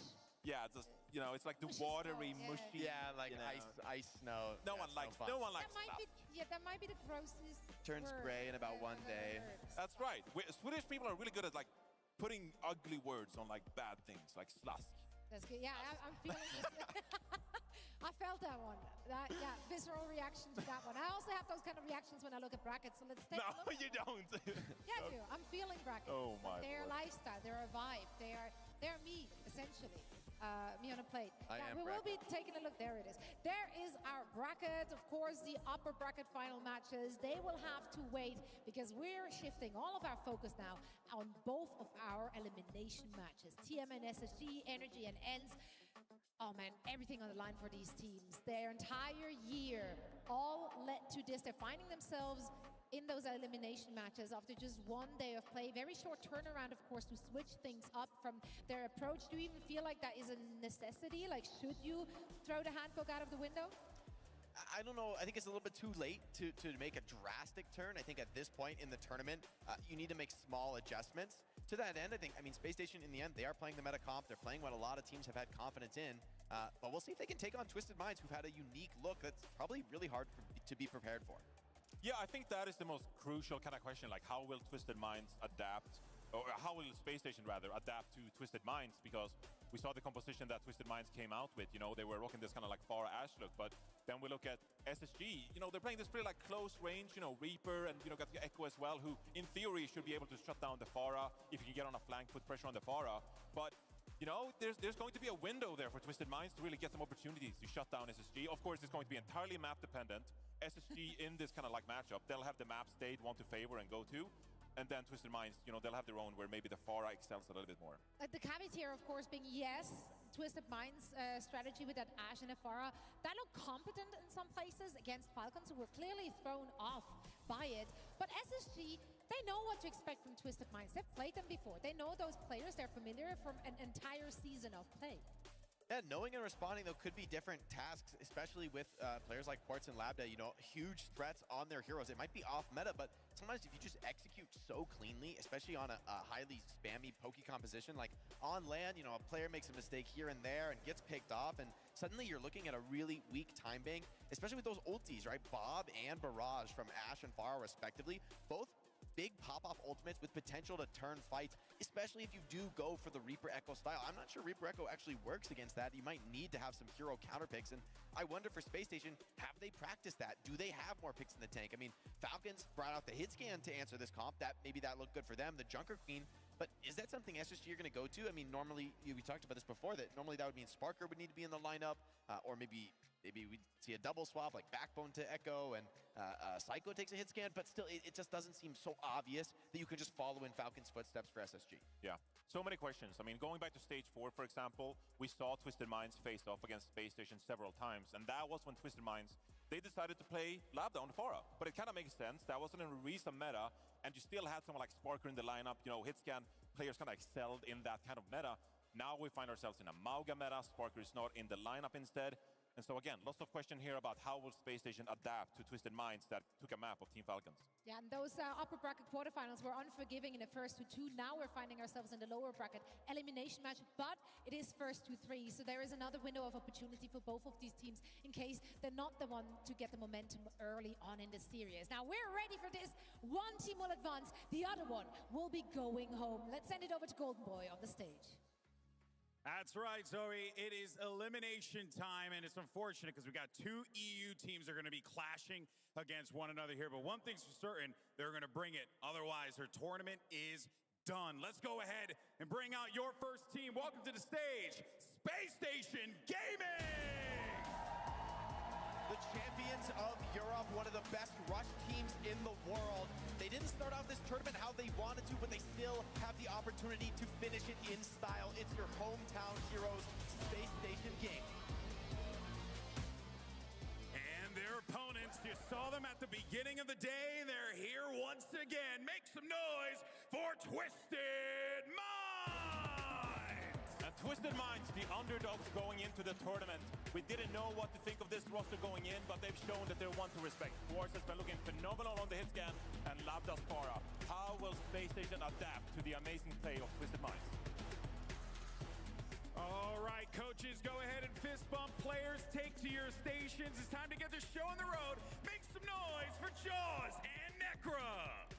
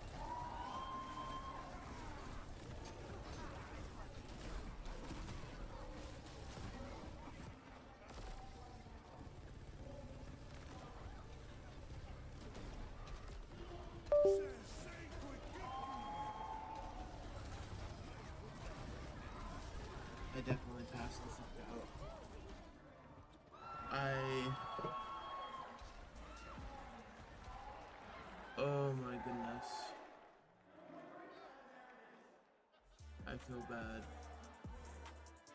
but I literally just conked out.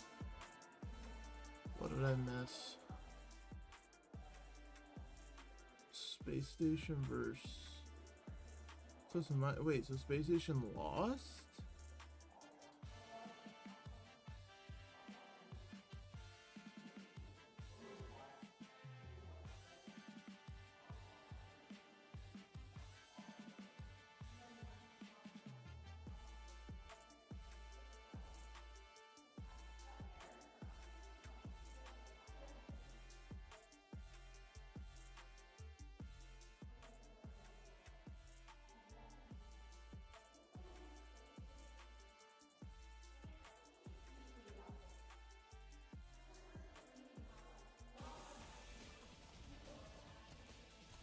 Why the hell are we playing Juno Bab? Okay, that's why, never mind.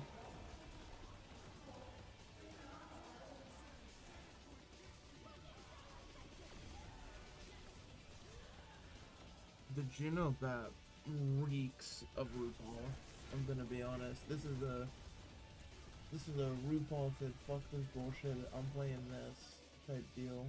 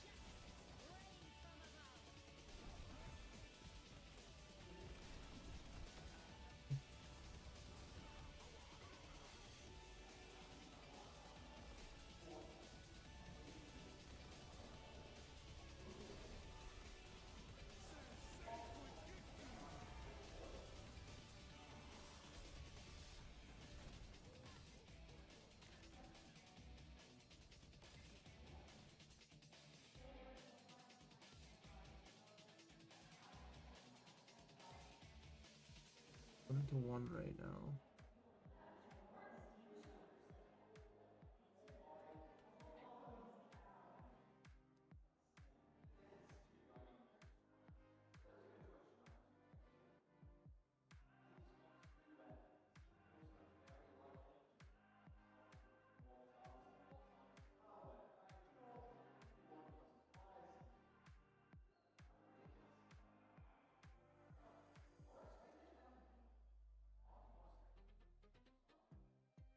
FSG are going to Shambali.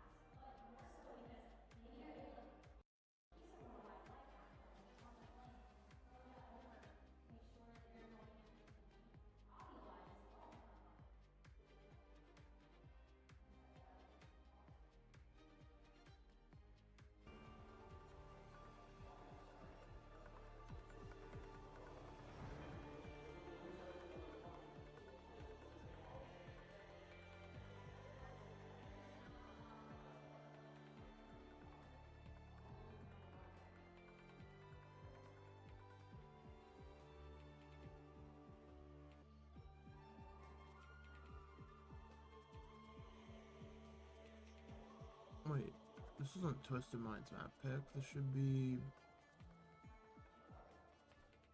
This should have been Space Station map because they lost. I'm lost in the sauce.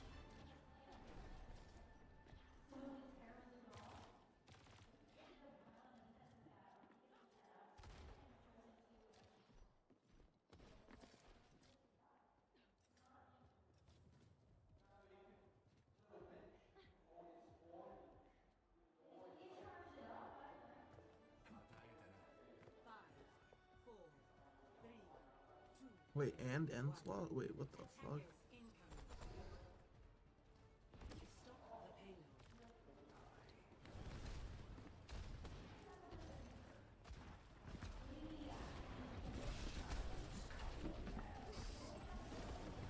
Everyone rotation really, I mean, granted, it's a 2-0, but...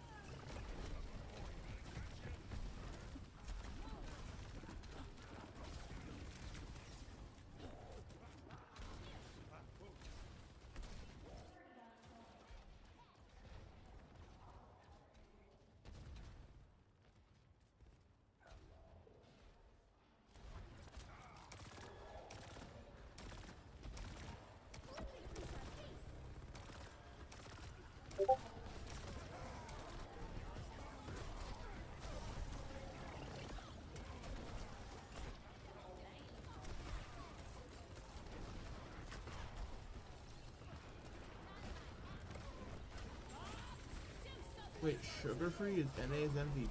Wait, what the hell? DPS player sweep?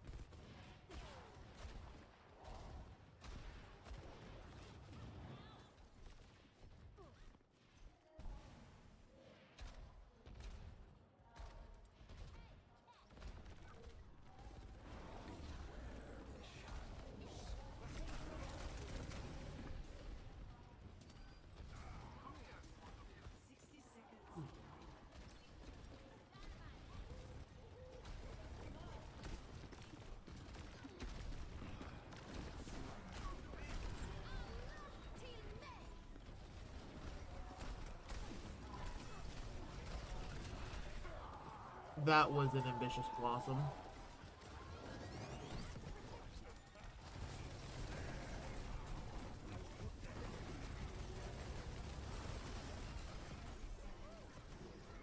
Okay. Is Space Station really going to be the first team sent home?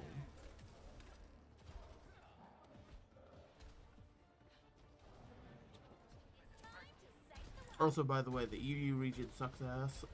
All 3 EU teams all fell to lower bracket. All ass. Generational ass.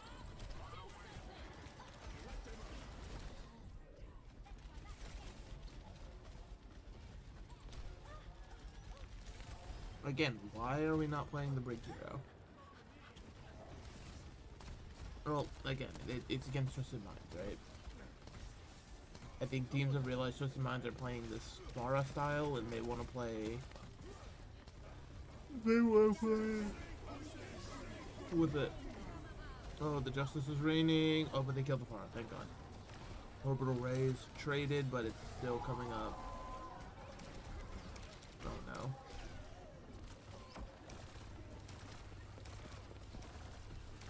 Hottie's at least still in the fight.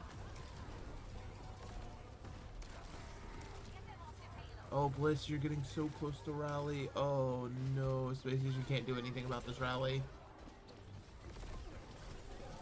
Yeah, this rally, That's the death. That's it.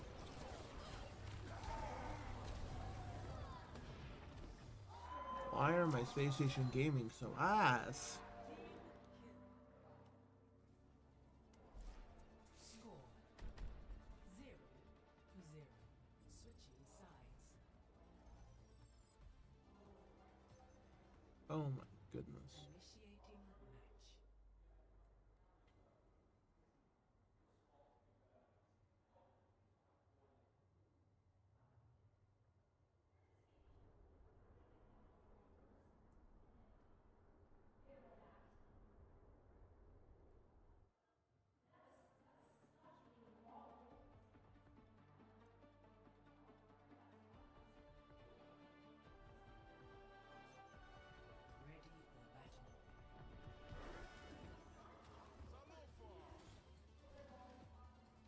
Okay, but see, after committing to the map for like a map and a half now, you're now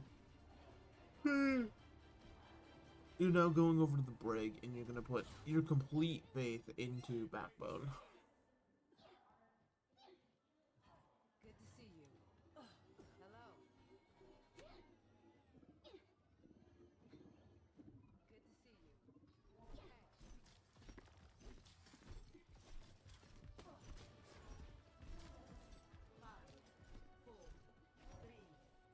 I aim to devastate. Attackers incoming.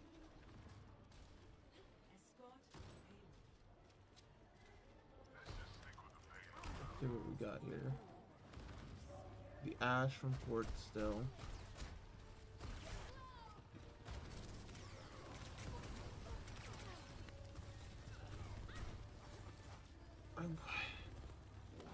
There's really no other team. Like, is this Pharah style good, or is Lambda just the best Pharah and nobody else can make it work?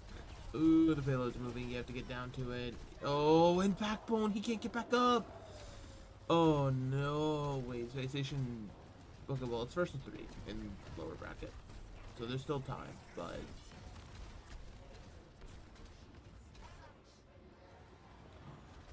Yeah, and now it's the corner fight of hell. Hottie has to stand on that corner, and Hottie's getting stunned. He got pushed around the corner.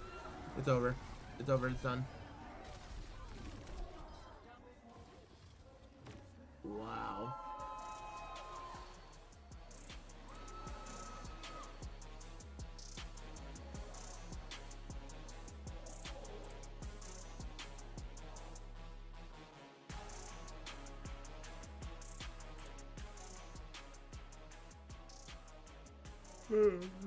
No, KS, dude. KSA is not even playing, but KSA cannot go down like this. Yubi's gonna be an annoying, insufferable freak.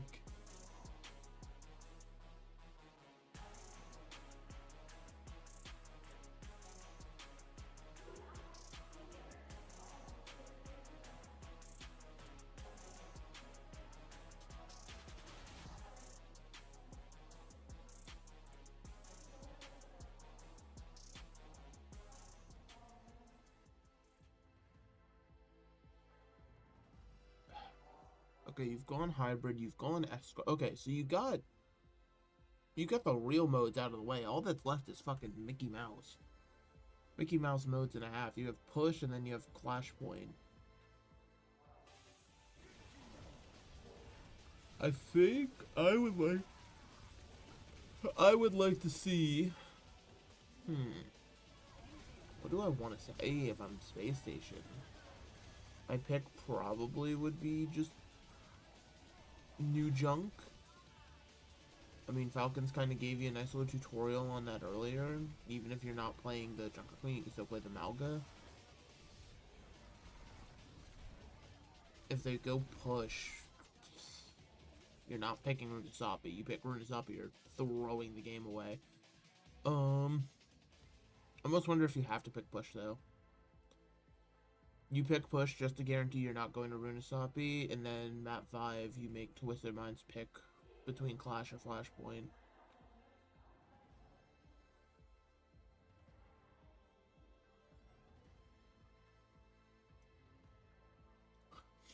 Wow, Space Station had better metrics. Wait, no. This is incorrect as hell. Wait. There's no way Space Station only died 24... Yeah, no. There you go. There you go. Thank you, production. I was gonna say, if fucking Twisted Minds won that with a 0.4 KD, then Space Station are the most ass team to ever be assembled, and they should be disbanded immediately. Oh no, you picked new junk. Ooh, this is what I was worried about, because now, even if you win here, Twisted Minds can just pick fucking Runasapi. The butthole will be clenched tightly here.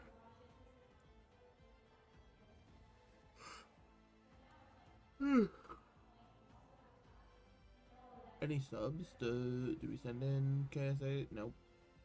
I was gonna say KSA to play Jungle Queen. Wouldn't mind that.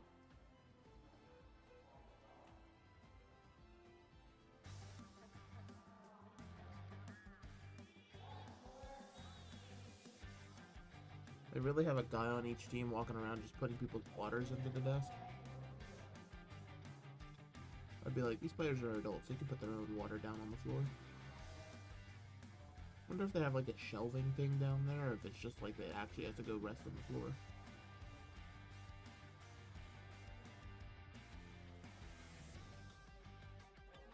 I just realized how comical this is. A flying car, they still took the wheels.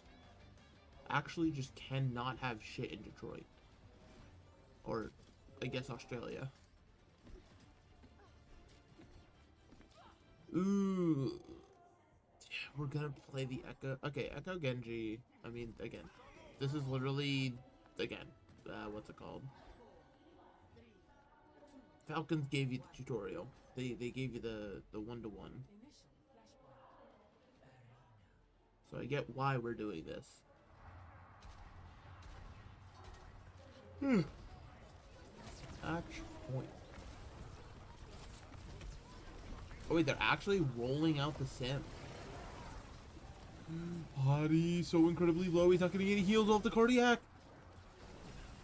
Oh no. There's actually no way that this sim just found that much value. Quartz is a freak of nature. I'll say it. I'll say it. Quartz is a human being constructed like no other. Also, Kevs are winning EU's. Like, what the fuck did Ents do? Ents didn't do shit. Didn't they lose the space station every single time?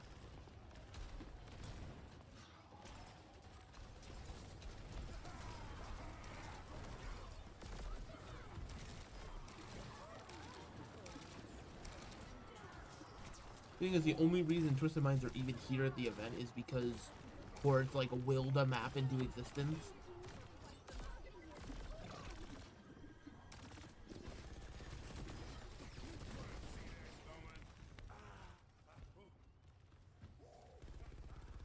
Dude, this actually would be poetic as fuck if Space Station had the chance to just prevent them from coming here, but they dropped one map and so now Space Station loses to them. Is anyone gonna be able to touch? Where's Backbone? Okay, somebody triggered OT. Ooh, that wall's kind of massive. Because you have to decide what side you're playing on. You're just sitting and waiting to die. Oh no. You've already lost Landon. You're trying to keep it. Wait, you're committing Blade? Dude, this Blade would have to be the largest Blade ever seen. Yeah, no, you just lose center point here. Dude, Space Station threw so much into that. That was Ray, Dupe, Rally, and Blade. Oh my god, wait, Space Station might have just ultimately just lost. Because now they can't get first cap here unless Hottie has the cage of a lifetime. They're pushing into Ray. They're pushing into the barrage. Wait a minute.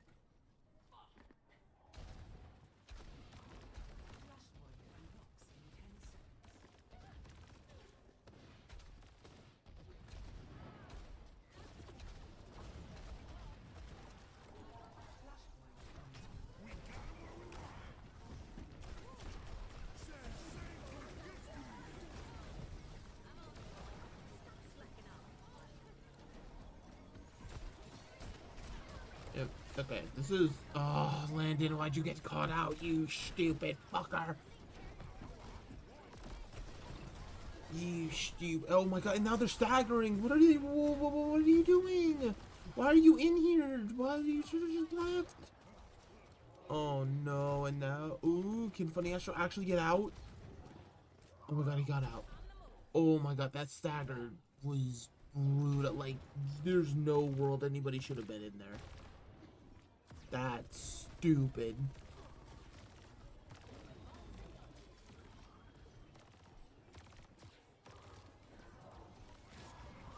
That's so unbelievably dumb. There's no other words for it.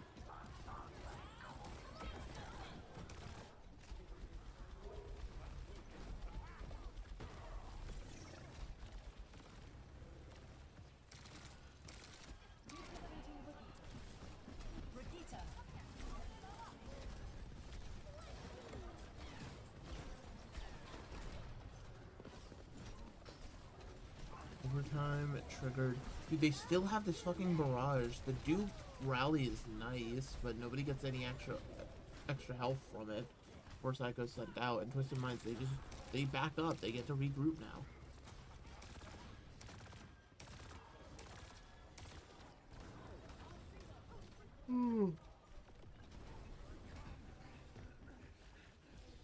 There's a lot of ultimates to worry about here. And I feel like Lambda's barrage is gonna do a lot more than it has any right to. Did anyone get trapped? No, wait, the cage actually misses. The cage is a whiff from TVNT. That's the first step of something for Space Station. Rally now. Ooh, orbital ray. Slightly later orbital ray. The barrage is too far away. It didn't get anybody. Wait. Now the Blossom on top, but it's fucking killed. God damn it, why the... Okay, cage. But Quartz is killing so many people. Oh, kill the Pharah. The Pharah's in the cage. The Pharah's in the cage. You have to kill Pharah. Okay, 3v3 on point. Oh my god.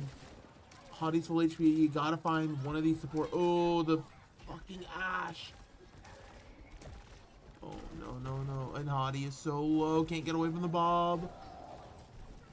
Ooh, and now this will be flipped for Twisted Mind. Somebody from Space Station has to actively touch. Oh, but Quartz is actually just fucking Game Master right now, man. Dude, this might be over. Space Station actually, this would be a massive surprise. Space Station going home day one.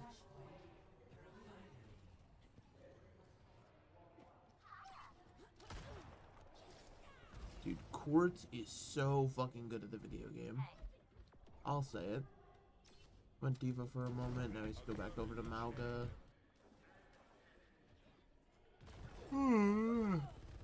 Dude, like, what the fuck is that, Psycho?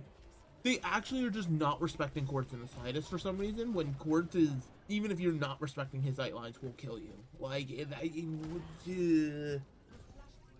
Station are flubbing, they're getting desperate. They're getting desperate, team.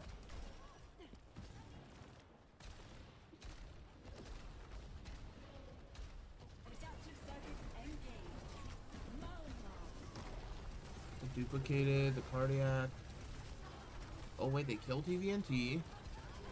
And the Pharah is dead. Thanks. Wait, back one's on May? Okay, you know what? Honestly, I'm here for it, right? The Reaper's not gonna do anything. You can't do fuck all on Reaper into this comp. Play the May. If you can just keep getting walls like that into TVNT, like, it'll be fine. I'm kind of here for the May. Granted, I need Psycho to not... We need to do the do not fucking peek challenge. Walling that off, forcing her to walk a different way.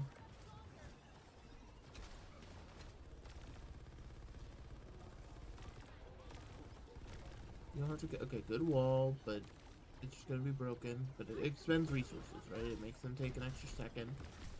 Now you have Blizzard online. That's what you were looking for. Oh, the orbital ray. You're going to Blizzard at your feet. That way it's hard. Exactly in the path of the ray. That way they can't play in the ray. Now the later ray. Oh, but the barrage. The barrage does too much. The barrage just did way too much damage. Even playing in the ray. Yep. You have to die. You have to die. You have to die now. Die now, Hottie. Die now, Hottie. What the fuck are you doing, Hottie? Wait a minute. Wait, they let Hottie get 2. Wait. They staggering Hottie, they let him get 2. Wait a minute. Oh, but Landon only has Rally. They're gonna be pushing into TVNT's cage. Ooh, this might be it. This actually could be it. Rip is taking off. Come on. Oh my god, Backbone, you just need one more ice, I think. Oh no, and there's a Bob. Overtime's triggered. The Rally, though. The shield's broken. Oh, no. Touch. Okay, the touch is there. That's Hottie's cage. Okay, good. They're falling into the pit. That way they can't die, but they can't contest point down there. Okay, you gotta kill TVNT. Okay, he's dead. Kill this Juno. Dude, it's taking so long to flip the point, though.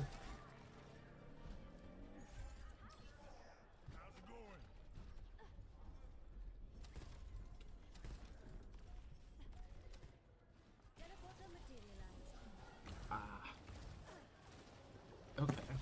So does the touch? We can't. Okay, so the touch now is going to be on Twisted Mind. Twisted Minds doesn't. If Twisted Minds wait, they can get MCD's Ray. Oh, but he fucking MCD's down. Oh my god, Backbone, whether he was aware of it or not, just became the hero of this fucking fight. Okay, and there goes Lab. Okay, Space Station are still alive somehow. You need to do that to MCD about 15 more times, Backbone, and then we can talk about bringing this series back. The Ducks? Okay, so we're just moving forward. Space Station will get the initial positioning. Dude, that's the thing about Flashpoint, right? If you can just get the initial positioning with the luck of the draw, but if you can get these 2 side maps back to back, it's so fucking crazy.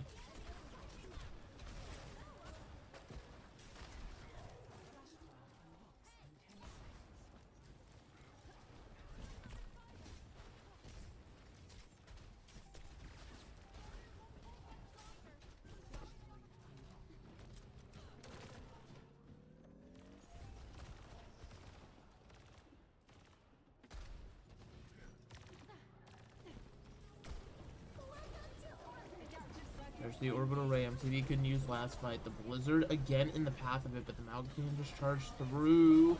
Now Rally being committed is what? Wait, Ultimate's being thrown left, right, and center. But oh, the barrage. Okay, they killed the barrage, and now Bliss's Rally doesn't get anything as well. Good. This is exactly what you needed. Psycho does die here, but okay, you're staggering Quartz.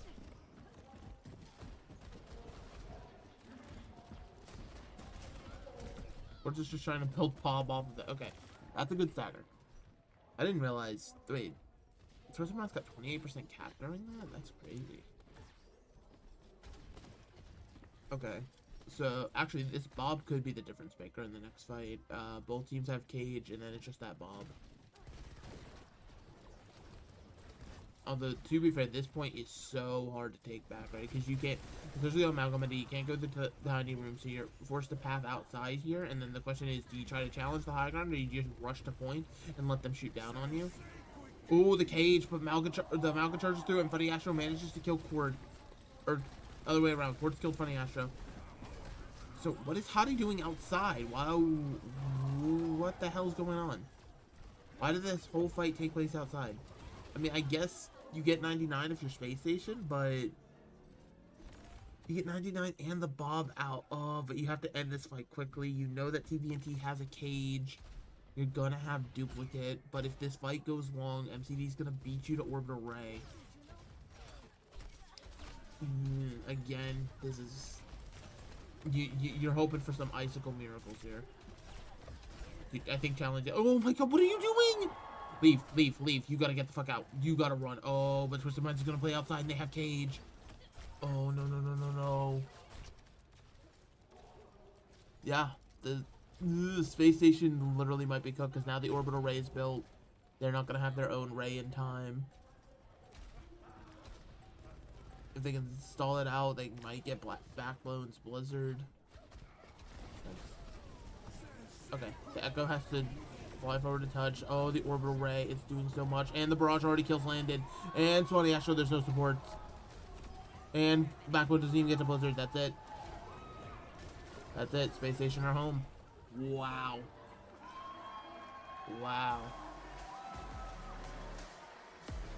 Space Station, the first team out in a brawl meta. That's criminal.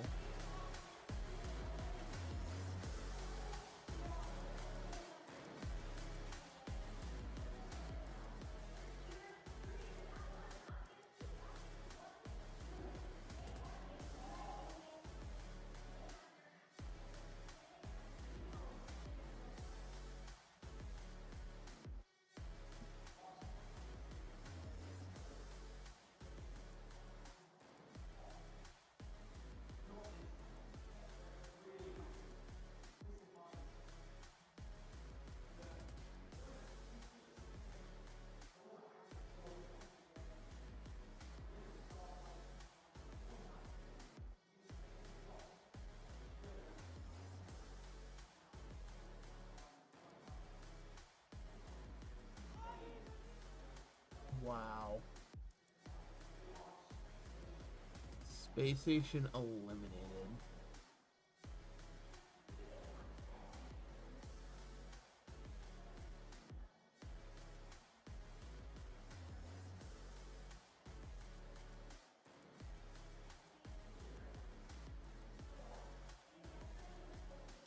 All right, you know, gotta give props where props are due.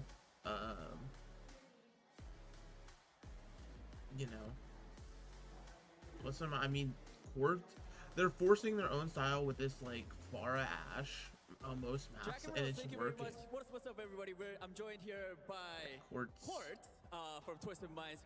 Huge congratulations on getting the win, and this was a very important one as well because you guys were on your last legs. You guys didn't get eliminated. You guys are moving forward to your next match. I want to ask you about this match specifically because it was so important. What was the game plan coming into today's match? I mean, we didn't have a specific game plan. It was just, I mean, we were just playing our game and we were the better team today. Okay. I mean, no plan. You guys just, you know, played out of your minds and you guys did make it work. What were some of the comms like when you guys were, because this was a pretty close match as well. When you guys, it was back and forth, very back and forth match. While you guys were inside the match, what were some of the comms like? I mean, it was a bit random and stressful, to be honest, since this is a very important match for us. So we don't get dequalified, but yeah, they were overall a bit shaky. Shaky. All right, one final question. Is there a team course that you actually want to beat in Stockholm? Any team that you personally want to beat? I want to play against Falcons again. I really think we can win against them. All right, well, there you guys have it. Thank you guys so much, and big congratulations on getting the win. Tusk, take it away.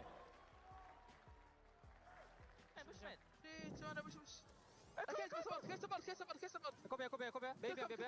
Gå med inn!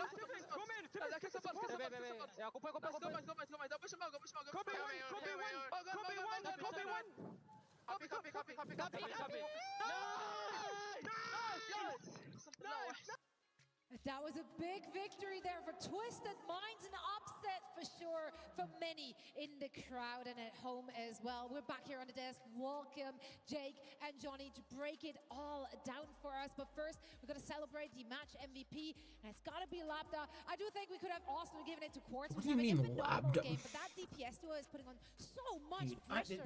No offense to Labda. Like, you're playing Pharah, that's cool and all, but like, Quartz is a fucking insane human. I think Quartz honestly probably was robbed for EMEA's MVP. Like, anytime Twisted Minds is performing well, it's because of Quartz. Like, Quartz is just so unbelievably better good. than anybody else in this tournament. And they've showed that, you know, they're just a really tough opponent to go against. So many times finding opening kills and getting cheeky pickoffs, but then also in the team fights, in the ultimate exchanges, I feel Labda has been a particularly great performer. His barrages have had so much value, and an ultimate. I don't know if I'm agreeing with this analysis. Like, their team fights are like 50-50, possibly even slightly less. It's just that half the time they don't have to be in a team fight because Quartz is killing someone. Minds, but they're enabled by the backline and the fact that they have such great understanding of how the meta works and how can we play these heroes in this meta. So for the first time, you know, you were seeing the Ashe getting some poke in, can Quartz find a pick? And then later on, if you disengage, we re-engage with an orbital ray, that, you know, make Labda so much stronger on that far as well. So there's a lot of like wait, why is Golden Boy setting up for an interview with Christopher? And they're making the absolute most of it. So really impressive performance performance just individually from Quartz and Lambda to find those picks and make the most of two heroes when we see the other teams playing Echo Reaper, but also credit to the backline for keeping these guys alive, throwing the armor packs with the Pharah, for example, and just making sure they get some value down the line. Yeah, I just love that Twisted Minds have been sticking to their identity. We've seen that already during the regular season, and they're rolling it here into the World Finals as well, and they're making it work, they're making it look good. Let's talk about this match as a whole, because quite frankly, at the very beginning, it looked like we saw the right adaptations from SSG coming out. Yeah, they had this Genji Echo style, really pushing the pace, pushing the tempo, which worked decently well on control. It did get them the map win, but remember, this was super, super competitive, and then especially on Hybrid and Escort, I felt that was where Twisted Minds really started to take off, right? In these maps with longer open sight lines, able to kind of delay and slow down the engagements. That Genji Echo wasn't so strong, wasn't so effective at just ending fights right away. It wasn't as possible. So Twisted Minds, I mean, props to them playing their strategy to great effectiveness, understanding it really well. I feel like we gotta also credit TVNT on the tank, who has a tough job with these, more pokey DPS. Honestly, something like Echo Reaper is really going to put a ton of pressure on the Mauga, but TVNT was that wall in the front line, keeping the team stable, buying the time necessary for the rest of the team to find their kills, find their pickoffs. So really well done by them, and yeah, you got to give them credit for wheeling their idea of the meta into the game, and making it work in a style that only they can play. Yeah, it's a really hard job on the Mauga because, of course, you have the game that you want to play. Like, how can I get the most value from my cardiac overdrive? How can I win this Mauga duel and get positioning? But there's a great understanding of how can I enable my Pharah? What is my Pharah up to? How can I enable them to get the most value possible? And even like a small pick we saw from Quartz on the first point here on New Junk City, picking the Symmetra, for example, maybe a great read on that SSG will go for that Genji composition coming out to the first round, and that enabled them to get the first round here on New Junk City, and then you just kind of snowball on the back of that. So just a fantastic understanding of what each individual member on the team is trying to do, and like how do we enable that? And that is a very tough job. So I agree with you, Jake. Credit to TMNT for hyping up his two damage players. Now, if we're having such a distinct look for this team that they've been relying on so heavily, is this too one-dimensional? Do they need something else up their sleeve in order to actually they changed the bracket again. I mean, Falcon showed an answer, okay, yeah, right? Because I was going to say Crazy Raccoons versus but one thing I think I did see quick. from that Falcon series is that Falcons had to adapt, right? Like, what they thought coming in as the strongest meta comp, like this Ashe Pharah potentially does respond to that. That's going to be it was such an Falcons interesting brought out match. things Just like granted, the I think brought out a Falcons hit scan of their and own, Crazy Raccoons the tide both really blow turned those against teams Twisted out Minds. of So the I think water. for other But teams going up against Twisted Minds in the lower bracket, I don't think you can just throw the meta at them and hope that it works. I think they're very prepared for that. They look really good in the matchup. I think you need to have a special strategy prepared for Twisted Minds. You can't do the disrespect to them and just think, oh, we'll just play whatever we've been practicing. It won't matter. We'll win because it's the meta. Twisted Minds have shown that they can beat the meta with their strat. You're going to have like a new evolution, a new style. Falcon showed I think it can be done, but not every team is going to have that depth in their strat book, and that's a place that SSG got really punished today. Also, it's like really easy on a surface level. So you're like, oh, we'll play hit scan. They're playing Pharah, but then it's like, okay, well, you have to win a hit scan duel against Quartz, and then also Lambda is extremely good at the Pharah to begin with, so they have a good understanding of like how do I play around the opponent hit scan to get the most out of my hero. So not every team has a stalker that they can feel they just get the job done on the Widowmaker, right? So it's not as easy on the surface level to just say play hit scan. I think it's going to give you a bit of a benefit. That's going to give you a higher chance of winning, of course, but it's not that easy to play against a team like Twisted Minds. Yeah, and very many teams which are left in the competition do not have the reps going up against this composition as well, so they might be struggling. Well, we find out very soon, but did you hear that? Did you hear it? I heard a TP.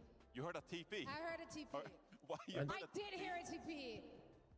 Look who we got here. Everybody take TP. There she is. There she is. oh, okay, that's cool. Oh, her microphone's not working. Ooh, you brought us treats? Symmetra teleported in treat. She came in for a fika. Thank you. Symmetra comes bearing gifts.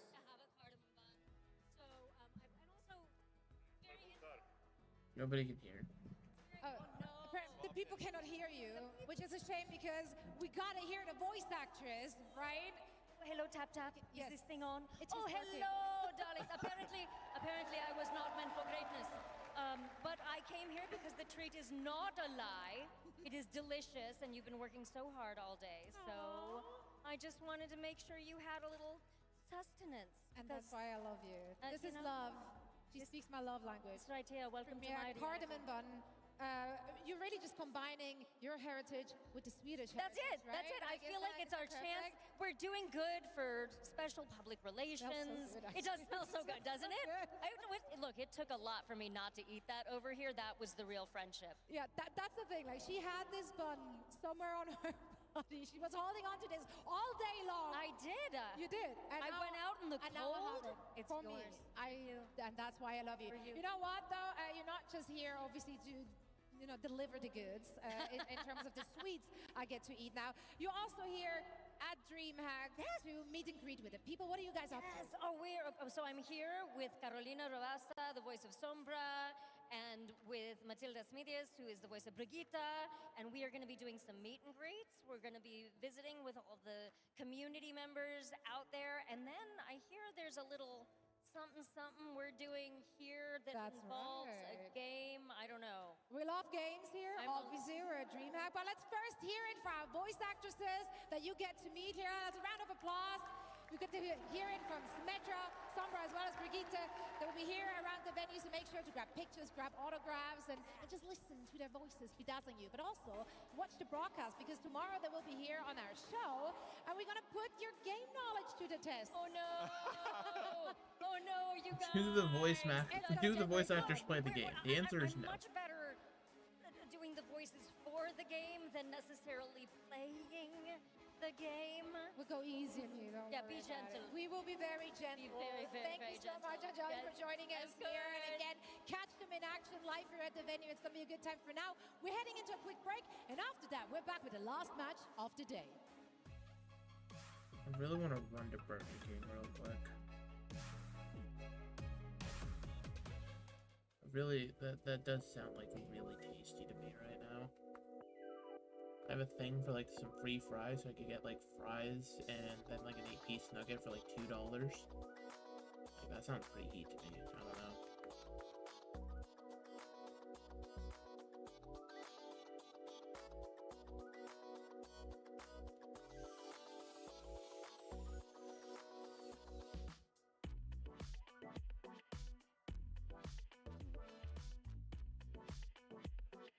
Are there any CGL games today?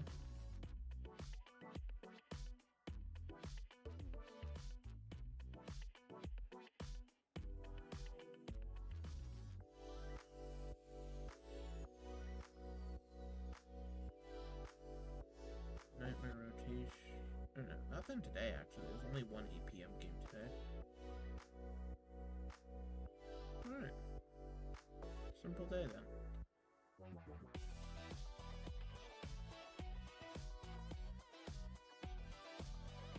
We got... Alright. Good to know. Good to note.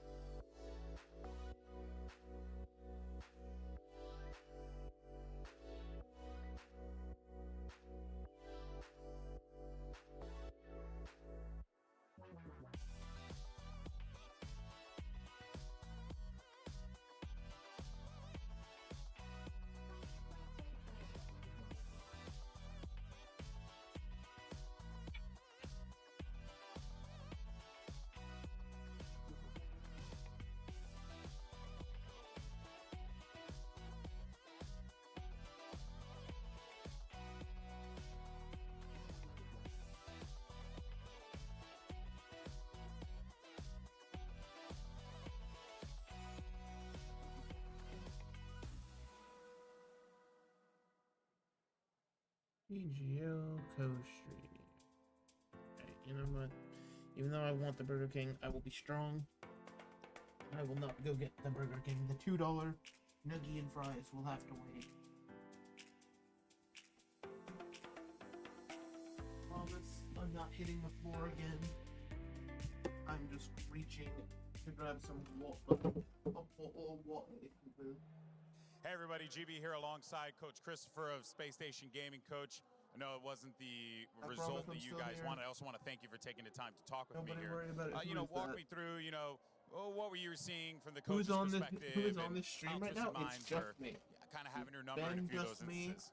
Yeah, I don't know. I thought the first half I actually felt okay, like it was close, but it just kind of ran away from us. I think somewhere maybe it's like a classic coach thing to say, leave it too passive or something maybe, but I don't know. Just kind of, I don't know what happened really towards the end. Like 90% like of the CGL staff for us, but it didn't feel that close in the end. Is in Stockholm, sometimes, and the other 10%, when I approached them and said, "Hey, do you want to wake up at 4 a.m. with me to watch Overwatch?" They called me some choice words that I can't repeat. This year as a coach, I know you've been at this for a very long time. It's not the first time you and I have chatted. So how's that been for you, rather? Yeah, I mean, I would say that overall the year it's probably fine. Like I think we won mostly in Europe. Like most of the international events we went to, we did pretty good. I think we were always kind of reaching up to those Korean teams, but in the end we didn't even reach up to any of the Western teams in the end. So I mean, it's as disappointing a tournament that I've ever coached in my 6 years, but they can't all be winners really, And they always say, losing's learning, you know what I mean? Coach Christopher, I want to thank you so much for your time. Always a pleasure to talk to you, brother. We've been doing this for way too long. All right, folks, back to you. Thank you so much, Alex. And of course, Christopher, it's great to hear from him as well. And it's been phenomenal to just watch that team throughout the entirety of I the think season. if you play PGE, the raw aura will give you I think this definitely wasn't the showing they were hoping for. It wasn't what they're capable of. And I think it's a team that we could see having more success in the future. Definitely a tough spot to be for Christopher, but props to him for putting a brave face on and coming out for the losers interview there. Definitely not a spot that any competitive player, any competitive coach wants to The only time I've ever actually liked a loser interview, and it's going to sound so fucked up, state champions in the EMEA as well as, going really deep in the Dallas tournament as well. The loser interviews they were doing for Overwatch League were just so unbelievably, like, I remember season 2, like, when we were backstage with Soul, I think it was Toby and Rio J. Long, both just, like, so sad that they finally lost, and they were more just being like, we couldn't do it for the fans, we couldn't do it for ourselves. It's rough. It's rough. Like, the mentality of a player is absolutely brutal, especially when you're at this top level. As we're looking at this bracket, we have one more match here in the lower bracket that we will be covering I'm hiding the tonight. match. That's Who could Energy it Shock be? and It's Ents, both finding themselves Energy in the and Ents. unfortunate position as well. And only one can continue on their journey here through the lower bracket. Let's discuss those two teams and also what we've seen from them thus far in the tournament. Ents, quite frankly, I mean, they turned it up at the end of their series, but it was just a little too late, Johnny. Yeah, I mean, that Shambali looked really good against Toronto Defiant. They had a really solid first point hold, and it gave me shades of when they actually full held Virtus Pro earlier in the year in the EMEA stages, right? So they had some really good moments as well here. Kevster playing some of the Echo as well and trying to duel against Sugar Free. These Ilios picks, this was one of the where cases it's like, where, alright of guys, course, we you're can play forced to that, play like, Ilios because Toronto Defiant, they have the higher seed. I think unless your name is Crazy Raccoons, you should never. Well, actually, it made sense. Toronto had the pick here, I'm pretty sure. So Toronto just picked a map where they're like, hey, we can play Winston for a little bit, knowing that Ents could. For example, Kevster on that Echo, like you talked about today, Jake. Echo gives you that capability to go aggressive, make some plays, get a good duplicate going, and feed off that momentum to try and win some. Oh yeah. Echo can get aggressive. It's not like she's 225 HP, so again, it comes down to general small direction. details. Are you over-investing ultimates in fights, for example? And that was something that Toronto Defiant, incredibly good team, they capitalized. It's crazy to think that So 225 HP is I like think they should be the favorite in this matchup. The thing is, both of these teams, which are facing off against one another right now, they had a tall order in their matches, right? Going up against Toronto Defiant, the giants of the NA regions. On the other side, Energy Shock, they had the unfortunate pleasure of going up against Raccoon. Crazy Raccoon have been such a dominant team. They're the favorite to potentially even win it all here in Sweden. So did we really learn a lot from Energy Shock? Because while Ents made it close at the end there, the Energy Shock, they suffered quite a beatdown.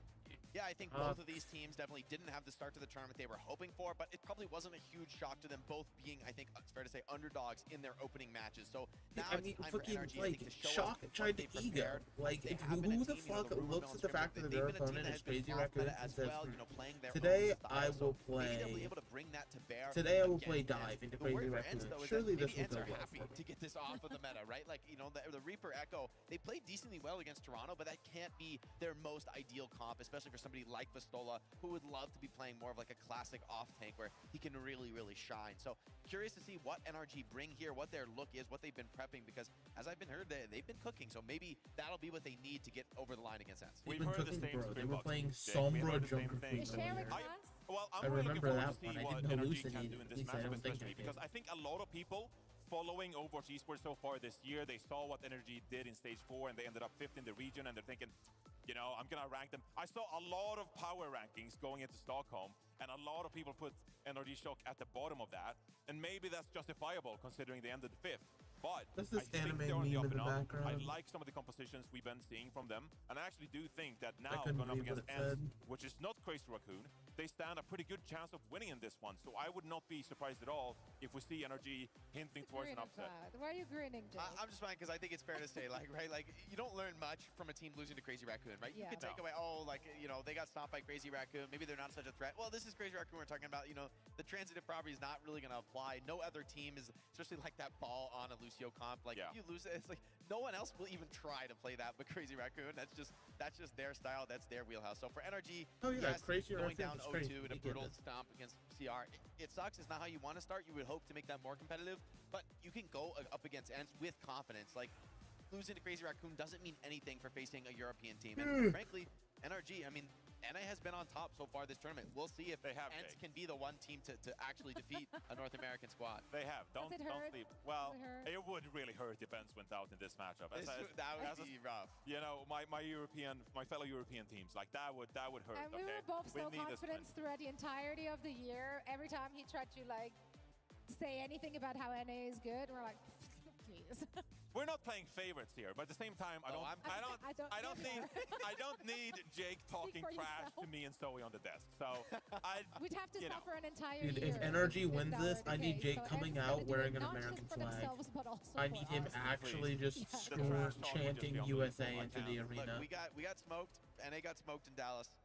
It's just it's the obvious truth. But now it's NA's time to shine.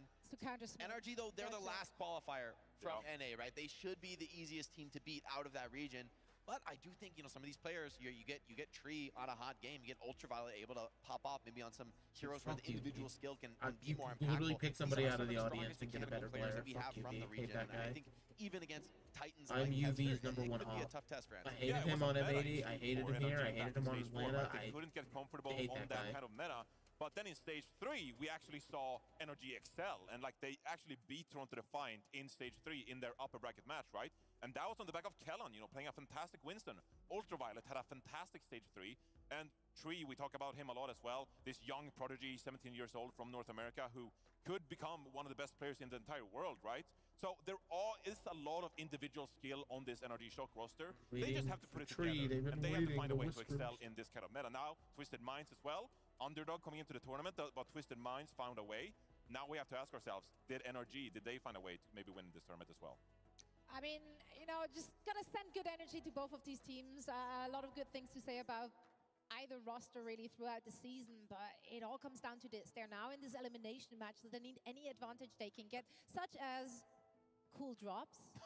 What a transition. Wow. Anyway, you can get them Hype. throughout the next 3 days. Listen, I'm trying my Promise, you best can here. get I'm those very from our technically Co-Stream. reinforced. You don't have to go elsewhere. Pinky Thank you. promise. We still haven't figured out why the horse is red, but we're on the case. Play Torb, you cowards. Not really Also true. Torb. That's just tomorrow. me That's actively Saturday, lying Jake. to Torb is you, tomorrow. but That's the day of Torb. Today is it's the day of fine. Brig, Open and we're starting to CGL see a lot of anyway. Brig. We're cool. Fair enough. Yeah, Yeah. we're just going to be playing Torb tomorrow, Johnny. We've seen some Baptiste I as don't know what's well. gonna play So, you know, it wasn't all break out there. We also seen some Baptiste variations. Do you think which I I'm happy could about. convince Lip to play Torb? Yes. I mean, He's good at that might Torb, be I your know. best bet. That might be your best bet. That would be just priceless. I'd love to see that. A little Lip Torb action. Yeah. Where's the Torbjorn voice actor? Never say never. I need to get him on the desk. Come on. Right, well, we'll effort for you. We'll effort for you. Torbjorn Also, voice of course, if you haven't logged in a while, today is the day to do so. Or in fact, you have more days until the 24th, in fact, to get those login rewards. It's all about those neon streets. This one's easy. Just open the client. Literally. Just Come on. log in and How do open you the feel client. about Open neon Overwatch. streets, Jake? This is I beginning. don't I know how like to this. do that, I like Johnny. the What am I name supposed- card. It's Good flashy. vibes, yeah. I like Rocking it. the WCS logo on the neon streets. I like it. Yeah. I love your contribution to that one. Yeah. Well, I got to talk about the Swedish drops. Now, am I disappointed that there's no Swedish food included in the drops? Maybe. But, Well, what would you have? There's always the next time, maybe. I would love a Swedish meatballs plate. I've give me a eaten Swedish meatballs meatball in a big spray. way in this country. A Swedish meatball spray. They are. Come on. They're very good. They're very good. I got to put some respect on them. You had some incredible Swedish meatballs. Seriously. Yeah. I think the readability of Cut Buller on a spray will just be a little odd. It's just like. Dude, they are actually just actively yapping this whole time. Okay, you got the lingonberries. Okay, you got to. The what? Yeah, the lingonberries. You got to make a meal out of it. Uh, Pickled cucumber. You know, I'll call some people. I'll call my people for you. We see what we can do. For now, we're heading into a quick break, and then afterwards, we're hopefully back with the last series of the day. So stick around. Yeah, I would hope that we're back with the last series of the day as well. Oh, I missed the Hazard show match. Was Hazard any a fun-looking hero? Was he doing something? It's crazy to think Space Station's just out.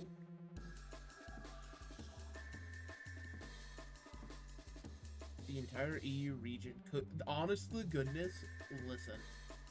The generational drinking that would occur in Stockholm, like, it would be hilarious. You know what I mean?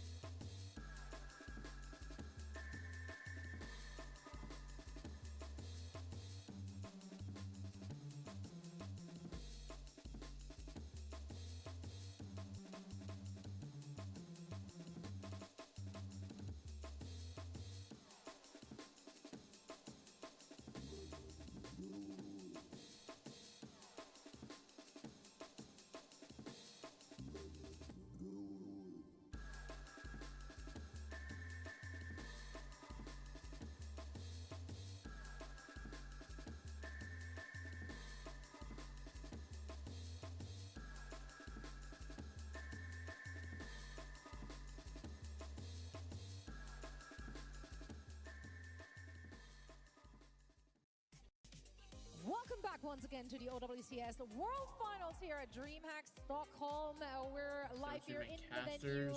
In place, and we see Golden Boy in place. Started one more match. A hot minute ago. Yeah, we had a lot of matches to get through. In fact, 7 matches, not just 6 that you saw on the schedule. No, we also had a show match. And you both played in it. And Johnny, what's the score, the overall show match score between you and Jake? Who counts? No one counts. If someone were to count. No one counts. It's for fun. It's very humble of you, Johnny. Isn't that what they do these days? They don't keep score. They just play for fun. That's true. It's easy to be humble if you're leading 3-0. That's what it's all about. I'm Swedish. I'm trying to be nice. That's what we do. Does that have to do with you being Swedish? Yeah. I think Swedish people are generally nice. So I'm trying to represent. I so far have very nice experiences, so I give you that one. Yeah. Let's talk about that show match, though. Let's talk about your experience. We saw a Hazard in action, which is obviously super exciting. Let's talk about his abilities. Yeah, super fun hero, super dynamic. Definitely was interesting getting a feel for especially that shift ability, the violent leap. Really powerful, but also, you know, interesting to control. I think I didn't explore this very much, but the vault, I think, was really interesting to have something like that on a tank, right? Joker like that little mini wall climb. You can be able to climb up on ledges. It makes a huge difference having that on a passive where you're not waiting on some cooldown. You can kind of constantly maneuver around the map. And I think definitely, like, didn't fully explore that so far, just being able to play one match, but I feel like that's going to be maybe the most interesting part of the kit from my perspective. I mean, that's what makes so many of these Overwatch heroes so much fun, right? Like the wall. You know, how can you use the wall? How can you be creative with that? That's what I love about the Overwatch heroes, and Hazard is another one that provides that kind of like creative function. Absolutely. Now we are finally ready to send it over to the stage for our last match of the day. So Golden Boy, take it away. Thank you so much for that, Zoe. All right, Stockholm, how you feeling today? You good? Where is he? Oh, he's okay, down here. Because these guys weren't even cheering over here. Stockholm, how you feeling? You good? Hey, even up. We even got the people in the back excited and joining us. All right, folks. The people of Stockholm are like, guys, we've been here since like, because what? It is now, it's been 8 hours. Well, I was goes saying, yeah, home. you've probably So been in let's the go ahead venue for and 8 bring hours. out your first team. Put your hands together for the EMEA's finest. It's ends. The hometown heroes ends, getting loud cheers in the building as they enter the lower bracket for a chance to stay alive. The hometown heroes who are about to throughout fucking the year. get it. Who will turn up big for them here in the lower bracket matchup? And their opponent also fighting for their tournament life on the line. Welcome to the stage, NRG Shock! Your third team qualifying out of NA, I looking to get want- a win and stay I alive want here in this Energy tournament. Shock Their just to backs are win, against the purely wall. for They Rack face Attack. the hometown heroes with all this Scissors, pressure. why the They're fuck the are only you ones wearing? who get it done. Who can game comfortably in jeans? Because I can't. Send it back to your casters one more time. You got Jaws and Necro on the call. Where's everyone at? That's what I've been asking. Ain't no one. If everybody's either in Stockholm or when I said, "Hey, do you want to pull up to 8 a.m. or 4 a.m. Overwatch?" I got told no. That's what I've been wondering. For tomorrow, I know. Hunter Rain said he would actually tap in with me, so that's very, very nice. So hopefully, we can convince more people to drop in. But truly, a lot of CGL staff and is just in Stockholm. Like, so many of them are there.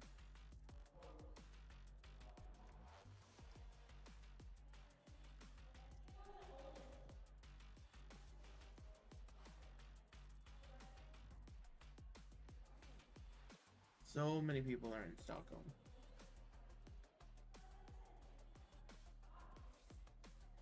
Which, hey, listen, you got money like that, flex it, I guess. Do what you gotta do.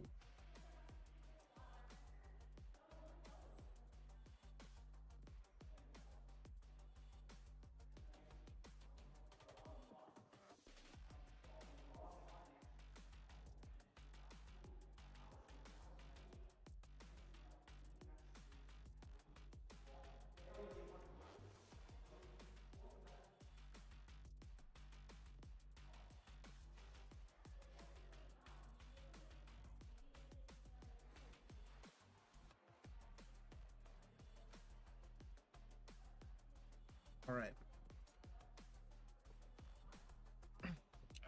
All right. Anyone in chat? What are we thinking? What are we sniffing out here for a potential? For some potential prize.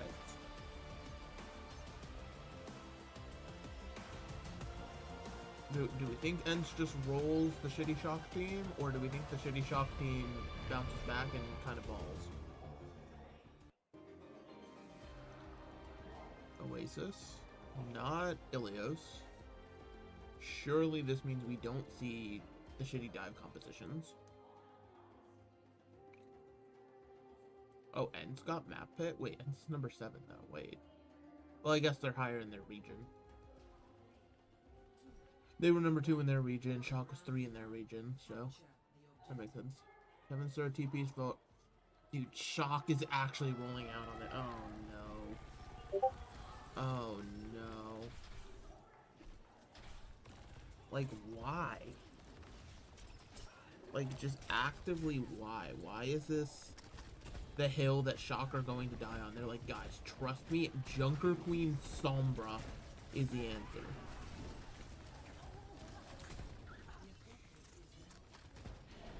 Like, surely you could do something better.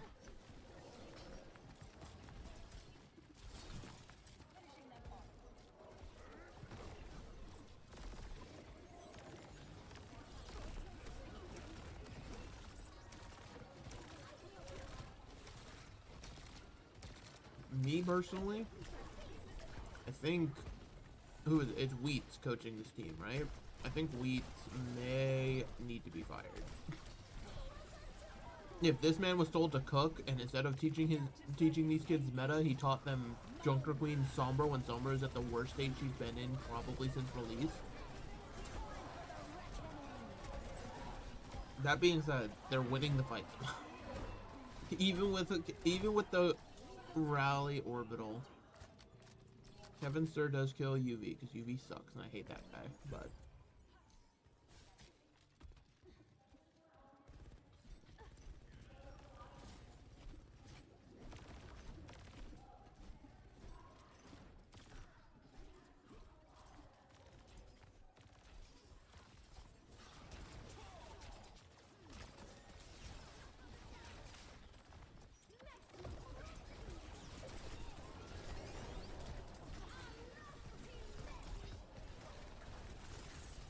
EMP it. EMP it, I dare you. I dare you. Waste EMP. Do it.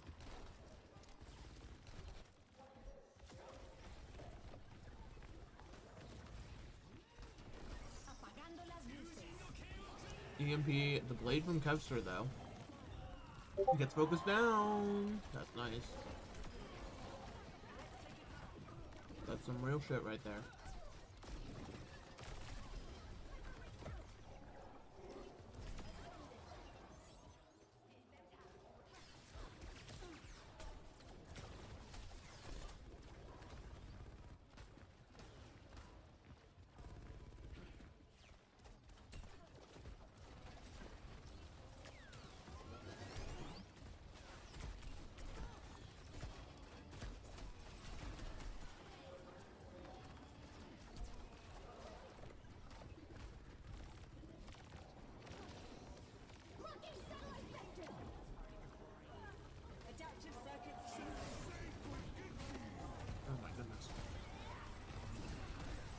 Why is this working? Okay, the Blossom in the cage finally is going to be a fight win here for Eds, but they also had to invest Orbital Ray on top of that. Wait. So hence now just has a rally against a Rampage Orbital Ray.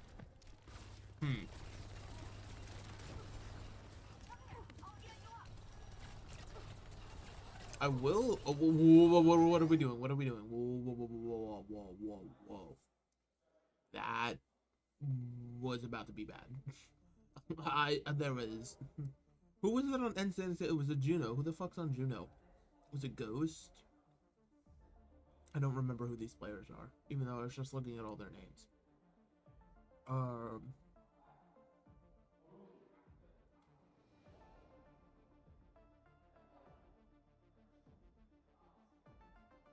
Or is that, who's that? Is that Ghost or is that Masa? I can't tell. No, Masa went back to the 9 to 5 life, right?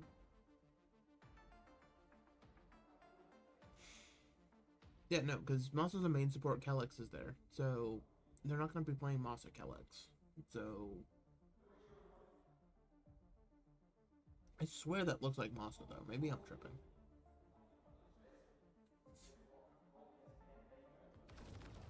Kellex and Sky. Okay, yeah, so I have no clue who Sky is. Got it. Oh, I'm so dumb. It was fucking Vestola. I'm thinking that we're looking at the support. No, we were just looking at tanks. It's actually just Vestola. I'm stupid. Early rally, but now the Rampage comes up. Wait, the Rampage doesn't connect onto anyone. Ooh, Kellen? What's going on there, buddy? Wait a minute, I just watched Shock potentially piss this away. Okay, the EMP cleans it up, though. Holy shit, that could have been so catastrophically bad, though. How does a Rampage not hit a single person? Like, where the fuck are you aiming at, Kellen? Kevster dies, can't touch, and I don't think a touch comes through. Yeah, that's just it. Round 1 goes the way that you would expect. Well, actually, no, Shock won it.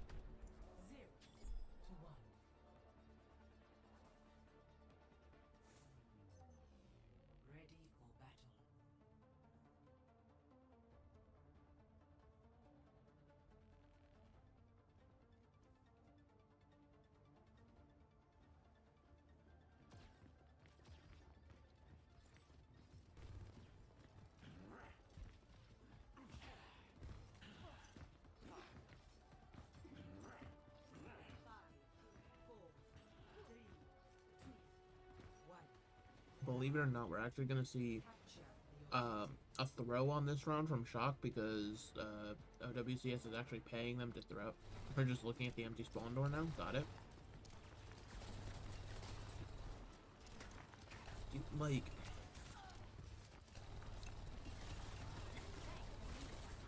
Like this is so odd because you really, like, Energy Calm is all in on ult fights. Like, that's the plan, right? Like, each fight on its own should win you. Each ult on its own should win you a fight. Ray, BMP, Rampage, they can all do that, right? But to play that sort of ult build game, especially into this Malga, like, it's so hard to close the distance as long as the Malga is, like, somewhat aware of what's going on. Also, now with Kai on the Reaper, like, well, Kai was on the Reaper before, I guess, but like the Reaper just would be chunking through Kellen, unless there's like insane levels of heal.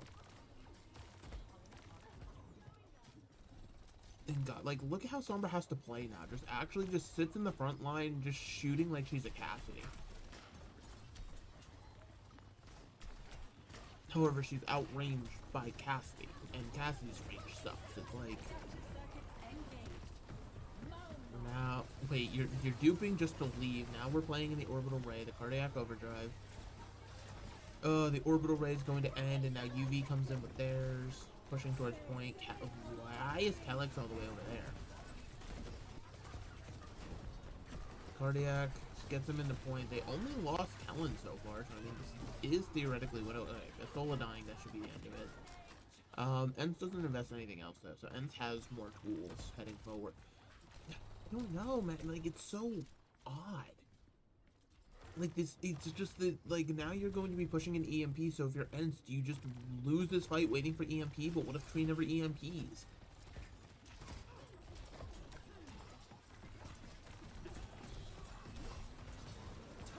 It's actually, it's so difficult to decide, okay, we're EMPing Cage. I'm gonna be real, Scissor's already killed 2. I do not think you needed that EMP in the slightest. We're staggering Amalga.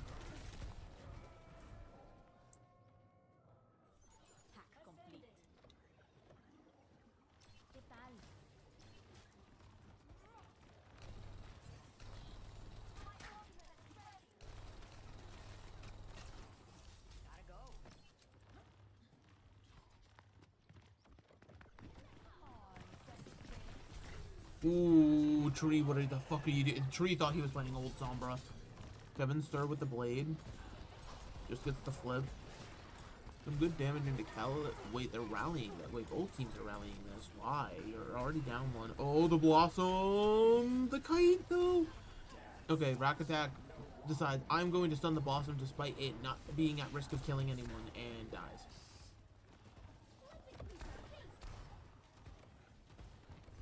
Like, Rack actually just tried to get down Mr. President for nobody.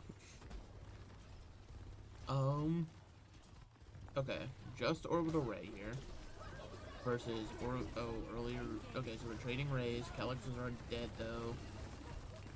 Duplicated Malga. Ooh, Solo. Needs some of that healing. He's gonna get a cage. Yep, there's a cage. Yep, cage. Ooh, this is gonna actually probably still favor ENCE, as long as ENCE goes quickly, right? Go quickly, lose a fight to Rampage, see if you can get EMP out as well, and then come into final fight with your Cage Blade. Like, that's really, that should just be the game plan here. If you take too long, though, like, you kind of, you're actually evaporating your time right now. Like, the fact that you didn't just take a fight and die real quick to the Rampage, you've now actually burnt your time. So now it is final fight, and you're desperately going to try to earn this cage and this blade while you're being pressured by the EMP blade, or Rampage.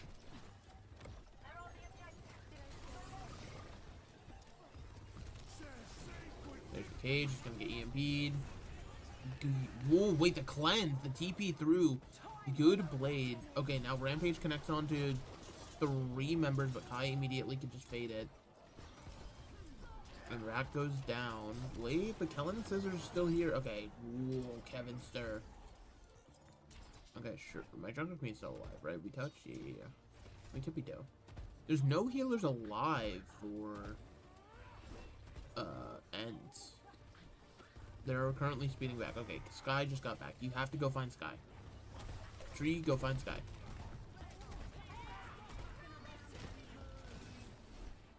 Oh, and Kellen finds Calyx. Oh, and now the rally. It's giving everybody extra HP. The Malga charging through. ENCE does not have shit to work with. And there goes the Stola. Wait, is this just Shock winning? Yep, Shock.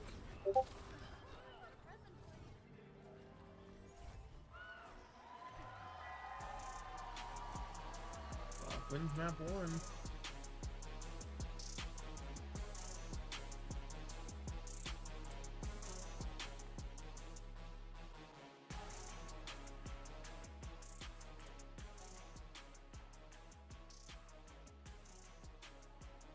the entirety of EU might actually just have like like a group drink tonight. The entire European Union.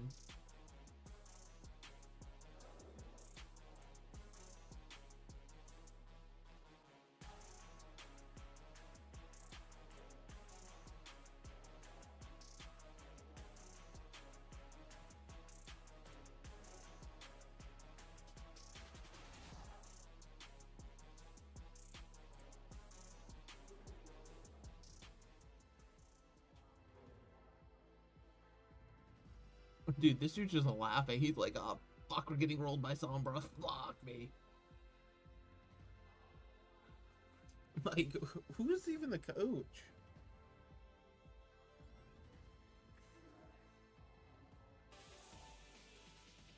Who's the coach of Ents? Did Ghost move to a coach role after Hunter? No. I think Ghost just got off. I think that's what happened. I think I'm too obsessed with Ghost 90. I need to not care. And watch who's coaching this roster.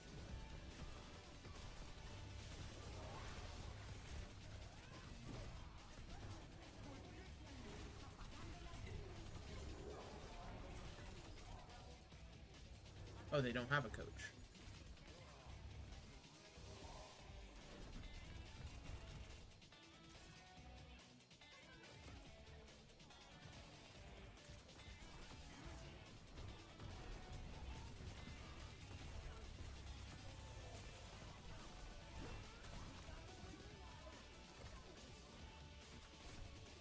They actually just don't have a coach. They have Kai, Kevster, Vistola, Chase, Skyrippa,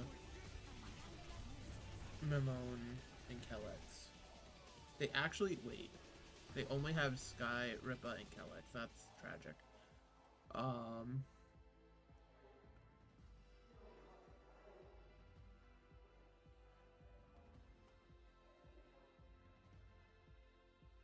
So who is that? Is that Algos, their team manager?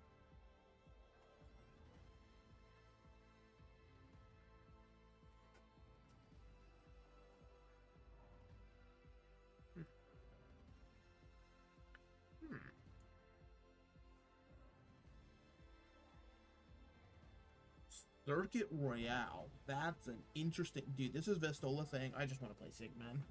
That's exactly what this is. Vestola said, fuck this bullshit, I just want to play Sig.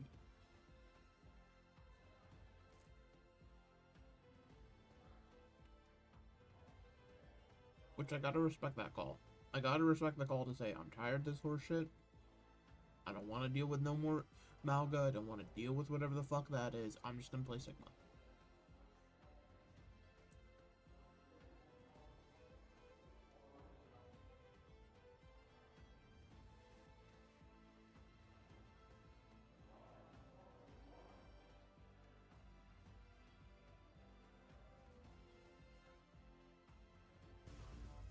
Which, I mean, again, this should be completely Ents favored. Like, I don't think...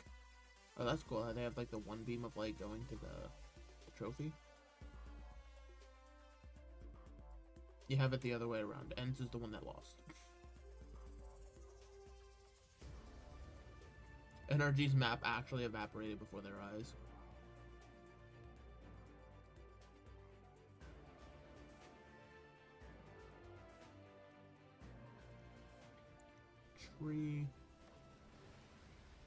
Okay, well, wait, no, they're on defense, so this is real. Wait, they're playing, and they're not playing, well, wait, okay.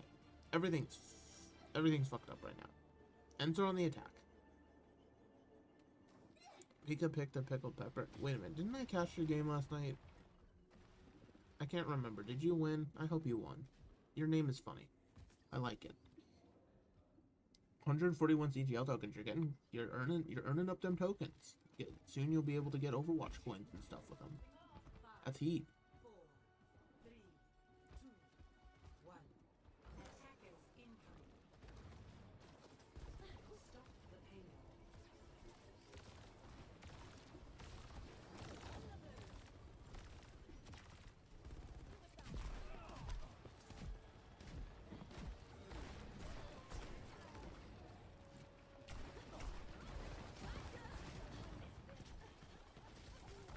like, what are these comps?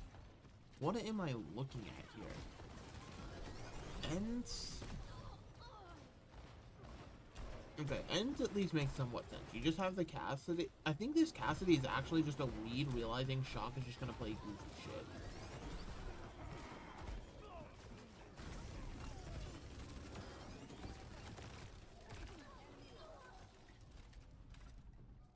But, like, why are Shock playing goofy shit? Like, why are we still on this song? We pick Circuit Royale just to play Malga. Like, I don't understand it. I mean, hey, listen, it's one first fight. Never easy to question anything yet. I guess, to be fair, the Sigma would be kind of ass, specifically with Shocker running.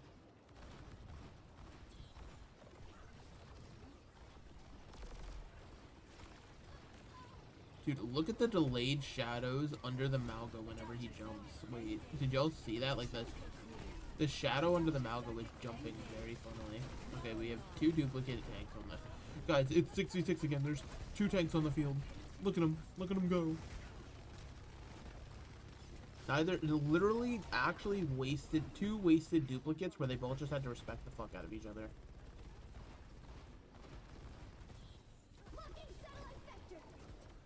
UV. Okay, now that early orbital ray means Ents gets to come back in with their orbital ray. Like, it's literally, do you know what it is? This is devolved into like how you play double shield. It is, okay, they've used an ultimate, I am backing up. Now you have used an ultimate, I am backing up. I'm using an ultimate, you're backing up. The rampage comes through. Oh my god, wait, the rampage on top of the fucking orbital ray. Oh, they kill. Oh, we get Kevster out of it though. They have to touch point, they have to touch point, they have to touch point. The EMP is massive. The Kai is going to work. Oh my god. Oh, the Deadeye. And he misses the axe swing. Oh, and now Malga's caging. The cardiac. Oh, no, no, no, no, no. Oh, Kellen dies. Ooh, it's just a hovering from UV. UV's gonna eventually die. Well, wait, Tree is back on Symmetra? What the hell is this one? Wait, the Sim's cooking. Wait a minute. There's no fucking... Tree is actually on a Mystery Heroes. Fucking Venture, Sombra, Symmetra. Like, what the fuck is bro cooking?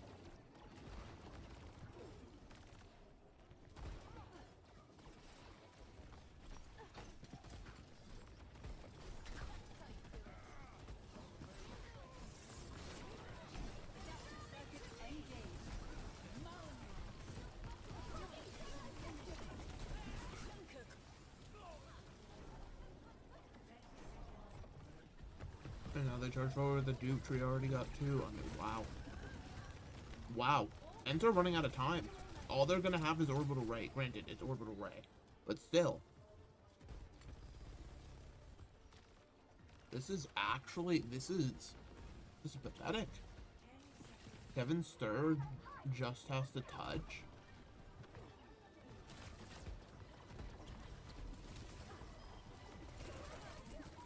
There's that orbital ray. Kellen has the rampage. It connects onto 3. Oh my god. Calyx is already dead. The cast is so low. Somebody help him. Nobody can help him. Wait a minute.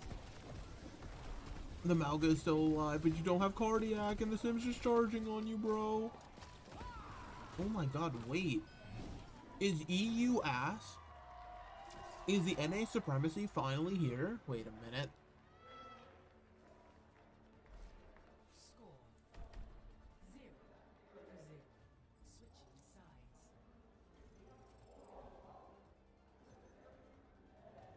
EMEA near airport.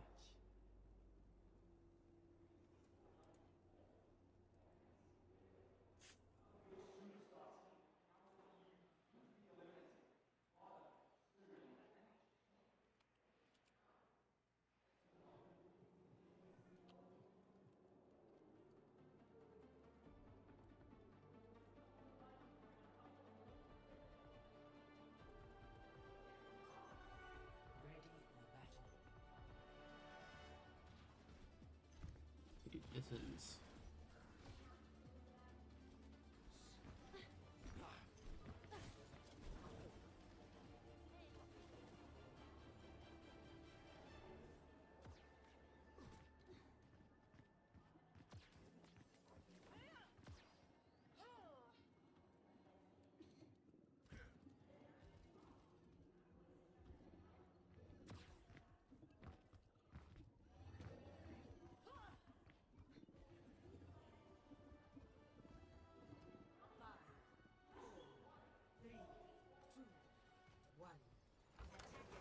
racking it off the Life Weaver. None of that. The spawn hold now being attempted. Oh, but like, look at this. You're just on an off angle. But I think they realize... Okay. This is kind of good realization that the Widow was going to be there. So they just said, you know what, fuck it. We're just not going to deal with that. But now that they're off Widow, they can push back towards the main spawn door. It's actually... The spawn hold of Dreams has been broken by a teleporter, potentially. Kellen is actually learning about new pathways here on Circuit Royale. Oh, the Juno's now in Kellen's face. Oh, if Kellen dies, Kellen dies, Kellen dies. His HP. It's so low. Kill the Kellen guy. Come on. Okay, wait, the spawn hold. Wait a minute. EU not done yet. The European Union might continue to hold.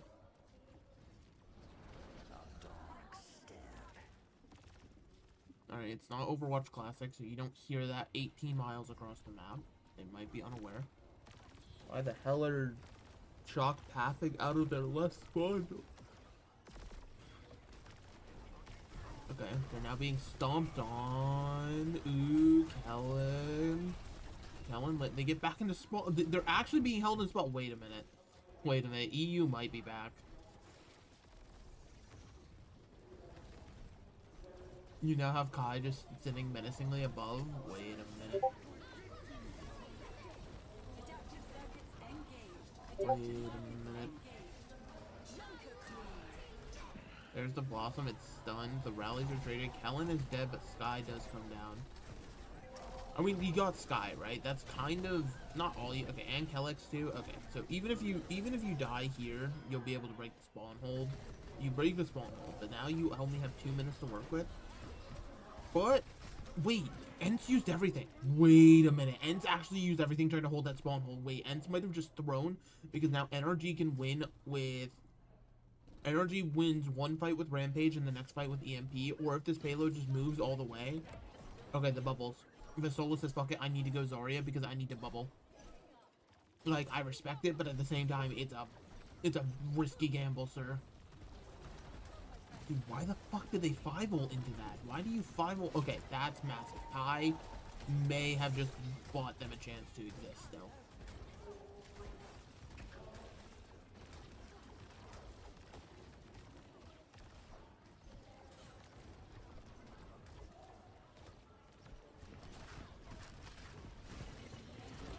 There's the EMP, but Kai still kills Scissors. That can't happen with your EMP. Your EMP cannot be a trade. Oh, there's a... Oh, I smell a Rampage. Oh, Kellen wants it. They're playing so split. They know he wants it. Oh, no. Okay, wait. Now we're rounding the corner. Actually, ooh. Kevin's third. You might have to... In Sky. You both got to build these ults quick as hell. The Rampage comes through, but Vistola's already done. The anti onto Sky. He still dies even after casting the Orbital Ray. Oh, the Blossom, but it's stunned up. Wait. It's over. It's done. This is the last touch from the Echo. NRG are up 2-0. Oh my god. Wait, EU is done. EU is so fucking done.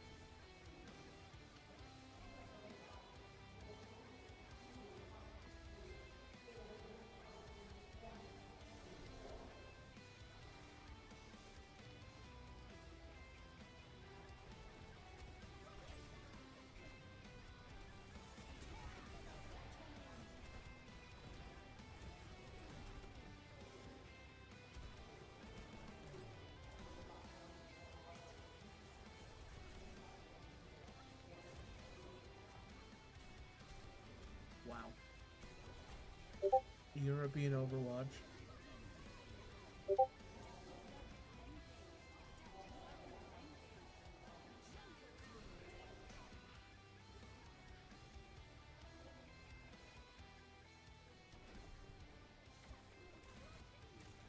Oh my god. Today is the best day ever. EU is losing in Overwatch. And apparently I just got told Kendrick dropped a whole fucking album on him. Oh my god, my hands are up. My hands are up.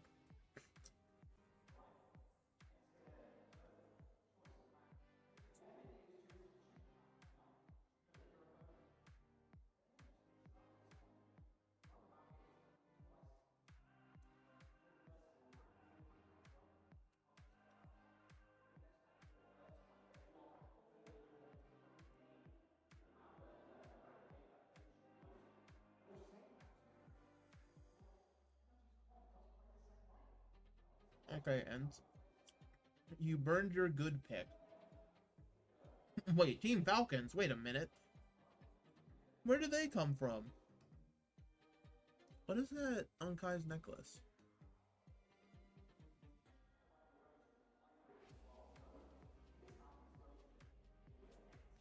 Is that like an Oni?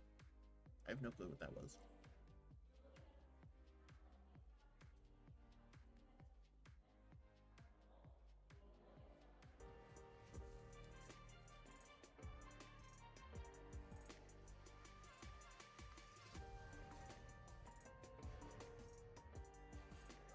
Midtown.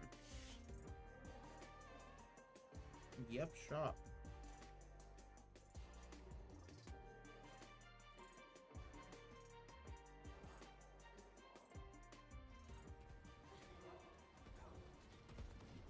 Okay. Well, right, this is what I was gonna do.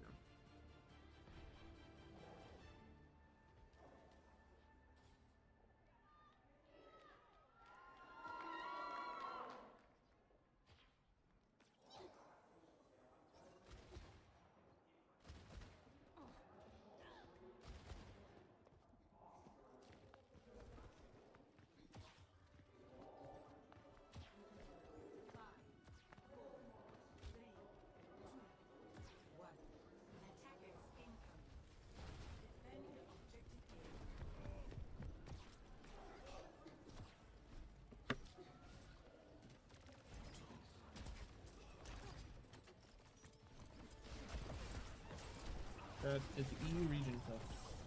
Is it just over for him? Okay, to be fair, Shock is now being pushed back into point B already. So this is good. Now you just have to actually go take the point where Rack Attack was standing alone? Okay, wait. Wait a minute. Maybe NA is shit. Who knows? Jury's still out. They kill Kai, but Tree is just under fire like hell. Scissors finds one on the Kellic, so they remove the support, so this should still be fightable for Shock. Yeah, I was gonna say, because, yeah, now the support line's here to keep Kellen alive. They waste Cardiac over there, so there's no more healing utility, so they actually just have to leave. They get a tick for their trouble. Dude, that's... Like, what the fuck was this fight?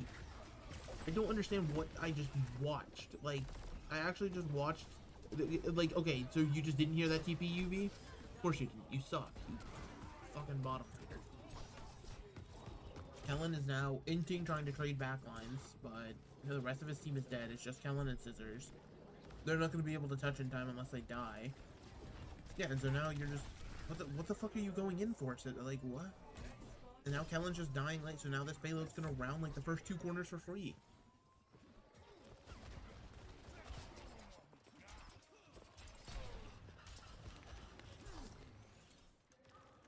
What in the fresh hell is going on?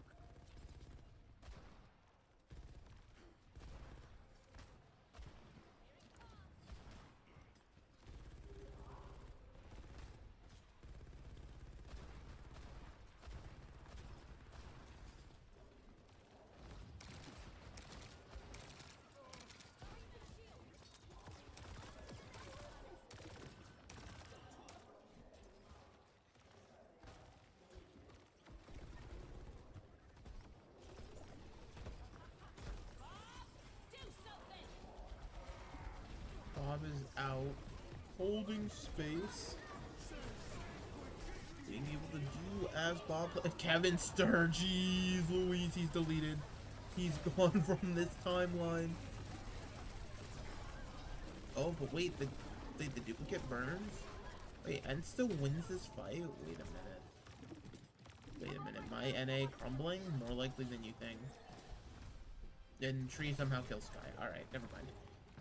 Never mind. Yep, Tree. And Kevster's dead, and now Kai's dead. Yep. Yep. You're not chasing that. You're not You're chasing that? Wait. Wait a minute. Shock? Shock, getting a little bit zesty with it? Okay. This is the shock I've been missing. Wait a minute. Some sauce, some drip, if you will.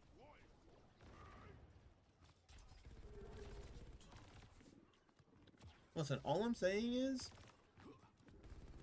Streets are saying PGE will throw it back if NA outlasts all of EU. So that's all I'm saying. Well, I guess it's EMEA, it's not EU. Because you have Twisted Minds as well.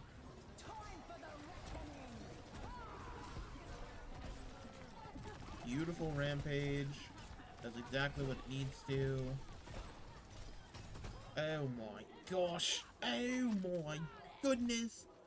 Okay, well you still have 2.5 minutes that you have to work through. Because you kind of got capped on really fucking fast. So, unlucky. Kai has Death Blossom. What is Kai gonna do with this Death Blossom, you might ask? Oh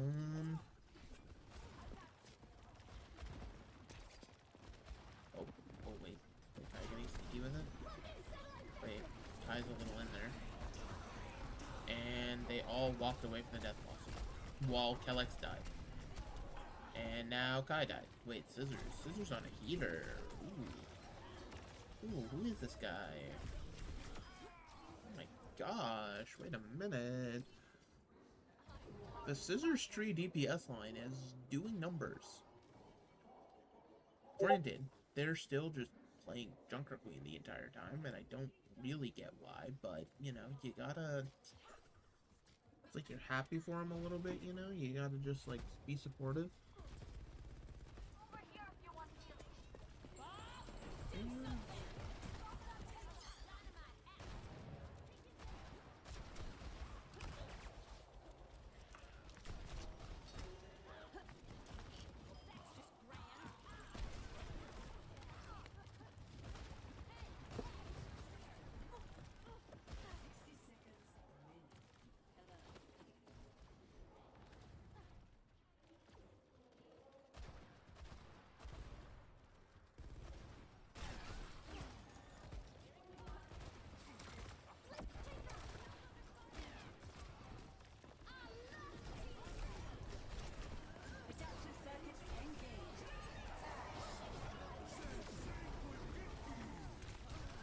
Today, I will click Q.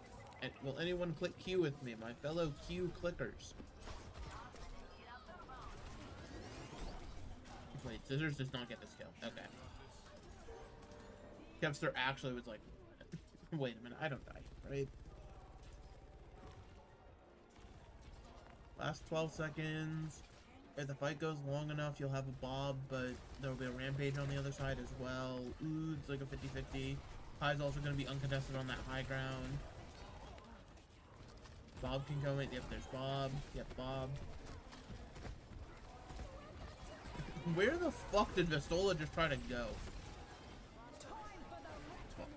And the Rampage connects with no one. Dude, Kellen, what the fuck are you doing? They still win. They still win. Because Ents is like pee-pee poo-poo pissing on themselves.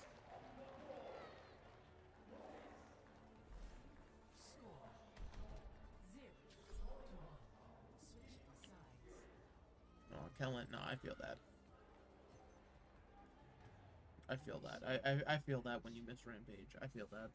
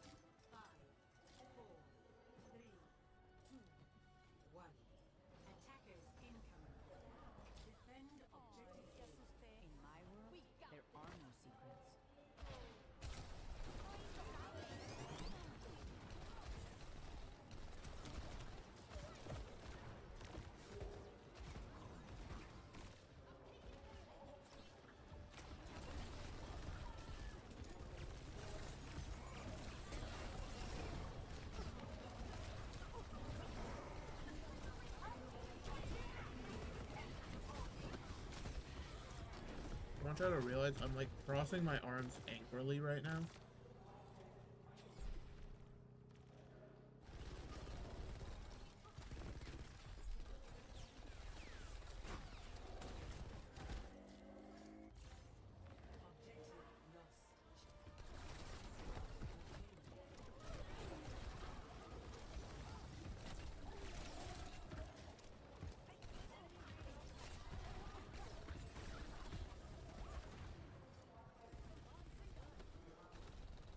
Ooh, and what do you got left in the chamber here?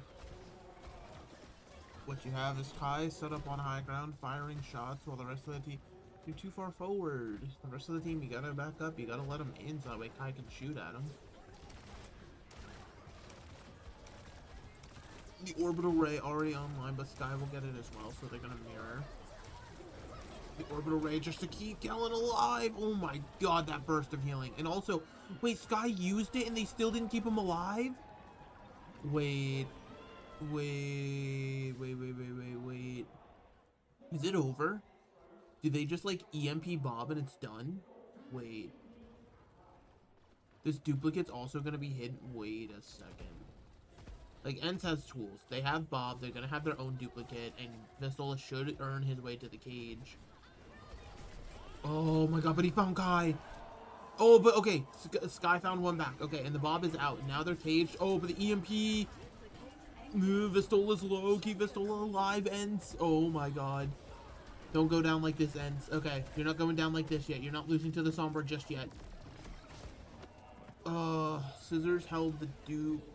Ooh, and okay, Skyrippa on Fury is fine. That's fine. It's actually so big that he's now on this Kiriko because now the Rampage is no longer a guaranteed fight win. Tree, what are you switching to? Oh, you're mirroring Ash because you can control the high ground now. I see that. I see the vision. I see the scope of it.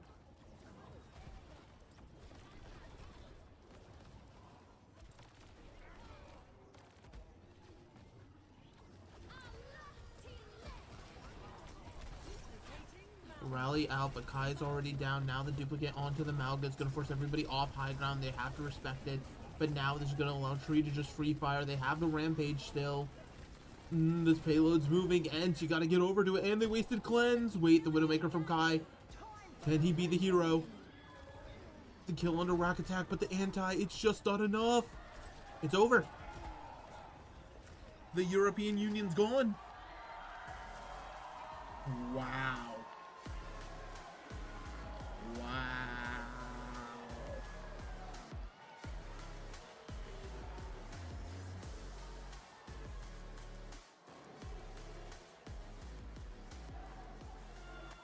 Wow, EU is cooked.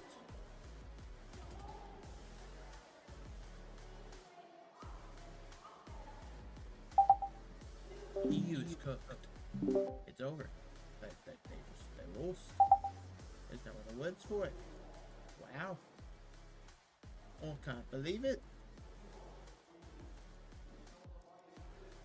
The hug from Rack on the cat. Listen, Rack Attack got a dub. Rack Attack got a dub at a LAN. I don't think Shock did that last time round. So you know what? I'm here for it.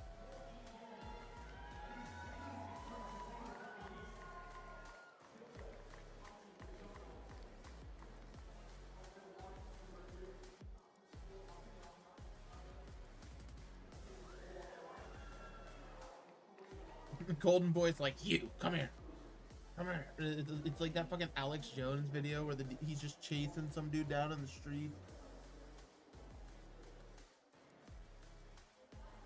I'm gonna be real. Jaws, honestly, if that sweater was green, Jaws would look like fucking Steve from Blue's Clues. Straight up. Blue's good do, we can do. Wow. That's the end of day one then, right? I gotta give props to that Kiriko cosplay. So what? It just turned 1 in the afternoon. The stream was up for 8 hours. 8 hours across 7 matches technically with the show match. granted, a lot of first to dos, but wow. The European All right, Union. and I gotta say, that camera shot looks great, Peter. You absolutely knocked it out of the park. I'm here with Tree now from NRG Shock. Tree, congratulations, man. What a response to going down in the elimination bracket like that, but a massive 3-0 victory. How does it feel to be able to get that one over the line after what you guys went through in that first match? Yeah, I mean, just a good win overall. I think Crazy Raccoons, you know, obviously they're best. Like, going into that Ilios first map, we knew they were going to be on ball. It's, like, really hard. And I think after that, we kind of lost a little bit of confidence. But I think we voted a little bit, and the main thing we realized was, like, we know our strength. We know how to play this Queen comp. No one else really has a read on it, I feel like. So if we just play to our strengths, we win, and we don't lose confidence after that loss, and we did just that. Well, I actually want to, you know, you don't got to give me too many details about this, but the Queen's looking pretty good for y'all right now. Was this the thing that you guys figured out in scrims prior to this? Something you figured out here? Kind of give us the lowdown of how you guys came to this composition and why you feel so confident with it. Yeah, so I think after the Arista meta, and there's like the one patch that we swapped to after that, everyone started playing Maga when like people were still figuring out the meta, and we just kind of picked Queen, and we just did not lose since. So we just kept running it and kept playing it, and it worked. So we should be expecting more Queen? Yeah, everyone knows at this point, so why not? Everyone knows already, so why not? Everyone All knows. right, Trey, I want to thank you so much for your time, my man. Thank you so much. Let's go ahead and check out the winning moment for NRG Shock right now. I'm coming. 아니 켜 아니 켜.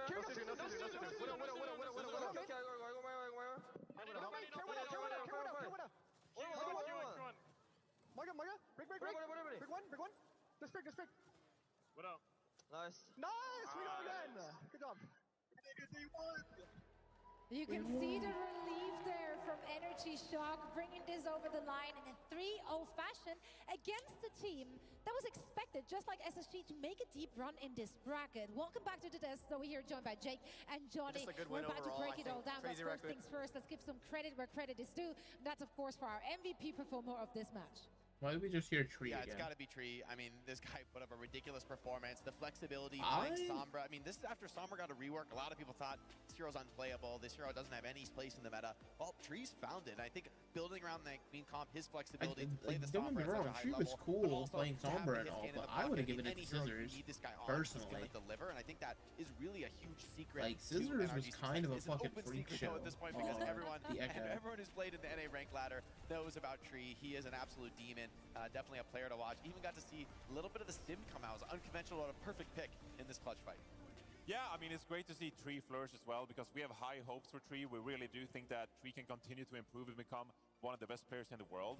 But you need to do more than just NA, right? You need to prove it on a global stage, and Tree is doing exactly that here in Stockholm. And what a fantastic redemption arc for this entire roster, really. After the performance we've seen from them towards the end of the season, there were a lot of questions about that roster and how they will perform here on the international stage against the greats.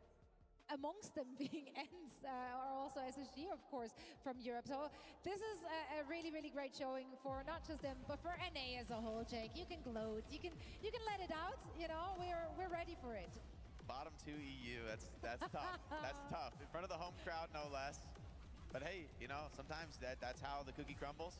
You know, we took our licks in Dallas, North Americans, but maybe we did not take our licks. Every single NA person was coming up with 18 ounces of copium. Looks so scary, looks so threatening. Crazy Raccoon, I mean, think about this is such a dominant win for NRG, and it almost makes you forget the type of performance that Crazy Raccoon delivered this morning. So still, I think a lot more complexity to come in this tournament. We're yet to see, I think, how NRG will continue to perform with this Queen comp. Okay, Johnny, I do want a few words, though, on the other side here. ENCE, their performance today, obviously not what we wanted to see, what they wanted to see from themselves. It was no secret that they're not a fan of this meta, most likely not the most confident, but they have such high caliber players. They do. I mean, they're the stage 3 champions, and they were dominant in that type of meta, right? Especially when Vestola find himself on that Diva, which is his signature hero. I mean, they were flourishing, and Kevster has been a standout all year, of course, being the EMEA MVP. So that about tells you how good these players are, right? But in a meta like this, I think Vestola struggled quite a bit on the Mauga, especially here against NRG, adapting to how NRG play this game. So it's a tough meta for ENCE to find themselves in, and I do feel like they feel a little bit like maybe they weren't able to put their best foot forward, and that is a bit of a shame considering what we know they can do. Absolutely, yeah. Ends, unfortunately, they ended up playing Shock's game here. Shock was dictating the tempo throughout the entirety of this series, looking absolutely phenomenal on each and everything they played. Let's take a look at the bracket to see where we're at after just one day of gameplay. We had to say goodbye to 2 teams already. I feel like there's a bunch of upsets in here. I mean, yeah. If you didn't believe in NA from the start, you might have called these upsets. Okay. I need to restore a little bit of clout. I did say Nightmare, you know, they're a dark horse. I'm excited to see the As you predicted against them. Well, okay. It was not. There's no winning here. I think there's no winning for me. Only for me. Only for me. Not if you're you. All right. Oh yeah, so we predicted Nightmare. Of course. There's a Co-Stream, screenshot somewhere, so we you know, did there it. is evidence. Hey, listen, I slept Johnny, through half of it, but we did it. Twisted Minds. Yeah, we still have Twisted Minds. Twisted Minds are going to make the We'll tune in with more eliminate every tomorrow. NA team. Hopefully, I'll get more people to tap in I with might have to me. That way they can keep me away. There's a There's a distinct chance. possibility of that. I won't write it off. They've been popping off. But also to all my EU peeps, your region sucks. L.